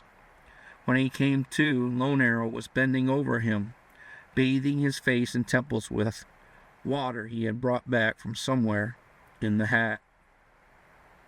"Feel better now?" asked the Indian, as Beveridge opened his eyes and began looking about. "Yes, but there is something wrong with me here," and he placed his hand on his side as he spoke. "Where?" And in an instant Lone Arrow was down on both knees beside him, tearing open his waistcoat, coat, and shirt. When he put his hand to the lieutenant's side, he found one of the short ribs broken and almost protruding through the flesh. "Bad. When you do this?" "I guess the Indians are to blame for it," he replied as he groaned with the pain produced from the pressure of Lone Arrow's hand. It did not take long, with the aid of his scalping knife, for the Indian to convert some of the lieutenant's clothing into bandages, and in a short time they were bound around his injured body as tightly as they could be drawn. This had the effect of bringing the broken rib back into its proper position, and gave the lieutenant great relief. But when he attempted to get on his feet, he felt as if his whole side was being torn loose from his body. "It is no use, Lone Arrow. I cannot go on. You will either have to wait for me, or go on alone and without me." "No, I not go on. Not now. We wait, and you will feel better soon." For an hour and more they sat there, the lieutenant propped up at the foot of a great tree, the Indian in sullen silence watching him with anxious gaze. It was well along into the forenoon, and the heavy and continual boom of cannon was borne to their ears with a ceaselessness that was aggravating to both Indian and white man. At last, when it had become almost unbearable to the lieutenant, the Indian turned to him and asked, "Could you ride if you had a horse?" "Why, Lone Arrow, I don't know. I must do something soon. It will not be safe to remain here much longer. Someone will stumble onto us before we are aware of it. Do you hear how steady the cannonading is at the fort?" "Yes, heard that all night. Lone Arrow said we must not come this way. Now we must get to the fort some other way. Ugh, if we had a horse, you could ride. Then we go on." "But where could we expect to find one? Out here in the woods. I say, Lone Arrow, if we only had the ones the Indians led by a few hours ago." "You stay here and I go fetch." "What? Do you think you could find it? If you can, then we could make a dash through their lines and possibly reach the fort." "Will you do that?" "Then stay here and I go see. May find horse. Don't know though." "You stay until I come back." "Yes, you go, and I shall remain here until you return." And away stole the Indian, out into the thicket, and was soon lost both to sight and sound. He was not long in finding the tracks made by the horse, and he followed it for an hour or more. At last, ahead of him, he sees a group, and near them the animal, tethered and feeding at its leisure. Creeping close, he finds it has a saddle and bridle. Strange, the Indian thinks. Where could they have found it? Can it be they have met and killed some scout, and that this is his horse? No matter now. It is a horse he is looking for. Slowly, oh so extremely slow, as to make one weary to watch him, Lone Arrow crawls along the ground, hidden almost by grass and low bushes. The group of warriors are busy with their cooking and their wounded companion, and it gives him an opportunity to creep up it to the animal and loosen the strap from about its leg. Then slowly he begins slipping backward, inch by inch, leading the horse away, but permitting it to graze as it did before. At last he has it out of sight, behind some bushes. In an instant he is on its back, and away he dashes at a reckless speed. Toward the lieutenant? No, toward the Maumee, and he keeps his course until he reached a stream. Into it he rides, and along its course he keeps for a mile and more. Then, when he thinks it safe, he turns his course to the east, and at last comes riding into the clump of bushes where the lieutenant lay in agony, listening to the roar of cannon and musketry. Slowly rolling himself over as the Indian drops off the animal, he exclaims, "Why, great God, Lone Arrow, that is my horse. Where did you find him? See, that is my saddle, just as I left it when captured." Sure enough, it was the animal the lieutenant had ridden from Seneca Town when he started for Fort Stevenson, and from which he had been torn by his captors. When they had dragged him off into the woods, these other Indians had, no doubt, taken the horse, and were yet wandering about with it in the rear of the main body of the army. Even his pistols were in the holsters. "Now, Lone Arrow, help me to get on its back. Make me fast and secure in the saddle, and with the help of God I shall reach the fort. But what of you? I shall not leave you." "Oh, I go too. You ride, I run alongside. Yes, I keep up. Ride as fast as you can." It was with great difficulty that Beveridge was at last seated in the saddle, and with the hitching straps made as secure as possible. Then they arranged to go forward as cautiously and as much under cover as possible, find an opening through the line of Indians in their front, then make a dash toward the fort, and trust entirely to luck to make the ride in safety. They were now southwest of the mission house, and the Indian knew that under cover of the timber they might pass to within 30 rods of the fortifications, and from there it would be an open space. Across that opening they would have to go, possibly under the fire from scores of muskets. It must be done, and they prepared for it with nerves drawn to their highest tension. It is not known if the Indian breathed a prayer, but as they came up, close to the line of warriors that were deployed along the outer edge of the timber, Beveridge did, and then took a deadly grip upon the bridle reins. Faint and sick at heart as he was, he drew himself up, his full height on the horse, and looked to the front to view the situation. "There, Lone Arrow, just where I point. See, there is an opening in their line. Now, may God help us. Prepare for the worst. Cling to the saddle, for I shall ride as if the devil was after us. Are you all ready? Then here we go." Leaning well forward with his face close to the horse's mane, he gave it the spurs, and away they went, both men bareheaded, the steed flying like the wind. Just as they passed through the outer line of the warriors, A brave sprang up out of the brush and made a grab for the bridle rein on the opposite side from Lone Arrow. When he reached out his hand, Beveridge let go a discharge from one of the pistols, and the savage fell dead in front of the horse's feet as it leaped by. They are now in the broad open, with the fort before them. A dozen shots are fired at them as they fly along, as if on the wings of the wind. Lone Arrow is still clinging to the saddle, using the horse for shelter. Bullets are flying all about them. One has struck the animal, and it appears to have doubled its speed. Another has hit Lone Arrow, but it is his disengaged arm. As yet, Beveridge is safe, but they have only made half their way across the open space. From the discharge of musketry, it is doubtful if they ever reach the fort alive. May the God of battles be with them. Hark! The soldiers within the fort have seen them, and are sending up cheer after cheer as they ride across the opening under a murderous fire from the Indians. End of chapter 17.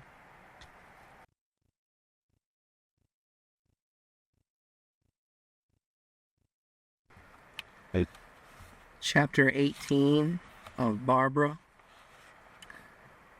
overlooking the falls of the Sandusky. Cannon to the right of them, cannon to the left of them, cannon in front of them, volleyed and thundered. Tennyson. At the time, the scouts had reached Fort Stephenson with orders from General Harrison instructing Major Croghan to abandon his position and march to Seneca Town or Huron. The Major had just closed a conference with his officers, and it had been their unanimous opinion that to attempt to retreat then, under the existing circumstances, meant almost sure annihilation. Already the Indians were all about them, in the cover of the woods, and at the first sign of a retreat, they would pounce down on them in great numbers. The Major, therefore, decided to remain in the fort, and this decision he had at once sent back to his commander, the General. The reply was brief, it was short and to the point, and the spirit suited the men about him, for in their minds it demonstrated the courage of the man they would soon have to fight under. We have determined to hold this place, and by heaven we will. This to his commander, the commanding general of the army, in the face of his positive orders to retreat. After it had been gone a short time, it began to appear even to the Major as rank insubordination. It had not been intended as such, but it looked very much that way to Harrison as well. He, therefore, at once directed Colonel Wells to proceed with an escort to Fort Stephenson and relieve the Major of his command. In fact, Colonel Wells, with an escort of troopers and command of Colonel Ball, did start for the fort. When they reached the vicinity of the present village of Ballville, just south of Fremont, they fell into an ambush laid for them by the Indians, and after a fierce skirmish, in which a number were killed and wounded on both sides, the troopers fell back toward Seneca Town, feeling they were unable to reach the fort with their present numbers. For many years, a large elm tree marked the spot of this struggle of the troopers and the Indians. On its body were 17 deep notches cut with a hatchet or axe, and it was said they denoted the number of savages that were slain. In the meantime, while this effort was being made to reach the fort, General Harrison had again heard from the Major by scouts, and then, more fully realizing the exact situation, he changed his mind and instead, on Colonel Wells's return to headquarters, set about to reinforce the fort and aid the major in a struggle that was sure to soon take place. But reinforcements were never sent. As soon as the Indians that had marched across the country began appearing in the woods to the west of the fort, Father Jacques, on the advice of Major Croghan and the male members of the Glen Creek settlers, took the women and children into the mission house, fully believing that the sign of the cross would protect them. Those below the fort sought shelter within its defenses. Once this was done and their safety assured, Beaumont, who had just returned from Canada, went with the other troopers and offered their services to the commandant in any capacity they could be useful. It was not until the evening of July 31st that Proctor and his army sailed up the Sandusky Bay and proceeded towards Lower Sandusky.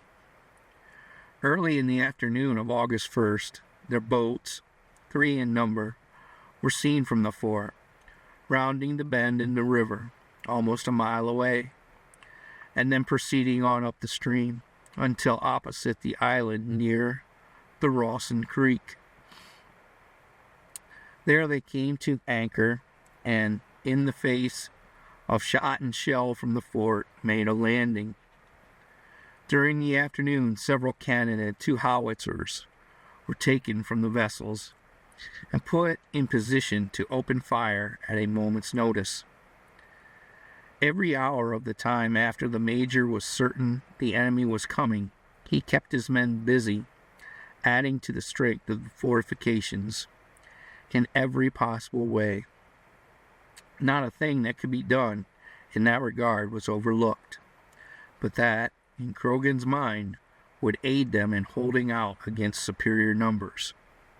He began to feel that he had reached the turning point in his young military career, and if he would have it for weal and not for woe, he must take advantage of every possible opportunity. Just what he thought his prospects were for success, he wisely kept to himself, further than to give to the men of his command all the encouragement he could show them.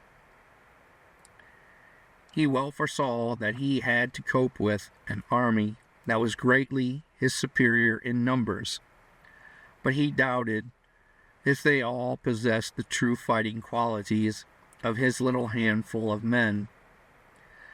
At once, that afternoon, the cannon and howitzers of the English forces were planted and prepared to open fire on the fort. And while this was being done, Proctor proceeded to get his attacking columns in position. These were composed of 400 English regulars of the 41st Regiment and several hundred Indians. Proctor commanded the white troops in person. Dixon of the Royal Artillery commanded a force of Mackinaw and Northern Indians, while Tecumseh had charge of about 2,000 Indians of the Wabash, Illinois, and St. Joseph's, together with some of the Chippewas, Ottawas, and Potawatomis. These last were located up on the hill west of the fort, on the road leading to Fort Meigs, and to the southwest, towards Seneca Town, to prevent reinforcements from either direction. Thus, having disposed of his forces so as to prevent Major Croghan and his small army of 165 men from retreating or from receiving any help, Proctor sent a Colonel Elliott, accompanied by Captain Chambers and Captain Dixon, with a flag of truce to demand the surrender of the garrison. When the party was about halfway across the open space between the brow of the hill,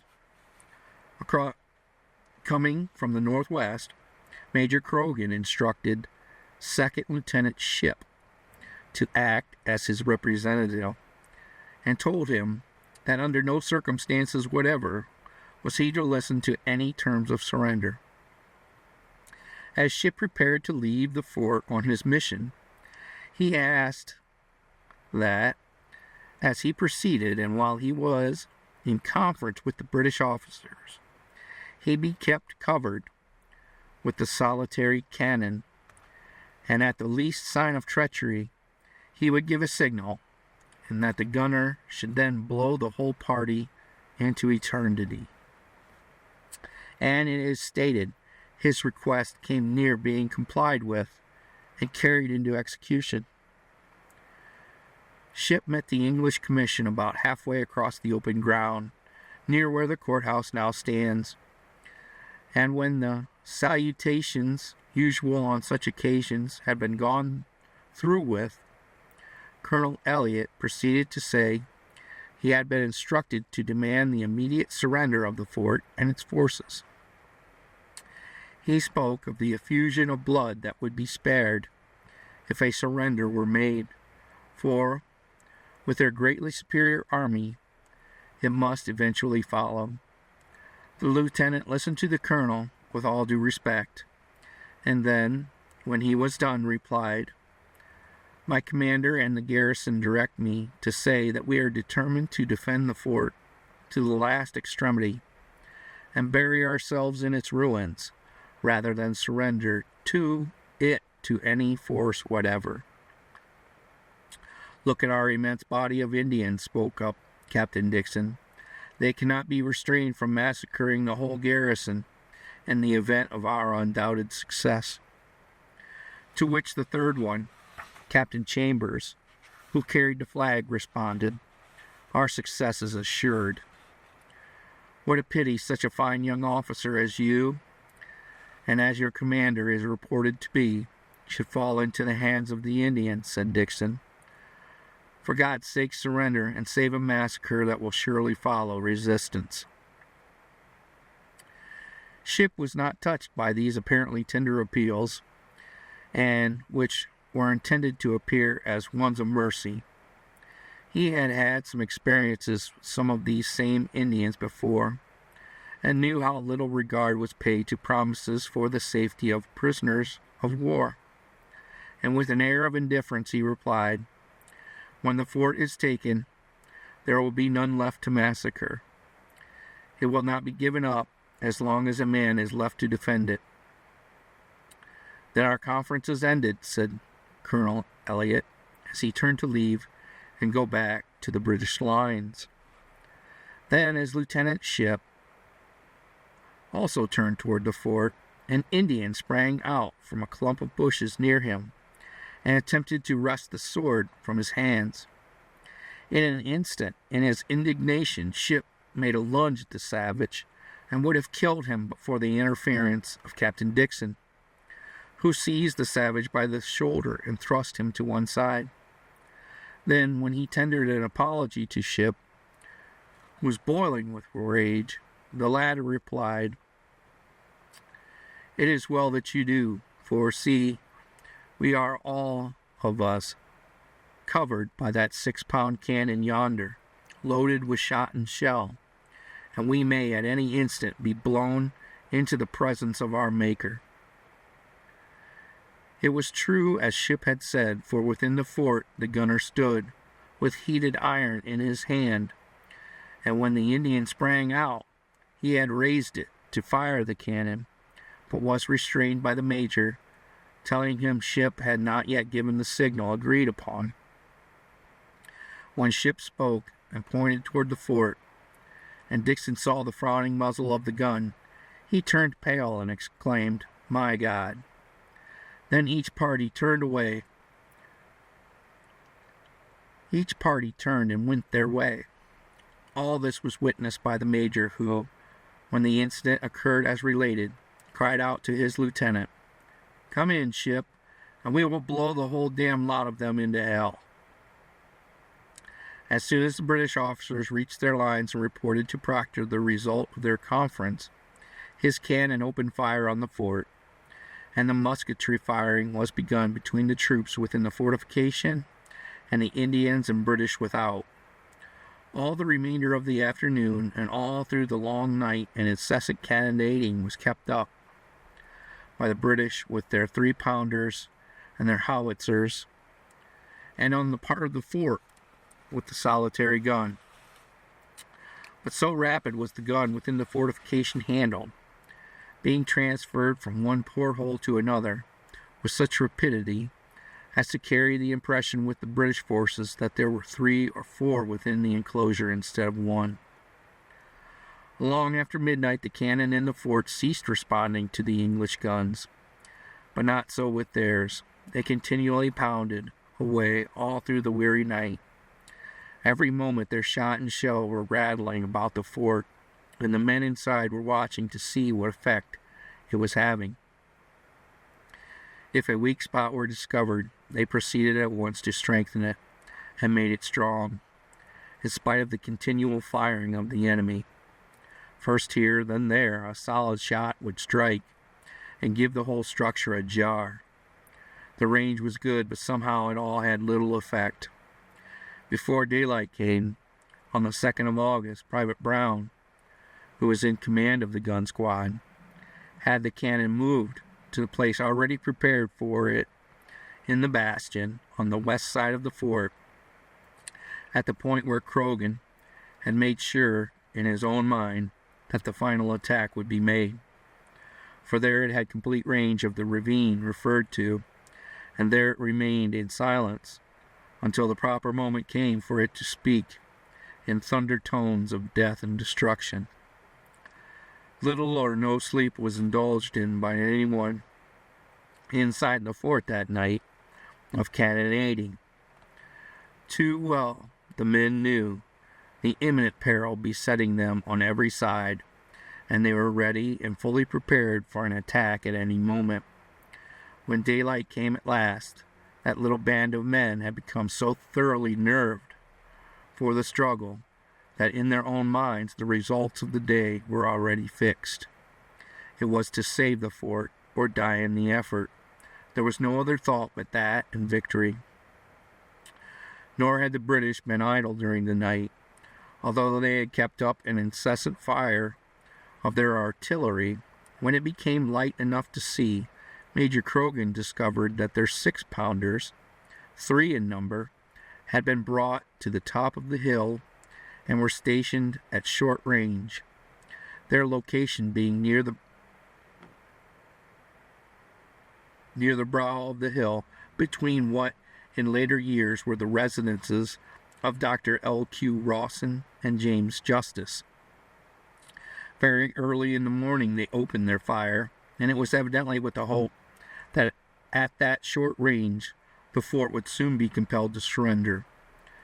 But when Proctor awoke that morning, he too was undoubtedly surprised at the small amount of damage his cannonading had accomplished during the hours of the night, for as far as could be seen, not a splinter had been disturbed. All forenoon on the 2nd, the firing was kept up from the British cannon and howitzers, but the fort made no response. Its cannon was silent. Whether it was disabled or what, the enemy had no way of ascertaining. In the commencement, the rapidity of its firing had led to the belief that there were 3 or 4, and now there was no reply whatever. The English officers could not understand it. The Indians too were becoming restless and impatient for scalps, for so far they had accomplished nothing. Never did one of them show his head or his body outside of cover, but the rifle shots of the Kentucky boys would seek him out, and their bullets find a lodgment in him somewhere. It was growing tiresome to them, as well as to the British commander, who could not see that he was making any headway. With this steady cannonading on their part, all of which had done no damage to the fortifications whatever, and with the continual sharpshooting from within the fort, the long day was fast being consumed, was slowly drawing to a close, and nothing, apparently, had been achieved. Their soldiers and the Indians dare not show themselves. If they did, the long-range rifles from the fort were sure to reach them, and they were carried to the rear, wounded or killed. While on the other hand, the British began to feel that they had injured no one. It was discouraging work, and Proctor was realizing from the restless spirit of his men that they would not stand another all-night siege, that other methods must be put in operation. Besides, he feared that at any moment the fort might receive reinforcements from one direction or the other, and they were likely to come, he thought, in such numbers as to put his army to flight, if not annihilate it. About the fort there was no apparent uneasiness. The riflemen were constantly at work, picking off whomsoever showed himself. They were keeping up a steady volley, almost, and it must be Proctor began to think they are awaiting the arrival of help, when a grand cannonading would be opened, and troops would pour in on him from every side.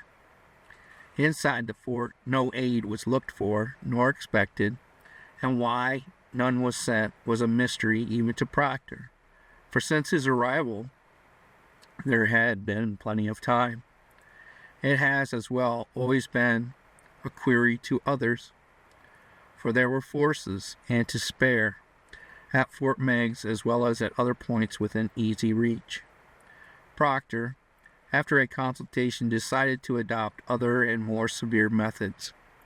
About 4 o'clock in the afternoon, his artillery firing was all concentrated on the northwest angle of the fort, just as Major Croghan had suspected it finally would be, as reports that had been given to the English officers made that appear as the weaker part of the whole structure. For days the major's efforts had been to strengthen it, and now, when the crucial hour had come, he was pleased to see it withstanding the great onslaught in a most noble manner. But he kept the men steadily at work, still further adding to its endurance. All through the day, rifle shots had been reaching the interior of the fort, evidently coming from some elevated position, but where no one had been able to make out. The shots had done no harm as yet, but they were annoying, and 1 or 2 of the men were set to discover, if possible, where they came from, Beaumont among the number. When the Frenchman entered the fort, he had brought with him a long and peculiarly constructed rifle, one that several of the soldiers had examined with closest scrutiny, as they had never before seen one of its like. With his gun in his hands, he had settled down in a corner, out of the way, to solve the mystery of the stray shots. Finally, his keen eye detected, or he thought it did, a slight puff of smoke away up in the very top of an immense elm tree standing just beyond the brow of the hill, almost directly north of the fort.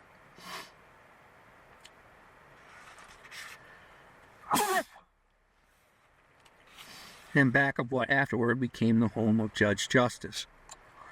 He leveled his long rifle and delayed so long that those who were watching his movements thought perhaps he had fallen asleep. After his aim had become settled and deliberate, he fired. Several, including the major, who for the moment stood watching for the effect of the shot, were surprised in an instant to see a form tumbling from the top of the tree toward the ground and disappear behind the brow of the hill. The distance from the fort was so great as to make the act appear incredible, but as the stray shot ceased, it was evident the right man had been hit. For many years after, the tree stood as a landmark, pointed out to the stranger, and the story of the wonderful shot retold. Just then, when the successful shot of the Frenchman was being discussed by the men within the fort, a soldier who was keeping a lookout from the southwest corner of the fortifications cried out, "By all holy powers of heaven and earth, see that courier riding this way. What can it mean? Oh, how he does ride!" Yes, and there's an Indian by his side, said another, who had sprung up beside the first speaker. In the name of heaven, what does it mean? They can never reach the fort. Watch the fire they are under. Yes, they will, sang out another. They are halfway across the open. See that animal run. And the Indian, is he tied to the saddle? One is a white man. See how he rides now, with his head up. Hurrah! Cried a dozen voices. Great God, it is Lieutenant Beveridge, said Major Croghan. Prepare to open the gate and let them in. I wonder what can bring him here at such a time as this. A squad of soldiers rushed to the gate, prepared to throw it open, while others watched the mad race for life. As they come up, the gates are thrown wide apart, and as the foaming steed strikes the embankment of earth, it goes down, dead, with its rider, while the Indian, who until now has clung to the saddle, stumbles, falls, and in his headlong rush, goes over into the ditch. Under a galling fire from the savages who are still keeping the men in range, two soldiers rush out and, grasping the lieutenant by the arm, drag him into the fort, and the gates close again. While the surgeon is attending to Beveridge, the Indian is taken in through a secret passage to the other ditch, and he too is cared for. Within an hour, Lieutenant Beveridge is up and on his feet and declares himself ready for service. He has learned from Beaumont that Barbara is safe and his injuries are forgotten. The surgeon insists he must keep quiet for a time. His examination of the lieutenant has shown that not only has he a broken rib, but that his body is covered with bruises so completely that it is impossible to say where his flesh is the worst. His treatment at the hands of the Indians, when they had searched him and relieved him of the medallion, would have killed a less robust man. Yet in his excitement and zeal, he felt in his own mind fitted to go on and assume the duties of a soldier. It was only by the strongest persuasion and insistence that he could be kept in a quiet condition. But at last his overwrought nerves gave out, and with the aid of opiates, he finally fell into a sleep, from which he was not aroused until late the next morning. Then he was much revived, and late in the forenoon in a condition where he could call on the major and pay his addresses to him. And now, at the moment when all their fierce cannonading was being directed at the northwest corner, and when they seemed determined on making a breach in the defenses, a detachment of grenadiers, numbering about 200, was seen marching from below the hill on the north side, around the west of the fort, passing the mission house and coming back toward the defense on the south side, making an almost complete detour. At the same time this movement was being made, and when the body of men had reached the extreme southern limit, another detachment of the same number was discovered advancing in two columns from the north, directly toward the fort, coming up under cover of the smoke of the cannon that at times completely enveloped them. While these movements were being carried into effect, the cannonading from the British guns was most terrific. Still the fort remained silent, save for the now continuous rifle shots, and these were most galling in their effect on the advancing column. As it would come up out of the smoke, the Kentucky riflemen would pour whole volleys into its ranks. For a time, the men faltered, as if to fall back. Then the order to advance was given. When the first column, that was coming from the north, was within about 300 feet of the outer works, at the command of Lieutenant Colonel Short, it entered the deep gully leading up through the hill, evidently to get under the cover of its banks, and if possible thereby escape the deadly shots of the riflemen from within the stockade. For a time they were out of range of the rifles, but steadily marching toward a worse and more destructive fire. While these columns were advancing from the two directions, every cannon and mortar was doing its worst in an effort to reduce the fort to a wreck and open a place through which the advancing force from the north might possibly enter. Yet within, all was silent, save for the shots of the riflemen. There was no response from the cannon. It was ominous and aggravating to the enemy.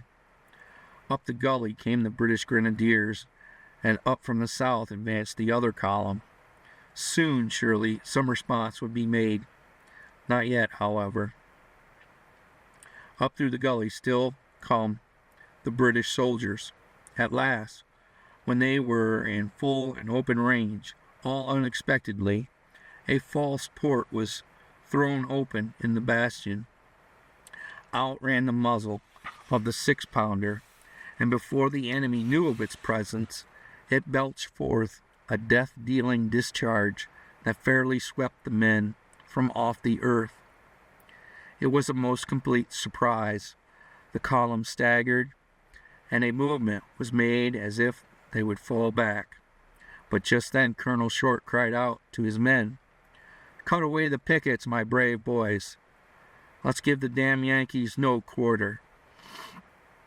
The men were at close range now, and it was then the cannon gave forth again its missiles of death and destruction, and the English officer at the head of the column fell in the midst of his men, mortally wounded as he uttered the words of command and breathed his execrations on the Yankees. The ditch was filled with the dead and dying. Then the second column came up within range of the cannon. The men advanced as if drawn along by some strange vortex, some unseen power. As they came rushing up out of the depression, it was to meet face to face with death. For then the porthole flew open, and again came another discharge of the cannon, almost in their very breasts. The slaughter was sickening. It was terrible. The men faltered. Their commander was dead. There was not left a man to lead them. They hesitated. The porthole is closed again. Another discharge is feared. They at last turn and flee down the gully. They cannot stand another slaughter like that, and they seek safety in flight. Then, on the instant of the last fire, the cannon was rushed from its place in the bastion across the enclosure and opened its discharge of death upon the advancing column now coming from the south. The enemy is at close range, and under this enfilading fire of the cannon, great holes are torn in their ranks. Before they are able to realize it or reform their broken ranks, another discharge meets them, and then, under a most seething fire from the soldiers inside, who are now playing havoc with their rifles, this column turns and seeks shelter in the woods, from out which they had been so recently advanced. It is now about 6 o'clock, and as the sun begins to sink down into the west, from which direction relief had been looked for all day, the conflict ends. That small body of men, 165 in number, with one 6-pound cannon, had for 36 hours withstood the siege of 2,000 Indians and 400 British regulars, with 6 cannons and howitzers, and had at last driven them off the field. The rapid handling of the single gun within the fort had done most effective work. It had impressed the enemy with its triplicate appearance, and had made them believe the interior of the fortification was bristling with 6-pounders. It was a most disorderly retreat that followed. Those killed or wounded were left in the ditch and about the field to the south, while those who were able crawled back to their lines as best they could. And the Indians, well, as soon as the destructive warfare began, They betook themselves to the friendly shelter of the distant timber. Among the dead and dying, left in a ditch to the north of the fort, were Colonel Short, Lieutenant Gordon, and Lassa Sigi, one of the commanders of the Indian forces. Captain Muir and Lieutenant McIntyre had been wounded, but made their escape. No less than 25 privates were killed and 26 wounded. All had been left where they fell, while many others, slightly injured, had managed to escape back to their lines. All these, besides what had been killed and wounded among those coming up from the south, had left on the field in the flight. When Colonel Short had fallen, mortally wounded, he raised a white handkerchief on the point of his sword and begged for that mercy he had but the instant before sworn he would refuse to the damn Yankees. The whole loss to the brave men within the fort was 1 killed and 7 slightly wounded.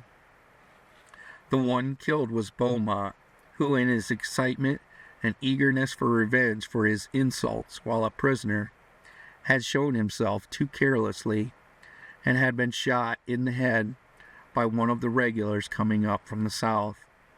The entire loss to the enemy, as best it could be ascertained in killed, wounded, and prisoners, was 120. And now the struggle was over. Could it be possible, the men of the fort asked themselves, had they really accomplished such a victory? Was it true that the enemy had withdrawn and they had given up the conflict? And then great shouts went up from the men within the fortifications, shouts that made the very air quiver with their echoes. During the night, while it was raining, while great peals of thunder shook the earth, and streaks of lightning lit up the murky darkness, while the men within the fort were passing out through a tunnel under the defenses and were taking in the dead and wounded of their enemy, Proctor's soldiers were going about the field outside with lanterns, picking up those that had been left behind in their precipitate retreat. About 3 o'clock on the morning of the 3rd of August, crestfallen and humiliated as they had never been before, the entire force, save a few straggling bands of Indians, dropped down the river, leaving behind one of their vessels that in some way had been disabled, and that was loaded with clothing and military stores. What induced the hurried departure was never known. Possibly the arrival of Beveridge and the Indian. If it were in fear of reinforcements approaching, then Proctor was deceived, for none came. None had ever been started. He had gone, and that in haste, and the men within the fort were satisfied. And as he took his course down the stream, huzzah after huzzah reached his ears, to add, if possible, to his chagrin. The dead and wounded left behind were properly cared for. The dead were buried, and the wounded, not too badly injured, nursed back to life. From some of these it was learned that if the fort had been reduced and a surrender made, the Indians would have been permitted to work out a most terrible revenge on those that should have been left. Possibly not a man, woman, or child would have remained, or have been saved from their bloody hands. Probably not even the mission house would have escaped destruction, for once the massacre had inaugurated, there would have been no staying hand. Unless, and this was told by the Reverend Father long after the siege of the fort was over, and when he was taking his departure to renew his work in other fields, unless the occupants therein had been spirited away through a passage that none knew of but himself, and that could not have been found until after the destruction of the building, and possibly not even then, as the debris would have concealed it from view. It was owing to this secret passage and the understanding Father Jacques had with the young braves of the neutral nations, the warriors of Lone Arrow's people, that he so willingly gave shelter to the people and was so confident of their safety. standing near the brow of the hill south of the fort. As the mission house did, it had afforded a splendid opportunity at some time in its existence for the construction of a secret passageway beneath the floors, leading down the hill and coming out in the midst of a cluster of hazel bushes, so thick in their growth as to discourage a rabbit in making a passage through them. And there, through all the long siege, had lain hidden from view, even Low Nero knowing nothing of the affair, and half a dozen braves ready to serve a purpose, should it become necessary. This action on the part of the Indians was known only to the priest at the time. Fortunately, the services they had offered to perform were not required of them, and after the British had left the valley, the people returned to their homes in safety. Had the massacre ever begun, it is more probable that the Indians residing on the opposite side of the river would have raised up and entered a protest in behalf of the people, and a desperate struggle would have ensued between them and the tribes under Proctor. From the beginning of the advance of the British regulars on the fort and until their retreat, the conflict had not lasted more than an hour and a half. The siege, however, had been of 36 hours' duration. Then came the victory for as gallant a commander and as brave a lot of men as ever attempted to uphold the banner of American freedom. And at what cost to the enemy, and at so slight a loss to the Americans. Proctor returned to Canada at once, never again to attempt an invasion of the Sandusky Valley. So far as the war was concerned, the settlers of that region thereafter lived in peace and quiet. For his valor and his undaunted courage, Major Croghan was highly commended by his commander, and although it was slow, in later years Congress voted him a gold medal in commemoration of his noble conduct on that eventful day, and at last commissioned him a general in the regular army. The ladies of Chillicothe, less slow than Congress to recognize his important service to the country, gave him a most elegant sword, highly ornamented with pearls and precious stones, and in the face of all the rancor of jealous brother officers, proclaimed him the crowning hero of the war that year, while his name is yet spoken throughout the valley as the savior of the homes of the settlers of the old Lower Sandusky.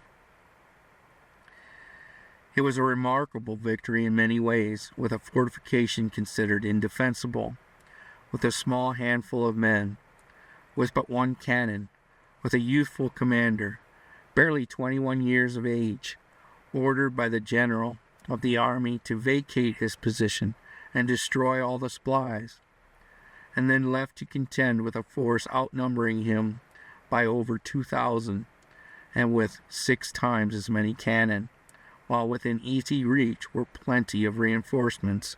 There's little wonder that it was considered a phenomenal victory.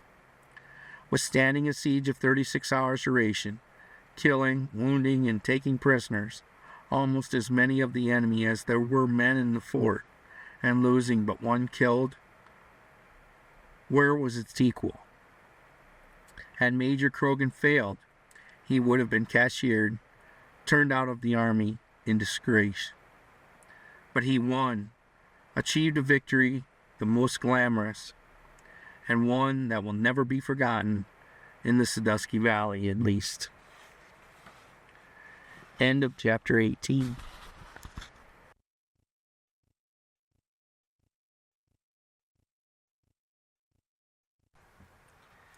Chapter 19 of Barbara from the Falls of the Sandusky. To weary hearts, to mourning homes, God's meekest angel gently comes. No power have they to banish pain, or give us back our loss to gain. Whittier. Just as soon as Lieutenant Beveridge was permitted to don his clothes, the next morning after the struggle, Even then, against the most earnest protests of the surgeon, he repaired at once to Major Croghan's headquarters to offer his excuses for his not being able to reach the fort sooner, and to explain why. The dispatches he started with he still possessed, but now that the struggle was over, they were of no importance. The Major himself was in a most excellent humor. He praised the men, spoke most feelingly of their heroic determination to resist the enemy, and every way gave them all the credit for the victory they had so stubbornly contended for and won. Not a word for himself. But for these brave men, but for their determination to win or to go down in a defeat as grand as the victory they have won, the fort would have fallen into the hands of the enemy. Beveridge, a nobler set of men, never surrounded an American officer. He learned from the Major that none of the settlers had been disturbed, as they were either in the fort or in the mission house during the siege. He was told, too, that the only man that had been killed in the conflict was Beaumont, and the intelligence went through him like a shock. He now realized, he said to himself, why he was so conscious that he must return to the valley without delay. He was informed that the body of the traitor had already been taken to the home, and now, while he was greatly relieved to know that Barbara was safe from all personal harm, he felt that his place was at her side.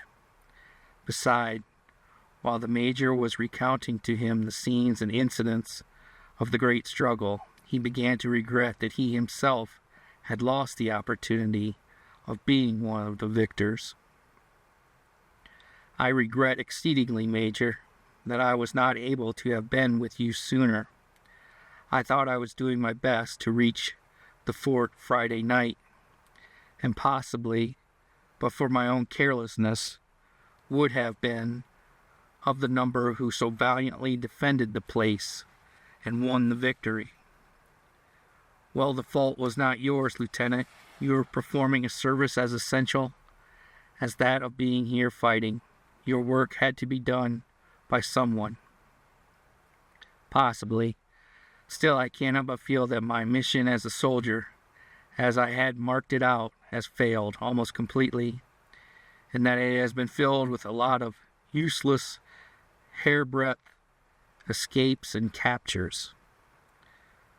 "What a varied experience you have had, surely," said the Major, after Beveridge had related to him the incidents of his capture by the Indians on Saturday morning and of his release by Lone Arrow. "First, you are saved from almost certain death at the hands of the Indians, or by drowning, by a most interesting young woman. And now again, when you fall into the hands of the Redskins the second time, you are rescued by one of their own number. And then your last ride. What more of excitement would you ask to make your mission as a soldier complete?" "Well, if you call such incidents as these successes, then I have not considered correctly the true life of a soldier, that is all." "All that any soldier can do, Lieutenant, is to perform his duty as it comes to him, and then abide the results, let them be whatever they may. One finds this line marked out or fitted for him, while another drops into some other channel. They must all be filled, each place. You sought out the duties of the scout. It brought its excitements and dangers, while it was a necessity. Someone had to do it. You were the man. And while you have not been killed or buried in a soldier's grave, for the life of me, I cannot see what else you can ask." "Perhaps I should be satisfied, but I am not," replied the lieutenant, in a meditative mood. "I shall have to be, probably."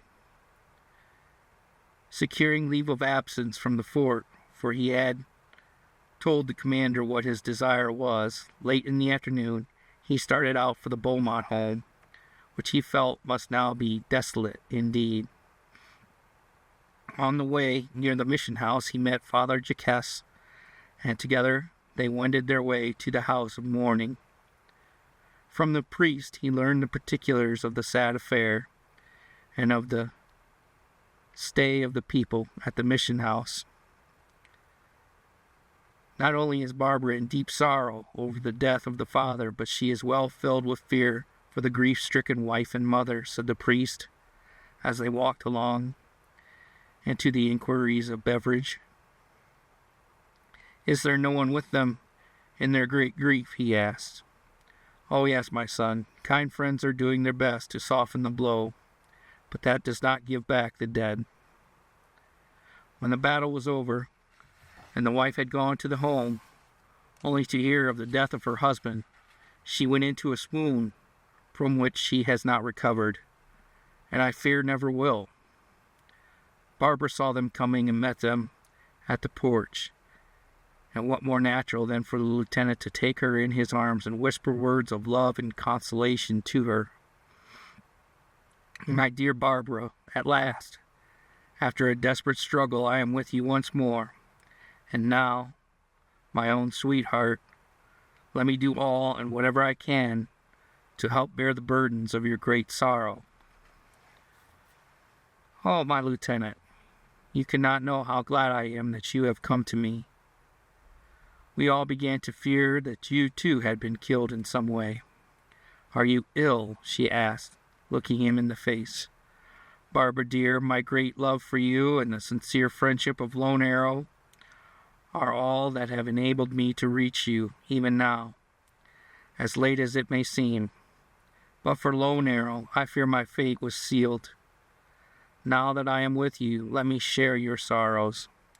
Let me comfort you as much as may be in my power.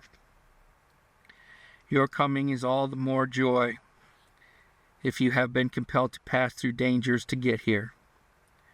Greater grief has never come to us here in the valley. He was but my foster father, yet a nobler man I have never known. He fell doing what is considered his duty in a noble cause. Again she asked, Are you well, Lieutenant?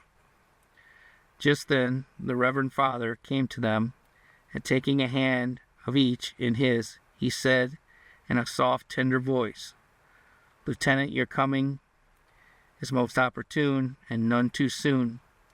Barbara will need all the comforting we can give her.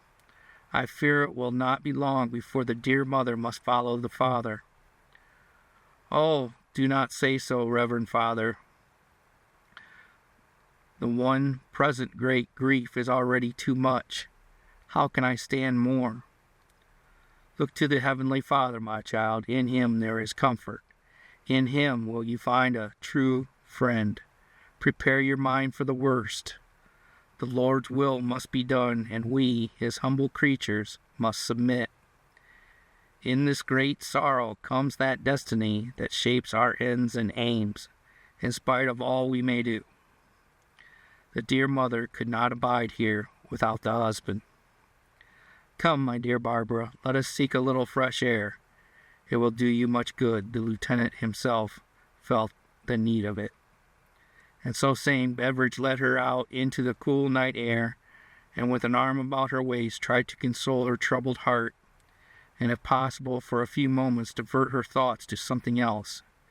He related to her the circumstances of his efforts to reach the valley late Friday night, of his losing his way or his mind, he could not for certain say which, and of his capture. In a most graphic manner he told of his rescue by Lone Arrow, omitting altogether, at that time, the details of their bloody work. While he believed it all to have been justifiable on their parts, indeed unavoidable, if they were to save their own lives and her medal, still, he had a sort of delicacy in telling her now of the affair. Not a word did he say of his own afflictions, but his praise of Lone Arrow and of his determined efforts in his behalf were so full of glowing thanks that Barbara in her gratitude exclaimed, Indeed, am I well repaid now for all the little kindnesses I may in the past have shown him and his people, all of them little things, but now I know they were not forgotten. kind friends and Father Jacques, the only medical advisor in the valley, did all in their power to save the life of the broken-hearted wife. But as the first beams of the morning sun came up over the blue banks to lighten the valley for another day, the tired spirit took its flight to join that of her life companion. Mass and a requiem for their souls were said. Their bodies were followed to the brow of the hill, where it juts out abruptly into the valley, and there the remains were consigned to the earth to await the coming of that last glorious morning, when all shall be called before the great white throne to account for and receive credit with the deeds done on earth. On the same hill, beneath the shade of the same tree, a great spreading oak, where the Beaumonts were buried, years before had been laid the body of the Indian woman who had brought Barbara to their home. And there, in the silence and peace of the valley, with all the mysteries of their lives, they were left forever. Thus far, Beveridge had been able to conceal from Barbara his own physical condition. Several times after his arrival, she made inquiries of him, and on each occasion he had been able to evade a reply. He was yet under the care of the surgeon, in fact, was reported on the sick list and unfit for duty. But he said to himself, "Barbara has enough to worry her mind, and I shall not add my afflictions to them." His naturally strong constitution was standing him well in hand, while his heretofore correct methods of living were enabling him to rapidly overcome his injuries. Yet for all this, the surgeon had told him he must cut short his army career and repair to his home before he would ever fully recover. And for this reason it was that he was able to spend so much of his time with Barbara. One morning, several days after the events that have been related had transpired, when the lieutenant was talking with Barbara concerning the fort and its affairs, he mentioned the fact that a young sergeant had come over from Fort Meigs the evening before with a squad of troopers who, from his conversation, must be familiar with the people in the valley. He did not know his name, but from the description he gave of him, and from what he reported him to have said, Barbara at last replied, "Why, Lieutenant, that must be Sergeant Bates, who was here the greater part of last winter, and if it is, then he is the one particular friend of Janice. If it should prove to be him, then she will be the happiest mortal on earth. When did you say he came?"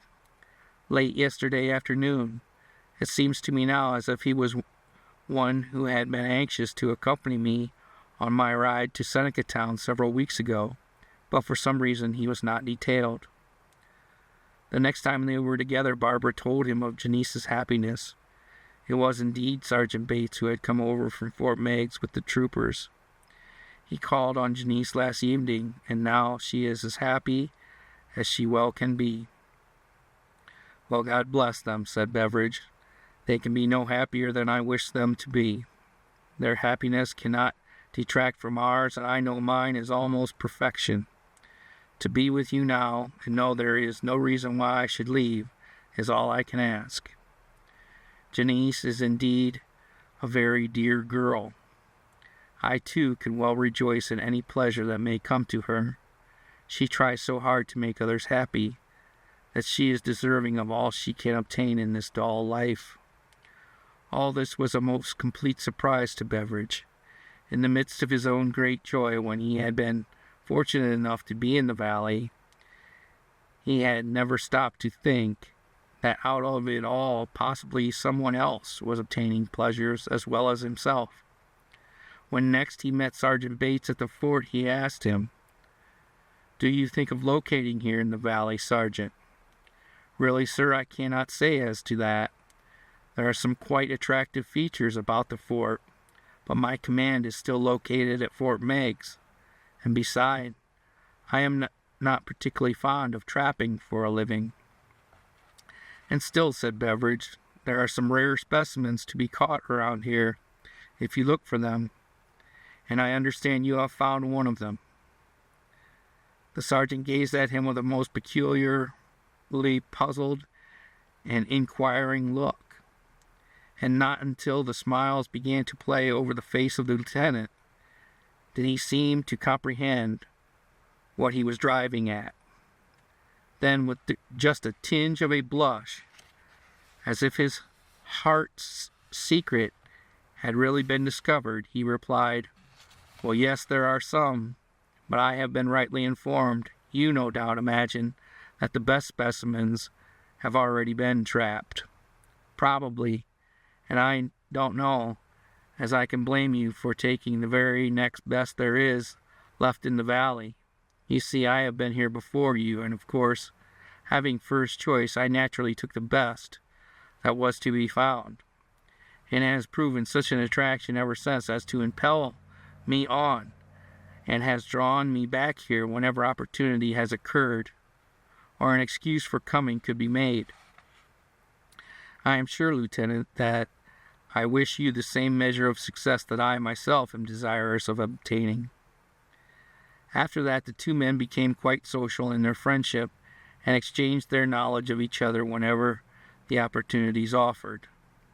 The sergeant told the lieutenant of his home and people in Virginia, and why he had been so anxious to accompany the troopers over into the Sandusky Valley.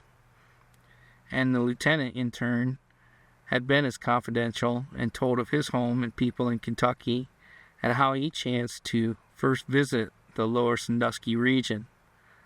The result of it was that before they had known each other 24 hours, the lieutenant had promised that he would interest himself in the sergeant's behalf and persuade the major to ask for the transfer of Bates to the troops at the fort.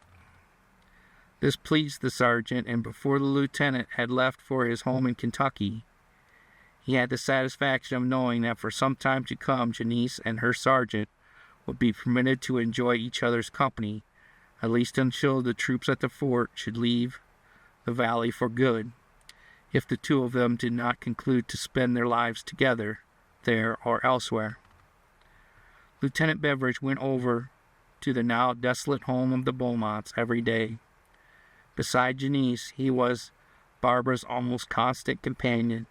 He stopped at the mission house one afternoon, when on his way for one of these visits, and feeling that the priest was the only remaining friend of the family to whom he could talk in confidence, he told him of his great love for Barbara. He expressed to him his earnest desire to make her his wife, now and at once, the more especially now, as there were none left to protect her. He related to the priest the history of his people in Kentucky, and of his ability to provide for a wife and give her a happy and comfortable home. To all of it the Reverend Father listened with much attention, and when he was done, said, "Lieutenant, you will pardon me, but of your family I already know much, as well as of yourself. Your attachment for Barbara I have been aware of for some time. That, in my mind, was almost inevitable from the day you were taken to her home.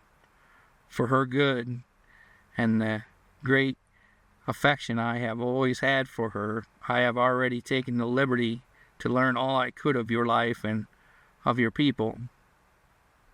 In all I am much pleased. You have succeeded, my son, I believe, in winning the love of a most noble woman, one I know to be worthy of you, and I trust that you may prove worthy of her.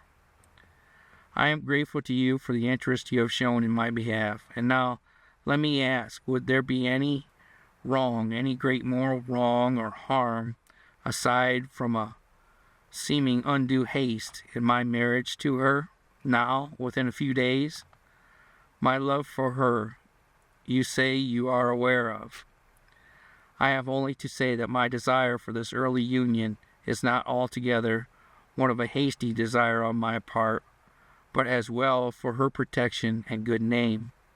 Her loneliness, without a single relative to turn to, and my earnest desire to always be near her, means much, and cannot be, unless as her husband, without bringing some reproach upon her good name, and of that I am most jealous.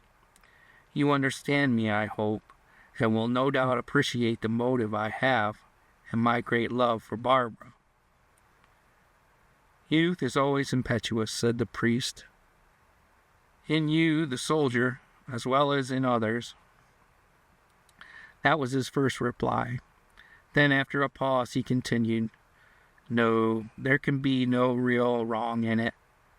To some it might appear as in undue haste, so soon after her great bereavement.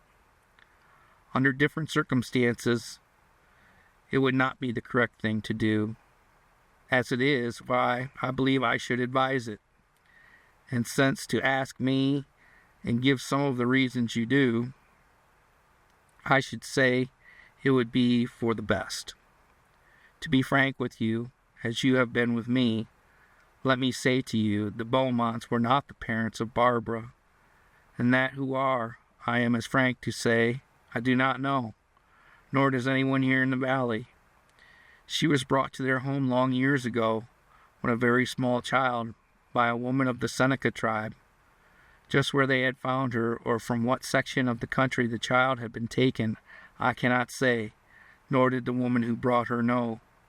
The death of the squaw, which, while at the Beaumont home, and the closed-mouthed nature of the Indians, left us no clue to go by, and Barbara has been known all her life as the daughter of the Beaumonts. She had been stolen or captured by Indians somewhere, but not by the Senecas, according to their story. She comes, without a doubt in my mind, from noble people. She is herself a grand, ambitious woman, and had she been reared in her proper sphere in life, would have made a mark in the circle of her acquaintance. Her love for her foster parents was deep and strong. They were all she ever knew, and they in turn lavished on her all the affection of their natures. Lieutenant Beveridge hung on to every word the priest uttered, drinking them in with all their purpose and meaning, and with an earnestness that led the man to really say more than he had set out to, and to speak of a subject he had never mentioned to anyone save the Beaumonts. "Can you tell me anything more concerning her strange history?" asked Beveridge, when the priest had ceased to speak further. "No, that is all I know, and besides yourself and Barbara, I am the only one living that knows that much.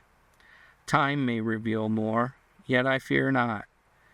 You have her talisman. Can you read it? Can you penetrate its mysteries, its meaning? If so, then you have something to go by, and it may tell you more than any living soul can." Then, after a pause, he continued, "No, I cannot tell more. If I could, I would, for her sake and for her satisfaction, not for yours nor anyone's else." And so, in a maze of mysteries stranger than ever, the lieutenant soon after left the priest and wended his way toward the Beaumont home to meet Barbara. She was growing more cheerful as the days passed by, since the time of her double bereavement, and when they were once more seated on the banks of the river, beneath the shade of the great grapevine, he once more broached the subject always uppermost in his mind. "Barbara, dear," he began, "it was here I gave you the love ring of my mother. It was here you gave into my care and keeping, the only token you had. It was here, too, after a lapse of almost a year, that we renewed our vows of love, and you promised at some future time to be my bride. Can you not now find it in your heart to give into my care and keeping your own precious self, as you have the love token? Say that I shall wait no longer, but that I may claim you as my wife. Oh, mon cher, my lieutenant, you do not know how sorely my very soul is being tried, between the love I have and the duty I owe. How can I answer and answer right? How can I be true to all? It is so hard. I do not know now what I should say. Full well do I know what I would desire to say, but then comes the other thought. Then say yes, Barbara. Say that you will become my wife, and thus give to me the right to care for you, to be with you now and always as your husband. Take my name, and then I can be with you at your side, and no harm can be said. You know I love you, and I am content to believe you love me in turn. Be my wife and go with me to my home in Kentucky, there to live a new life, there to forget your sorrows, and I hope be happy forever. Would it be right to those dear souls, to those who now rest in peace? I owe them much, for they cared for me when there was none to claim me, took me from a life that would have been worse than serfdom. They took me into their hearts and their home, and did more for me than in my wild nature I was deserving of, perhaps. Let me tell you all my life, Lieutenant, tell you how little I really know of myself, tell you all that I or anyone else can tell, and then it may all seem different to you. She would have gone on and no doubt have repeated what the priest had already told him, but Beveridge checked her with a fond and loving kiss full upon her tempting lips, and taking her in his strong embrace, said to her in deepest earnestness, "No, not now, my dear Barbara, some other time. Already do I know much of your sorrowful life. In the future, when you are my wife and we are away from these surroundings, and when you feel like again going over all this, as in memory it comes to you, then, my dearest, you may sit, as now, beneath the great magnolia trees on the old Beveridge homestead, and tell me the story of the life that neither you nor I nor anyone else can now penetrate. Not now, my sweetheart. I know all I care to. I know I love you, and that is enough for me. And for the rest, I ask no more, now and forever, only as you may wish to speak of it in the years to come. But of the others, about those who have done so much for me, if they were alive and would speak. Barbara dear, you can do them no good by leading a lonely life and living here in the valley alone. Your happiness was their first consideration when living. It was their first joy. Would it be less so now if they could speak? Besides, Father Jacques believes it should be so, that there would be no wrong in it to them nor to anyone. Have you then spoken to him on the subject? To whom else could I go now, Barbara? Is he not your true friend? Has he not always been? Surely to him should I go, knowing as I do, he would advise you to do no wrong. And he says under all the circumstances it should be, and he advises it. Our loves must now make the world appear brighter than it does at present. It can. Give me your full love and confidence. Be my true wife, and I will labor always to make you happy. Oh, my lieutenant, you have my love. No longer can I conceal it, nor shall I try. To love you is to me to live as in a heaven of joy. It is my only happiness, and has been since, oh, I know not when. And if the Father believes there is no wrong, then shall I be yours in very truth, as I have been in my heart and soul all these long weary months. To you now do I belong. Take me as your wife, and I shall be, oh, so happy. I have been yours in spirit since the long ago afternoon when you came down over the blue banks and said how to me, take me, and I am yours forever. God bless you, my own sweetheart, my Barbara. May I always prove worthy of your love and confidence. May I be able to make your life as happy as I now hope to. And if I can, I will brush away from your mind all the sorrows and all the doubts that now surround it.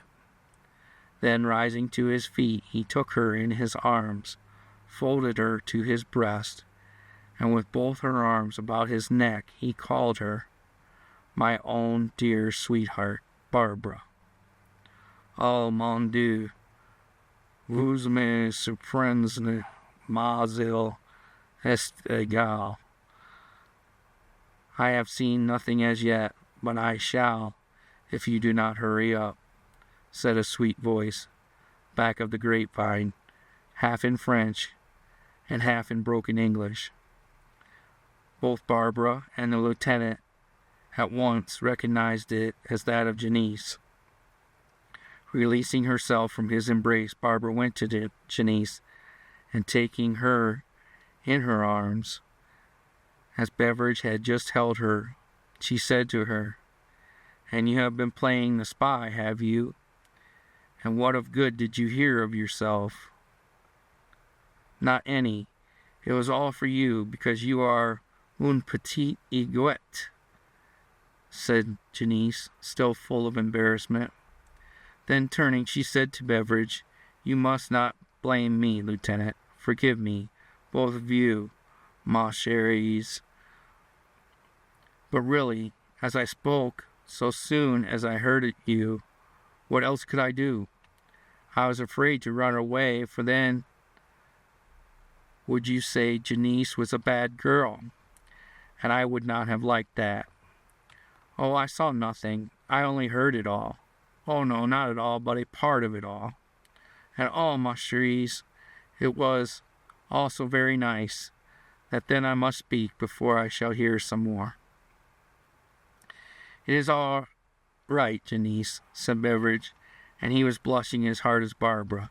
"If you saw, or if you did not, it makes no difference, for I believe Barbara would have told you anyway.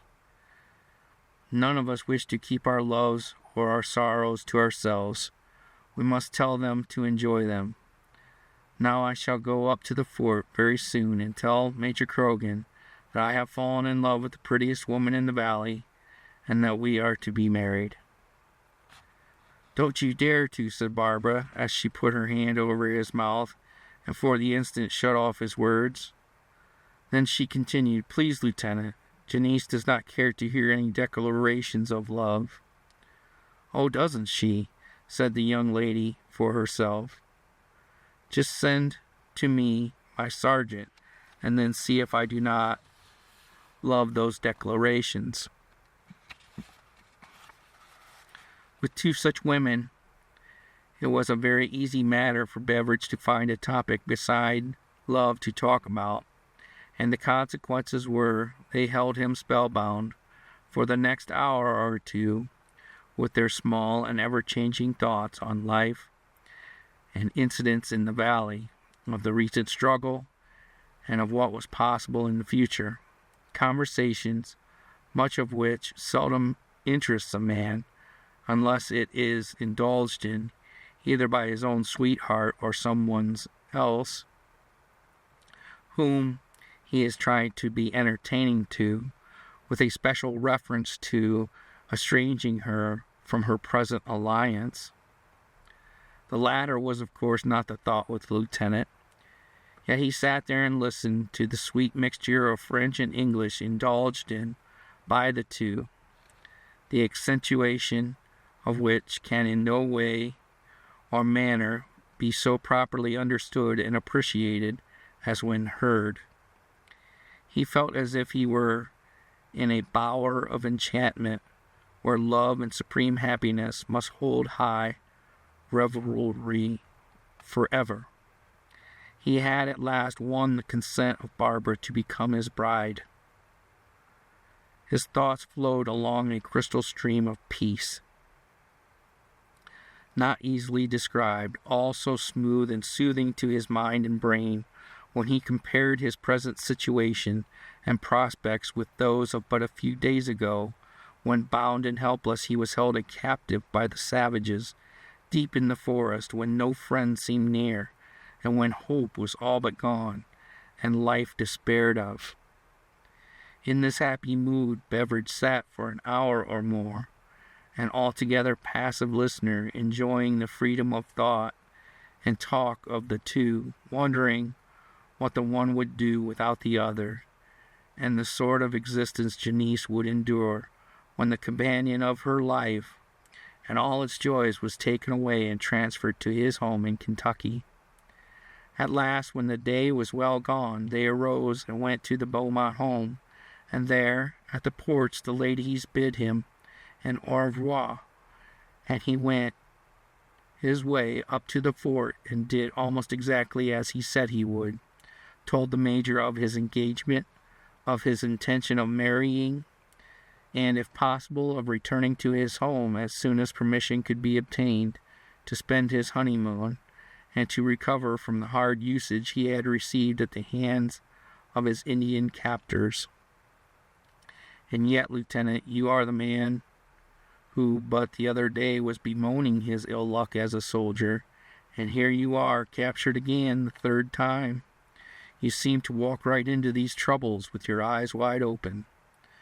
Well, well, you have my blessing as well as my commiseration, with a hope that I and all the boys may be honored with an invitation to the wedding, if it occurs anyways soon. Thank you, Major Croghan. I shall only ask now that since the prospects for fighting and of my being captured are about over, and as there is little possibility of my getting into further trouble just at present, I be permitted to carry all the happiness I have found here in the valley and transplant it in my home in Kentucky. Really, Lieutenant, you are asking a great deal. Who do you suppose will take your place in all this being captured? Certainly, I can assure you the men are few who will wish to take the chances in that sort of warfare. This jumping off precipices, being captured, and only by the strangest chances being rescued. Well, you see, another man might not have the good luck that has followed you. However, I think you need a rest. The last siege you had with the Indians appears to have completely upset you. If there is any way in which I may be able to aid you, call on me. I am at your command.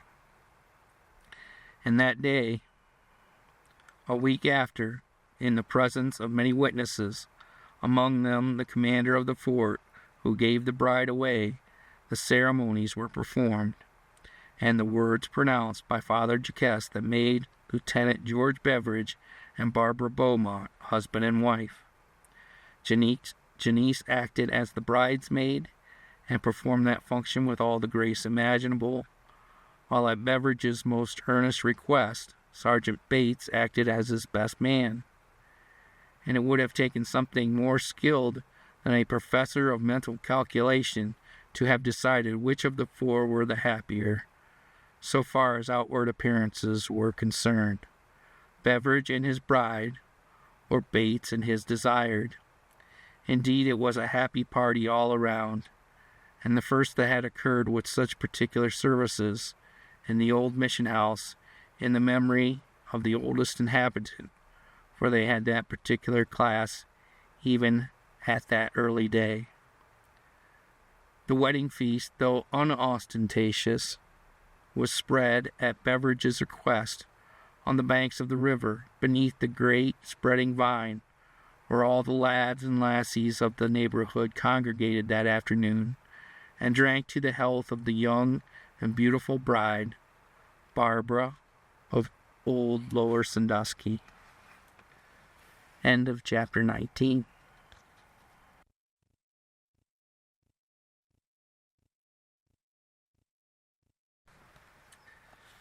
Chapter 20 of Barbara from the Falls of the Sandusky.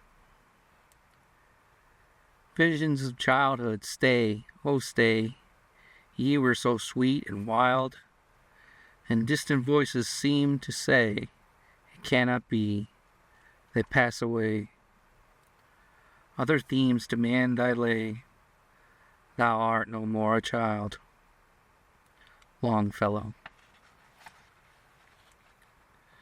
It was not a brilliant social affair, that wedding of Beveridge and Barbara, but it was a most joyous one, and with no entangling alliances on either side. It was one of pure love. Both were possessed of that supreme happiness that permits the ones enjoying it to float about, much after the fashion of the thistledown drifting hither and thither, with no thought or care when or where it may alight. So with the lieutenant and Barbara. They drifted here, and they wandered there, full of that happiness the children of God must have experienced ere the serpent had come to their temptation, and they were at last driven from the Garden of Eden. Their honeymoon was spent roving and rowing along the banks of the Sandusky River, a stream that all through their lives would fill their memories with recollections of some of the strangest incidents that ever transpired in the history of the valley, a stream along whose banks, for years untold, had been enacted some of the most marvelous of mysterious romances, the glamours and griefs of which still linger in the memories of those who are descendants of those early days. At last, after a time when they began to feel that the sterner realities of life were required of them, as well as the rest of mankind, they began to gather together all the many belongings of Barbara about the now quiet home of the Beaumonts, and to prepare them for shipment to Kentucky. It was with many sighs and frequent tears that these preparations were made, for desolate and forsaken, as it soon would seem, with its bare walls and rough floors, all shorn of their rude and rustic adornments, the old place must ever be filled with the echoings of many childhood memories of joys and anticipations, as well as sorrows and disappointments, recollections of a strange and lonely life, all crowded full with so much of mystery, all of it now in a measure to be left behind, all to remain here in the dear old valley home.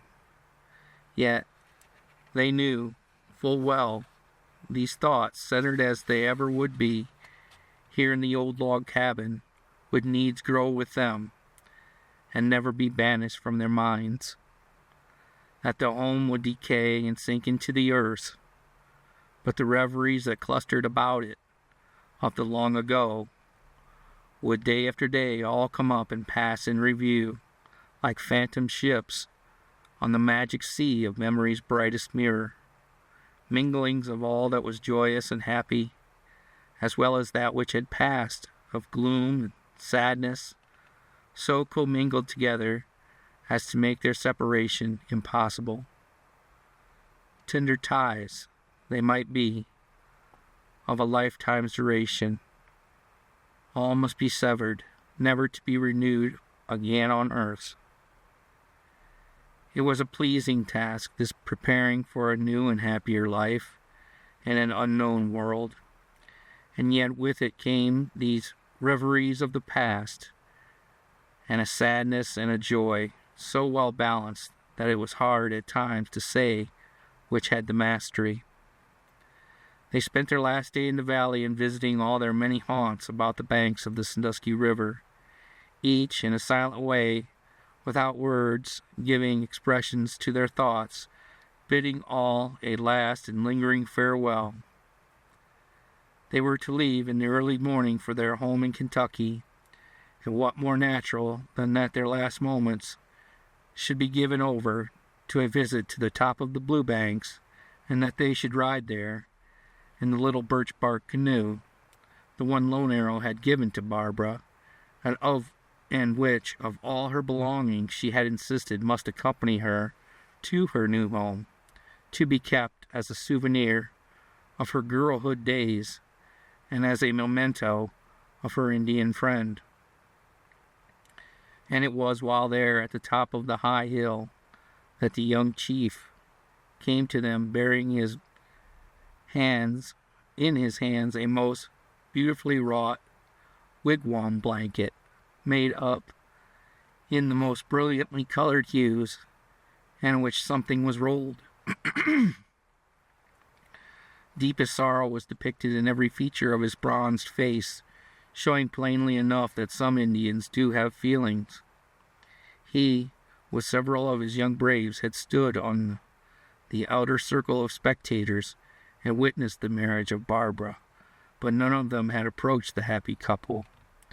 And now this was the first time he and the lieutenant had met since that memorable night out there in the woods along the main trail, or since their mad and furious ride to the fort. With an apparent effort, the Indian controlled himself in an attempt to gather in his mind words with which to express his thoughts, and then he said, "You going away now? Lone Arrow and all his people, they will miss the white flame. They will all be glad if she is happy in her new home, away off. Lone Arrow and all his braves, they want to be remembered, and these are their tokens of friendship. You take them. Good." So saying, he partly unrolled the blanket, taking from it a most beautifully ornamented pair of moccasins and a necklace made from the teeth of the black wolf, then so plentiful in the Northwest, and for which the senior chief of the neutral nations had been named.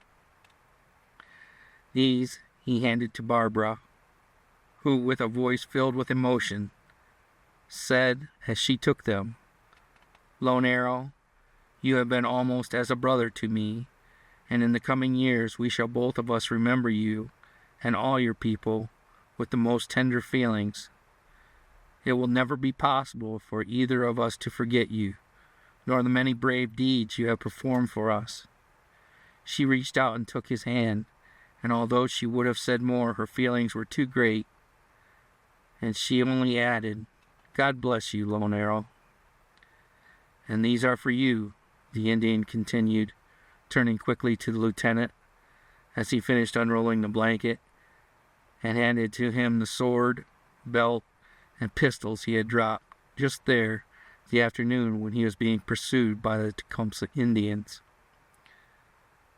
"Lone Arrow saved them for you.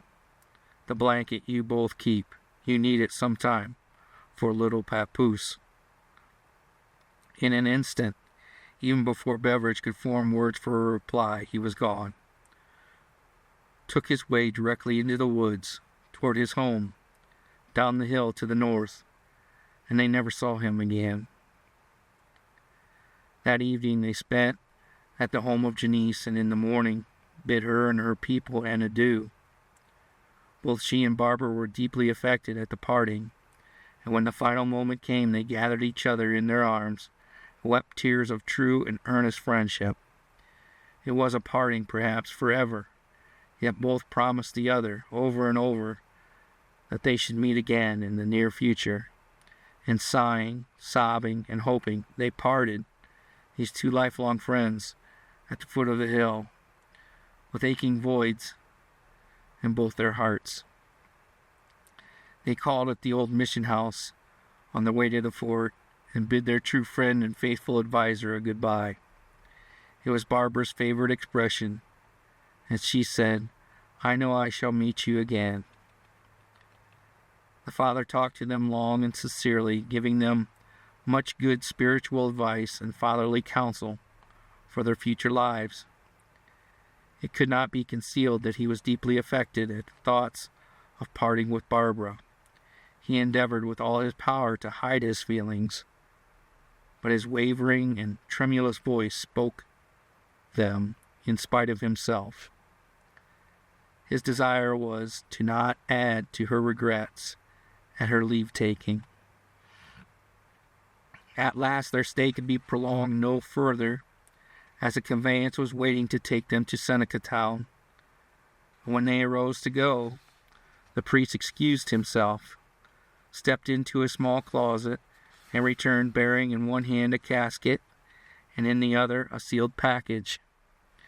Opening the first as he set it down on his rude table, he said to Barbara, "It had been arranged some time ago by your foster father that in the event of your marriage with the lieutenant, this casket and its contents were to be your wedding present, and it contains enough, in the shape of French francs and other valuables, to keep you comfortable through many a day." Then he continued, as he placed the sealed package in her hands, "When he had returned from Canada on his last trip, he brought this package and the casket and gave them to me with full instructions for their final disposal. When he brought you and the mother here for safety, that Friday night before the battle, he said, 'This package is first for the wife, and then, after her, for Barbara. In the event of anything happening to me, you are to deliver them as I have requested. The casket and its contents go to Barbara, and the sealed package of English pound notes to be the wife's, the latter, or what is left, to be Barbara's at the death of the wife.'" Somehow Beaumont was affected, as I never knew him to be before, continued the priest, for when I attempted to cheer him up and persuade him to still retain his valuables, he said, "No, Father Jacques, you do as I ask. If after the battle I am alive, I will call for them. If not, then I know, as my most sincere friend, you will do as you have been asked.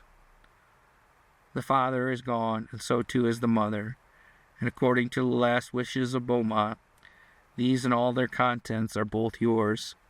And although the one comes through great grief, I feel glad the provision was made, and that through them both you will not have to go empty-handed to your new home. May it all do you as much good as I hope, is my earnest prayer."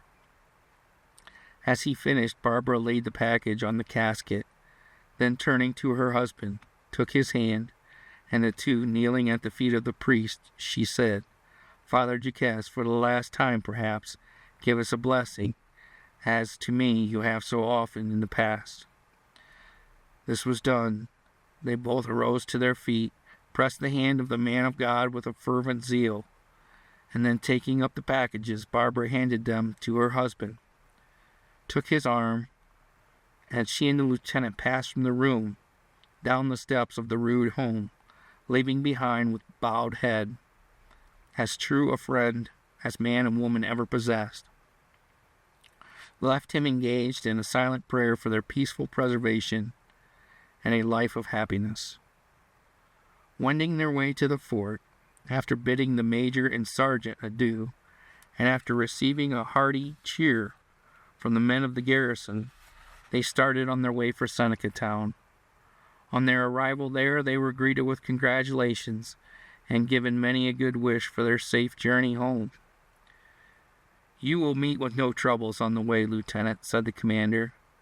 "There are no Indians in our rear, thanks to our noble scouts.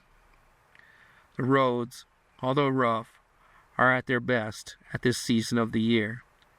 Any accommodations the army can afford you are at your service. All you have to do is ask for them." Before they left, Beveridge was informed that his resignation had been acted on by the general, whose only regret was that the lieutenant had been so badly used up in his last tussle with the Indians as to make the step necessary. From Seneca Town, in company with a detachment of troopers who went as a guard for a supply chain, Beveridge and his bride proceeded on down towards Cincinnati, and thence to Lexington. Both places were small, but they were large indeed compared to the environments of the little hamlet they had left behind on the banks of the Sandusky River. To Barbara, who was making her first visit to the outside world, they were marvelously wonderful. They reached Lexington in the afternoon, after several days of hard journey on the road. After waiting a few hours, a conveyance met them, and they started for the plantation, which was about 3 miles out in the country. The home of the Beveridges was one of the oldest in the state, settled on in the very earliest days of the colonists, when the houses were built in a style more for comfort than for any real architectural beauty. It was a large stone building standing back from the public road on a slight elevation of ground, and was reached by a broad gravel drive running up through a great gate beneath the boughs of immense magnolia trees, in whose branches the warbles of golden-winged orioles were heard day after day. All along the front of the house was one of those large, welcome southern porches, 2 stories high, the whole covered with a blooming vine. As they drove up and alighted, 2 portly covered men met them and assisted them to the porch. These servants were overflowing with their salutations to the lieutenant, grinning and bowing to the missus, and full of their expressions of pleasure at the young master's return. Everywhere from around every corner peeped ebony faces, set with great white eyes of wonderment. One of the servants went ahead, opened the door, and ushered the lieutenant and his bride into a large and spacious hall, and then threw open the door to the family room. With all this strange newness, Barbara was filled with amazement and clung close to her husband's side. As they stepped into the room, she saw, in the dim glow of some sort of a light, a group of people coming toward them. First she saw a most benevolent-faced, motherly woman, then a venerable gray-haired man, and beside them the pearl of the plantation, the little sister, one of those extreme southern beauties for which Kentucky has always been noted. Barbara felt the arms of the woman embracing her, saw the father grasping the hand and arm of her husband, and heard him say, "My son, God bless you. We have you safe at home once more, and for good, I hope." Then the mother, who had taken her almost bodily into her embrace, was saying, as she kissed her most affectionately, "My daughter, Barbara, my son's wife, welcome to our and your future home. May God bless you and make you always happy and contented." Then she was gathered up in the arms of the father and given a genuine southern hug, and from his embrace she escaped only to be received by the little sister, who was somewhat younger than herself, and in every feature the counterpart of the brother, with all the softening feminine effects, a most beautiful brunette. It was all too much for Barbara. She was becoming bewildered. She feared, as she was the day when the lieutenant had met her so unexpectedly beneath the grapevine. Turning to her husband as she was released from the embrace of the sister, she put her arms lovingly about his neck, and as he took her in his arms, she exclaimed, in the fullness of her great joy, "Ah, mon cher, combien je suis heureux, my lieutenant. You can never know how happy I am." And here we are compelled to leave them in all their loves and happinesses, in the midst of that great hospitality which people of the bluegrass region know so well how to dispense to the stranger who comes within the circle of their homes.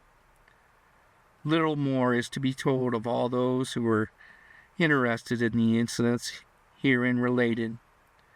In the spring of 1814, Barbara received a letter from her lifelong friend Janice, in which she gave the date when she and Sergeant Bates were to wed, and that on their way to their new home in Virginia, they would try to pay a visit to the Beveridge plantation.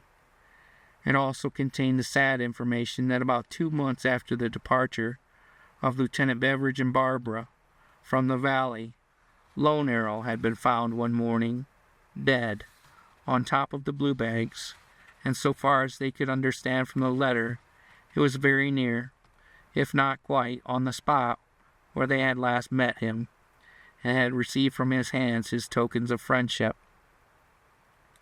The marriage of Janice and the sergeant was the last Father Jacques ever officiated at there in the valley. That of the lieutenant and Barbara had been the first to occur at the old mission house. Those who had come to the valley before had either come as husband and wife or had taken unto themselves Indian wives, after the custom of the tribes to which they chanced to belong. Those who remained behind in the valley and had any sort of social intercourse with the man said that after the death of the Beaumonts and the marriage and departure of Barbara and the lieutenant, Father Jacques seemed to act and feel as if there was nothing left for him to cling to. He was, they said, to be seen frequently of summer evenings, wandering near the old vacant Beaumont place and along the banks of the stream where he and his friends had spent so many happy hours together. But it was all too lonely for him, and when he could stand it no longer, he asked to be relieved of his charge, in the hopes that in newer and stranger fields he might recruit his drooping spirits and possibly regain his old-time vigor. If he did, was never known, as no word ever came back to the valley concerning him or his whereabouts. End of chapter 20.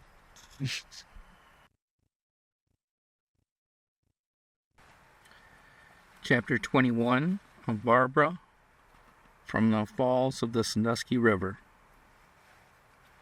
There are more strange things in heaven and earth, Horatio, than have been dreamed of in thy philosophy. Shakespeare.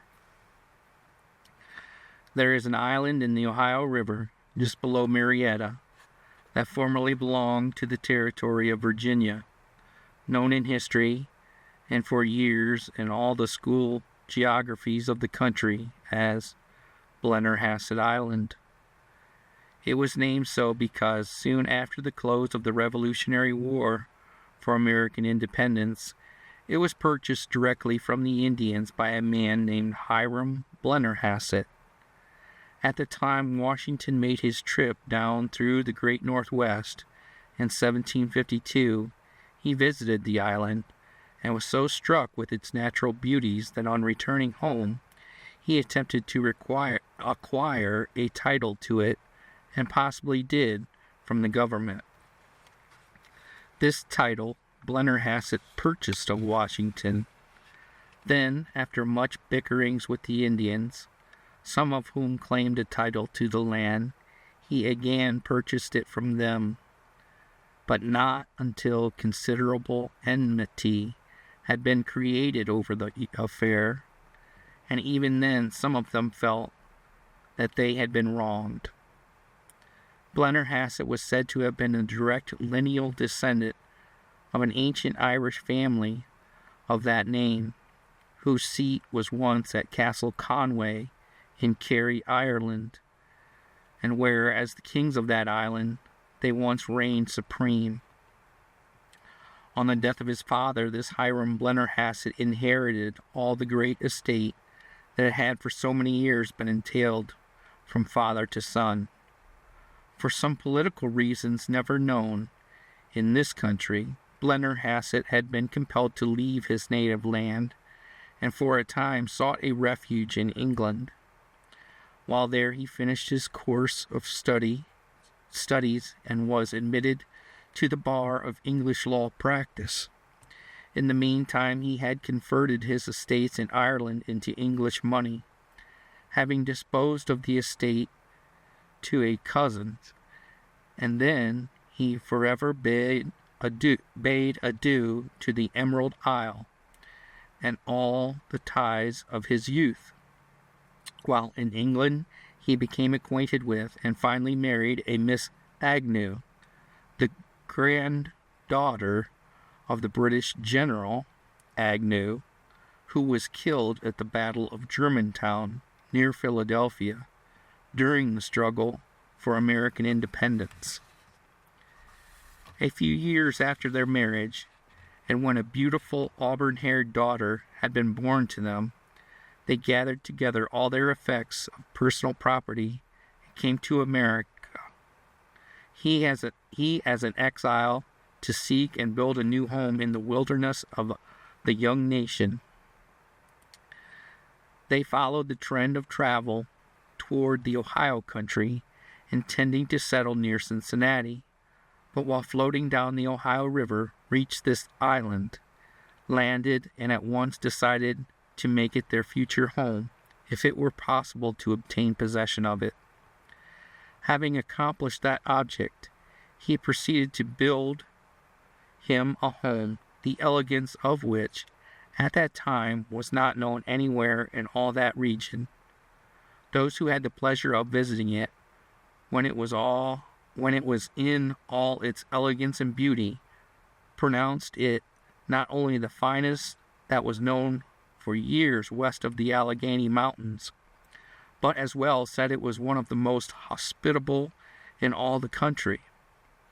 The wife, the thorough English lady, knowing all so well how to entertain, and the husband being in every sense of the word one of those great-hearted, generous souls, the perfect Irish gentleman, their genial influence and happy home circle were sought and enjoyed by many of the then great men of the country.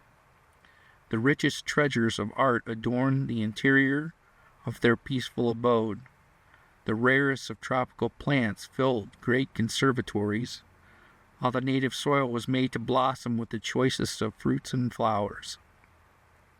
There, in the midst of all this happiness, surrounded by all that heart could wish for, the English-born daughter spent the first of her childhood days, the idol of the household, and blessed with every comfort money could provide. Among all the sorrows that finally came to the parents there in their island home, then or after, and they had many, none were so great as that when the child was drowned, devoured by wild beasts, or stolen by the Indians. They never for a certainty knew which was its fate. It had been left alone but a moment. The nurse and it, at the time, had wandered but a short way from one of the conservatories on the side of the island nearest the shore, and when she had returned, the child was gone.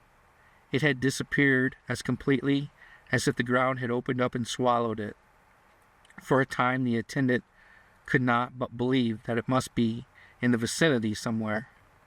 Then, after a vain search all about the grounds, she went to the house, suspecting someone must have taken it there.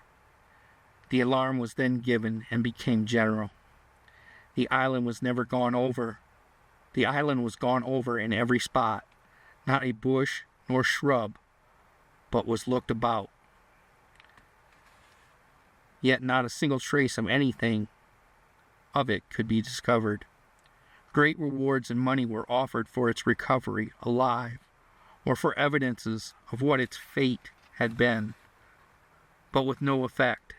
Its disappearance was of the deepest mystery, and after long continued search and inquiry, lasting through weeks and months, it was at last mourned as if it were dead. The next great misfortune that came to the family was when the treacherous Aaron Burr entered the home to destroy its peace and happiness, and to lure Blennerhassett into his intrigues against the government. Deceived by the blandishments of Burr and his oily tongue, Blennerhassett engaged in what he believed to be a legitimate adventure, with no thought of insurrection or rebellion against the national powers, and was soon so completely in Burr's influence as to be unable to extricate himself when the expose came. Then, too, the wife had become so completely infatuated with the blandishments of Burr, and the schemes and visions held out and pictured to their minds by him, that when the husband began to weaken, she put her hand to the purpose, and with her own personal efforts helped it along, going so far as to supervise the purchasing of provisions and supplies, and seeing to loading them on boats, and then preparing to superintend the floating of them down the river. The government at last stepped in, confiscated the goods and all their property, and in a few short months their once peaceful home became desolate and deserted. Its owners, with what little resources they could save, for Burr had managed to secure the most of all they had, with their sorrows and disgrace, migrated to the south, and there Blennerhassett attempted to engage in cotton raising. At that he failed most completely in a very short time. It was a business he was in no way fitted for. His fortune gone, his heart broken, weighed down with his sorrows, he and his wife, with the remainder of their family, returned to England, hoping no doubt that in some way they might there retrieve their lost fortunes and forget their griefs and disgrace. But their star was set, and ill luck seemed to follow them even there. In a short time the husband completely broke down in spirits and health, sickened and died. Shortly after their departure from their island home, which had been taken possession of by the government when the house had been plundered by vandals, the buildings were destroyed by fire, and the whole thing was wiped out of existence. Years after the husband had died, the wife returned to the United States once more, in the hope of obtaining from Congress some sort of compensation for their destroyed property. But before relief came to her through that ever slow and hesitating process, she too sickened and died, being in the meantime provided for by friends who had known her in brighter and happier days. Previous to her death, in her old age, and when her mind was sadly clouded with the troubles she had endured, it was learned that the child, supposed to have been drowned or devoured by wild beasts, had instead been carried off by Indians whom Blennerhassett had in some way wronged. And it was thought, for almost a certainty, that she was then alive and well and living in Kentucky. It was said, too, that the last hours of the mother who had suffered so much were made more peaceful and happy with the belief that her firstborn was still living. But before a positive identification could be established, other than that which could be obtained through the possession of an ancient Irish medal, the tired spirit went out in death. It is all a sad, sad history of a once happy and prosperous family, whose peace and life joys had been totally shattered and destroyed, and all through a revengeful Indian and the traitorous Aaron Burr. But for him, and one sad wrong done to the red man, what joys would eventually have come to them in their island home. Over it all, let the veil of past memories fall forever. The end.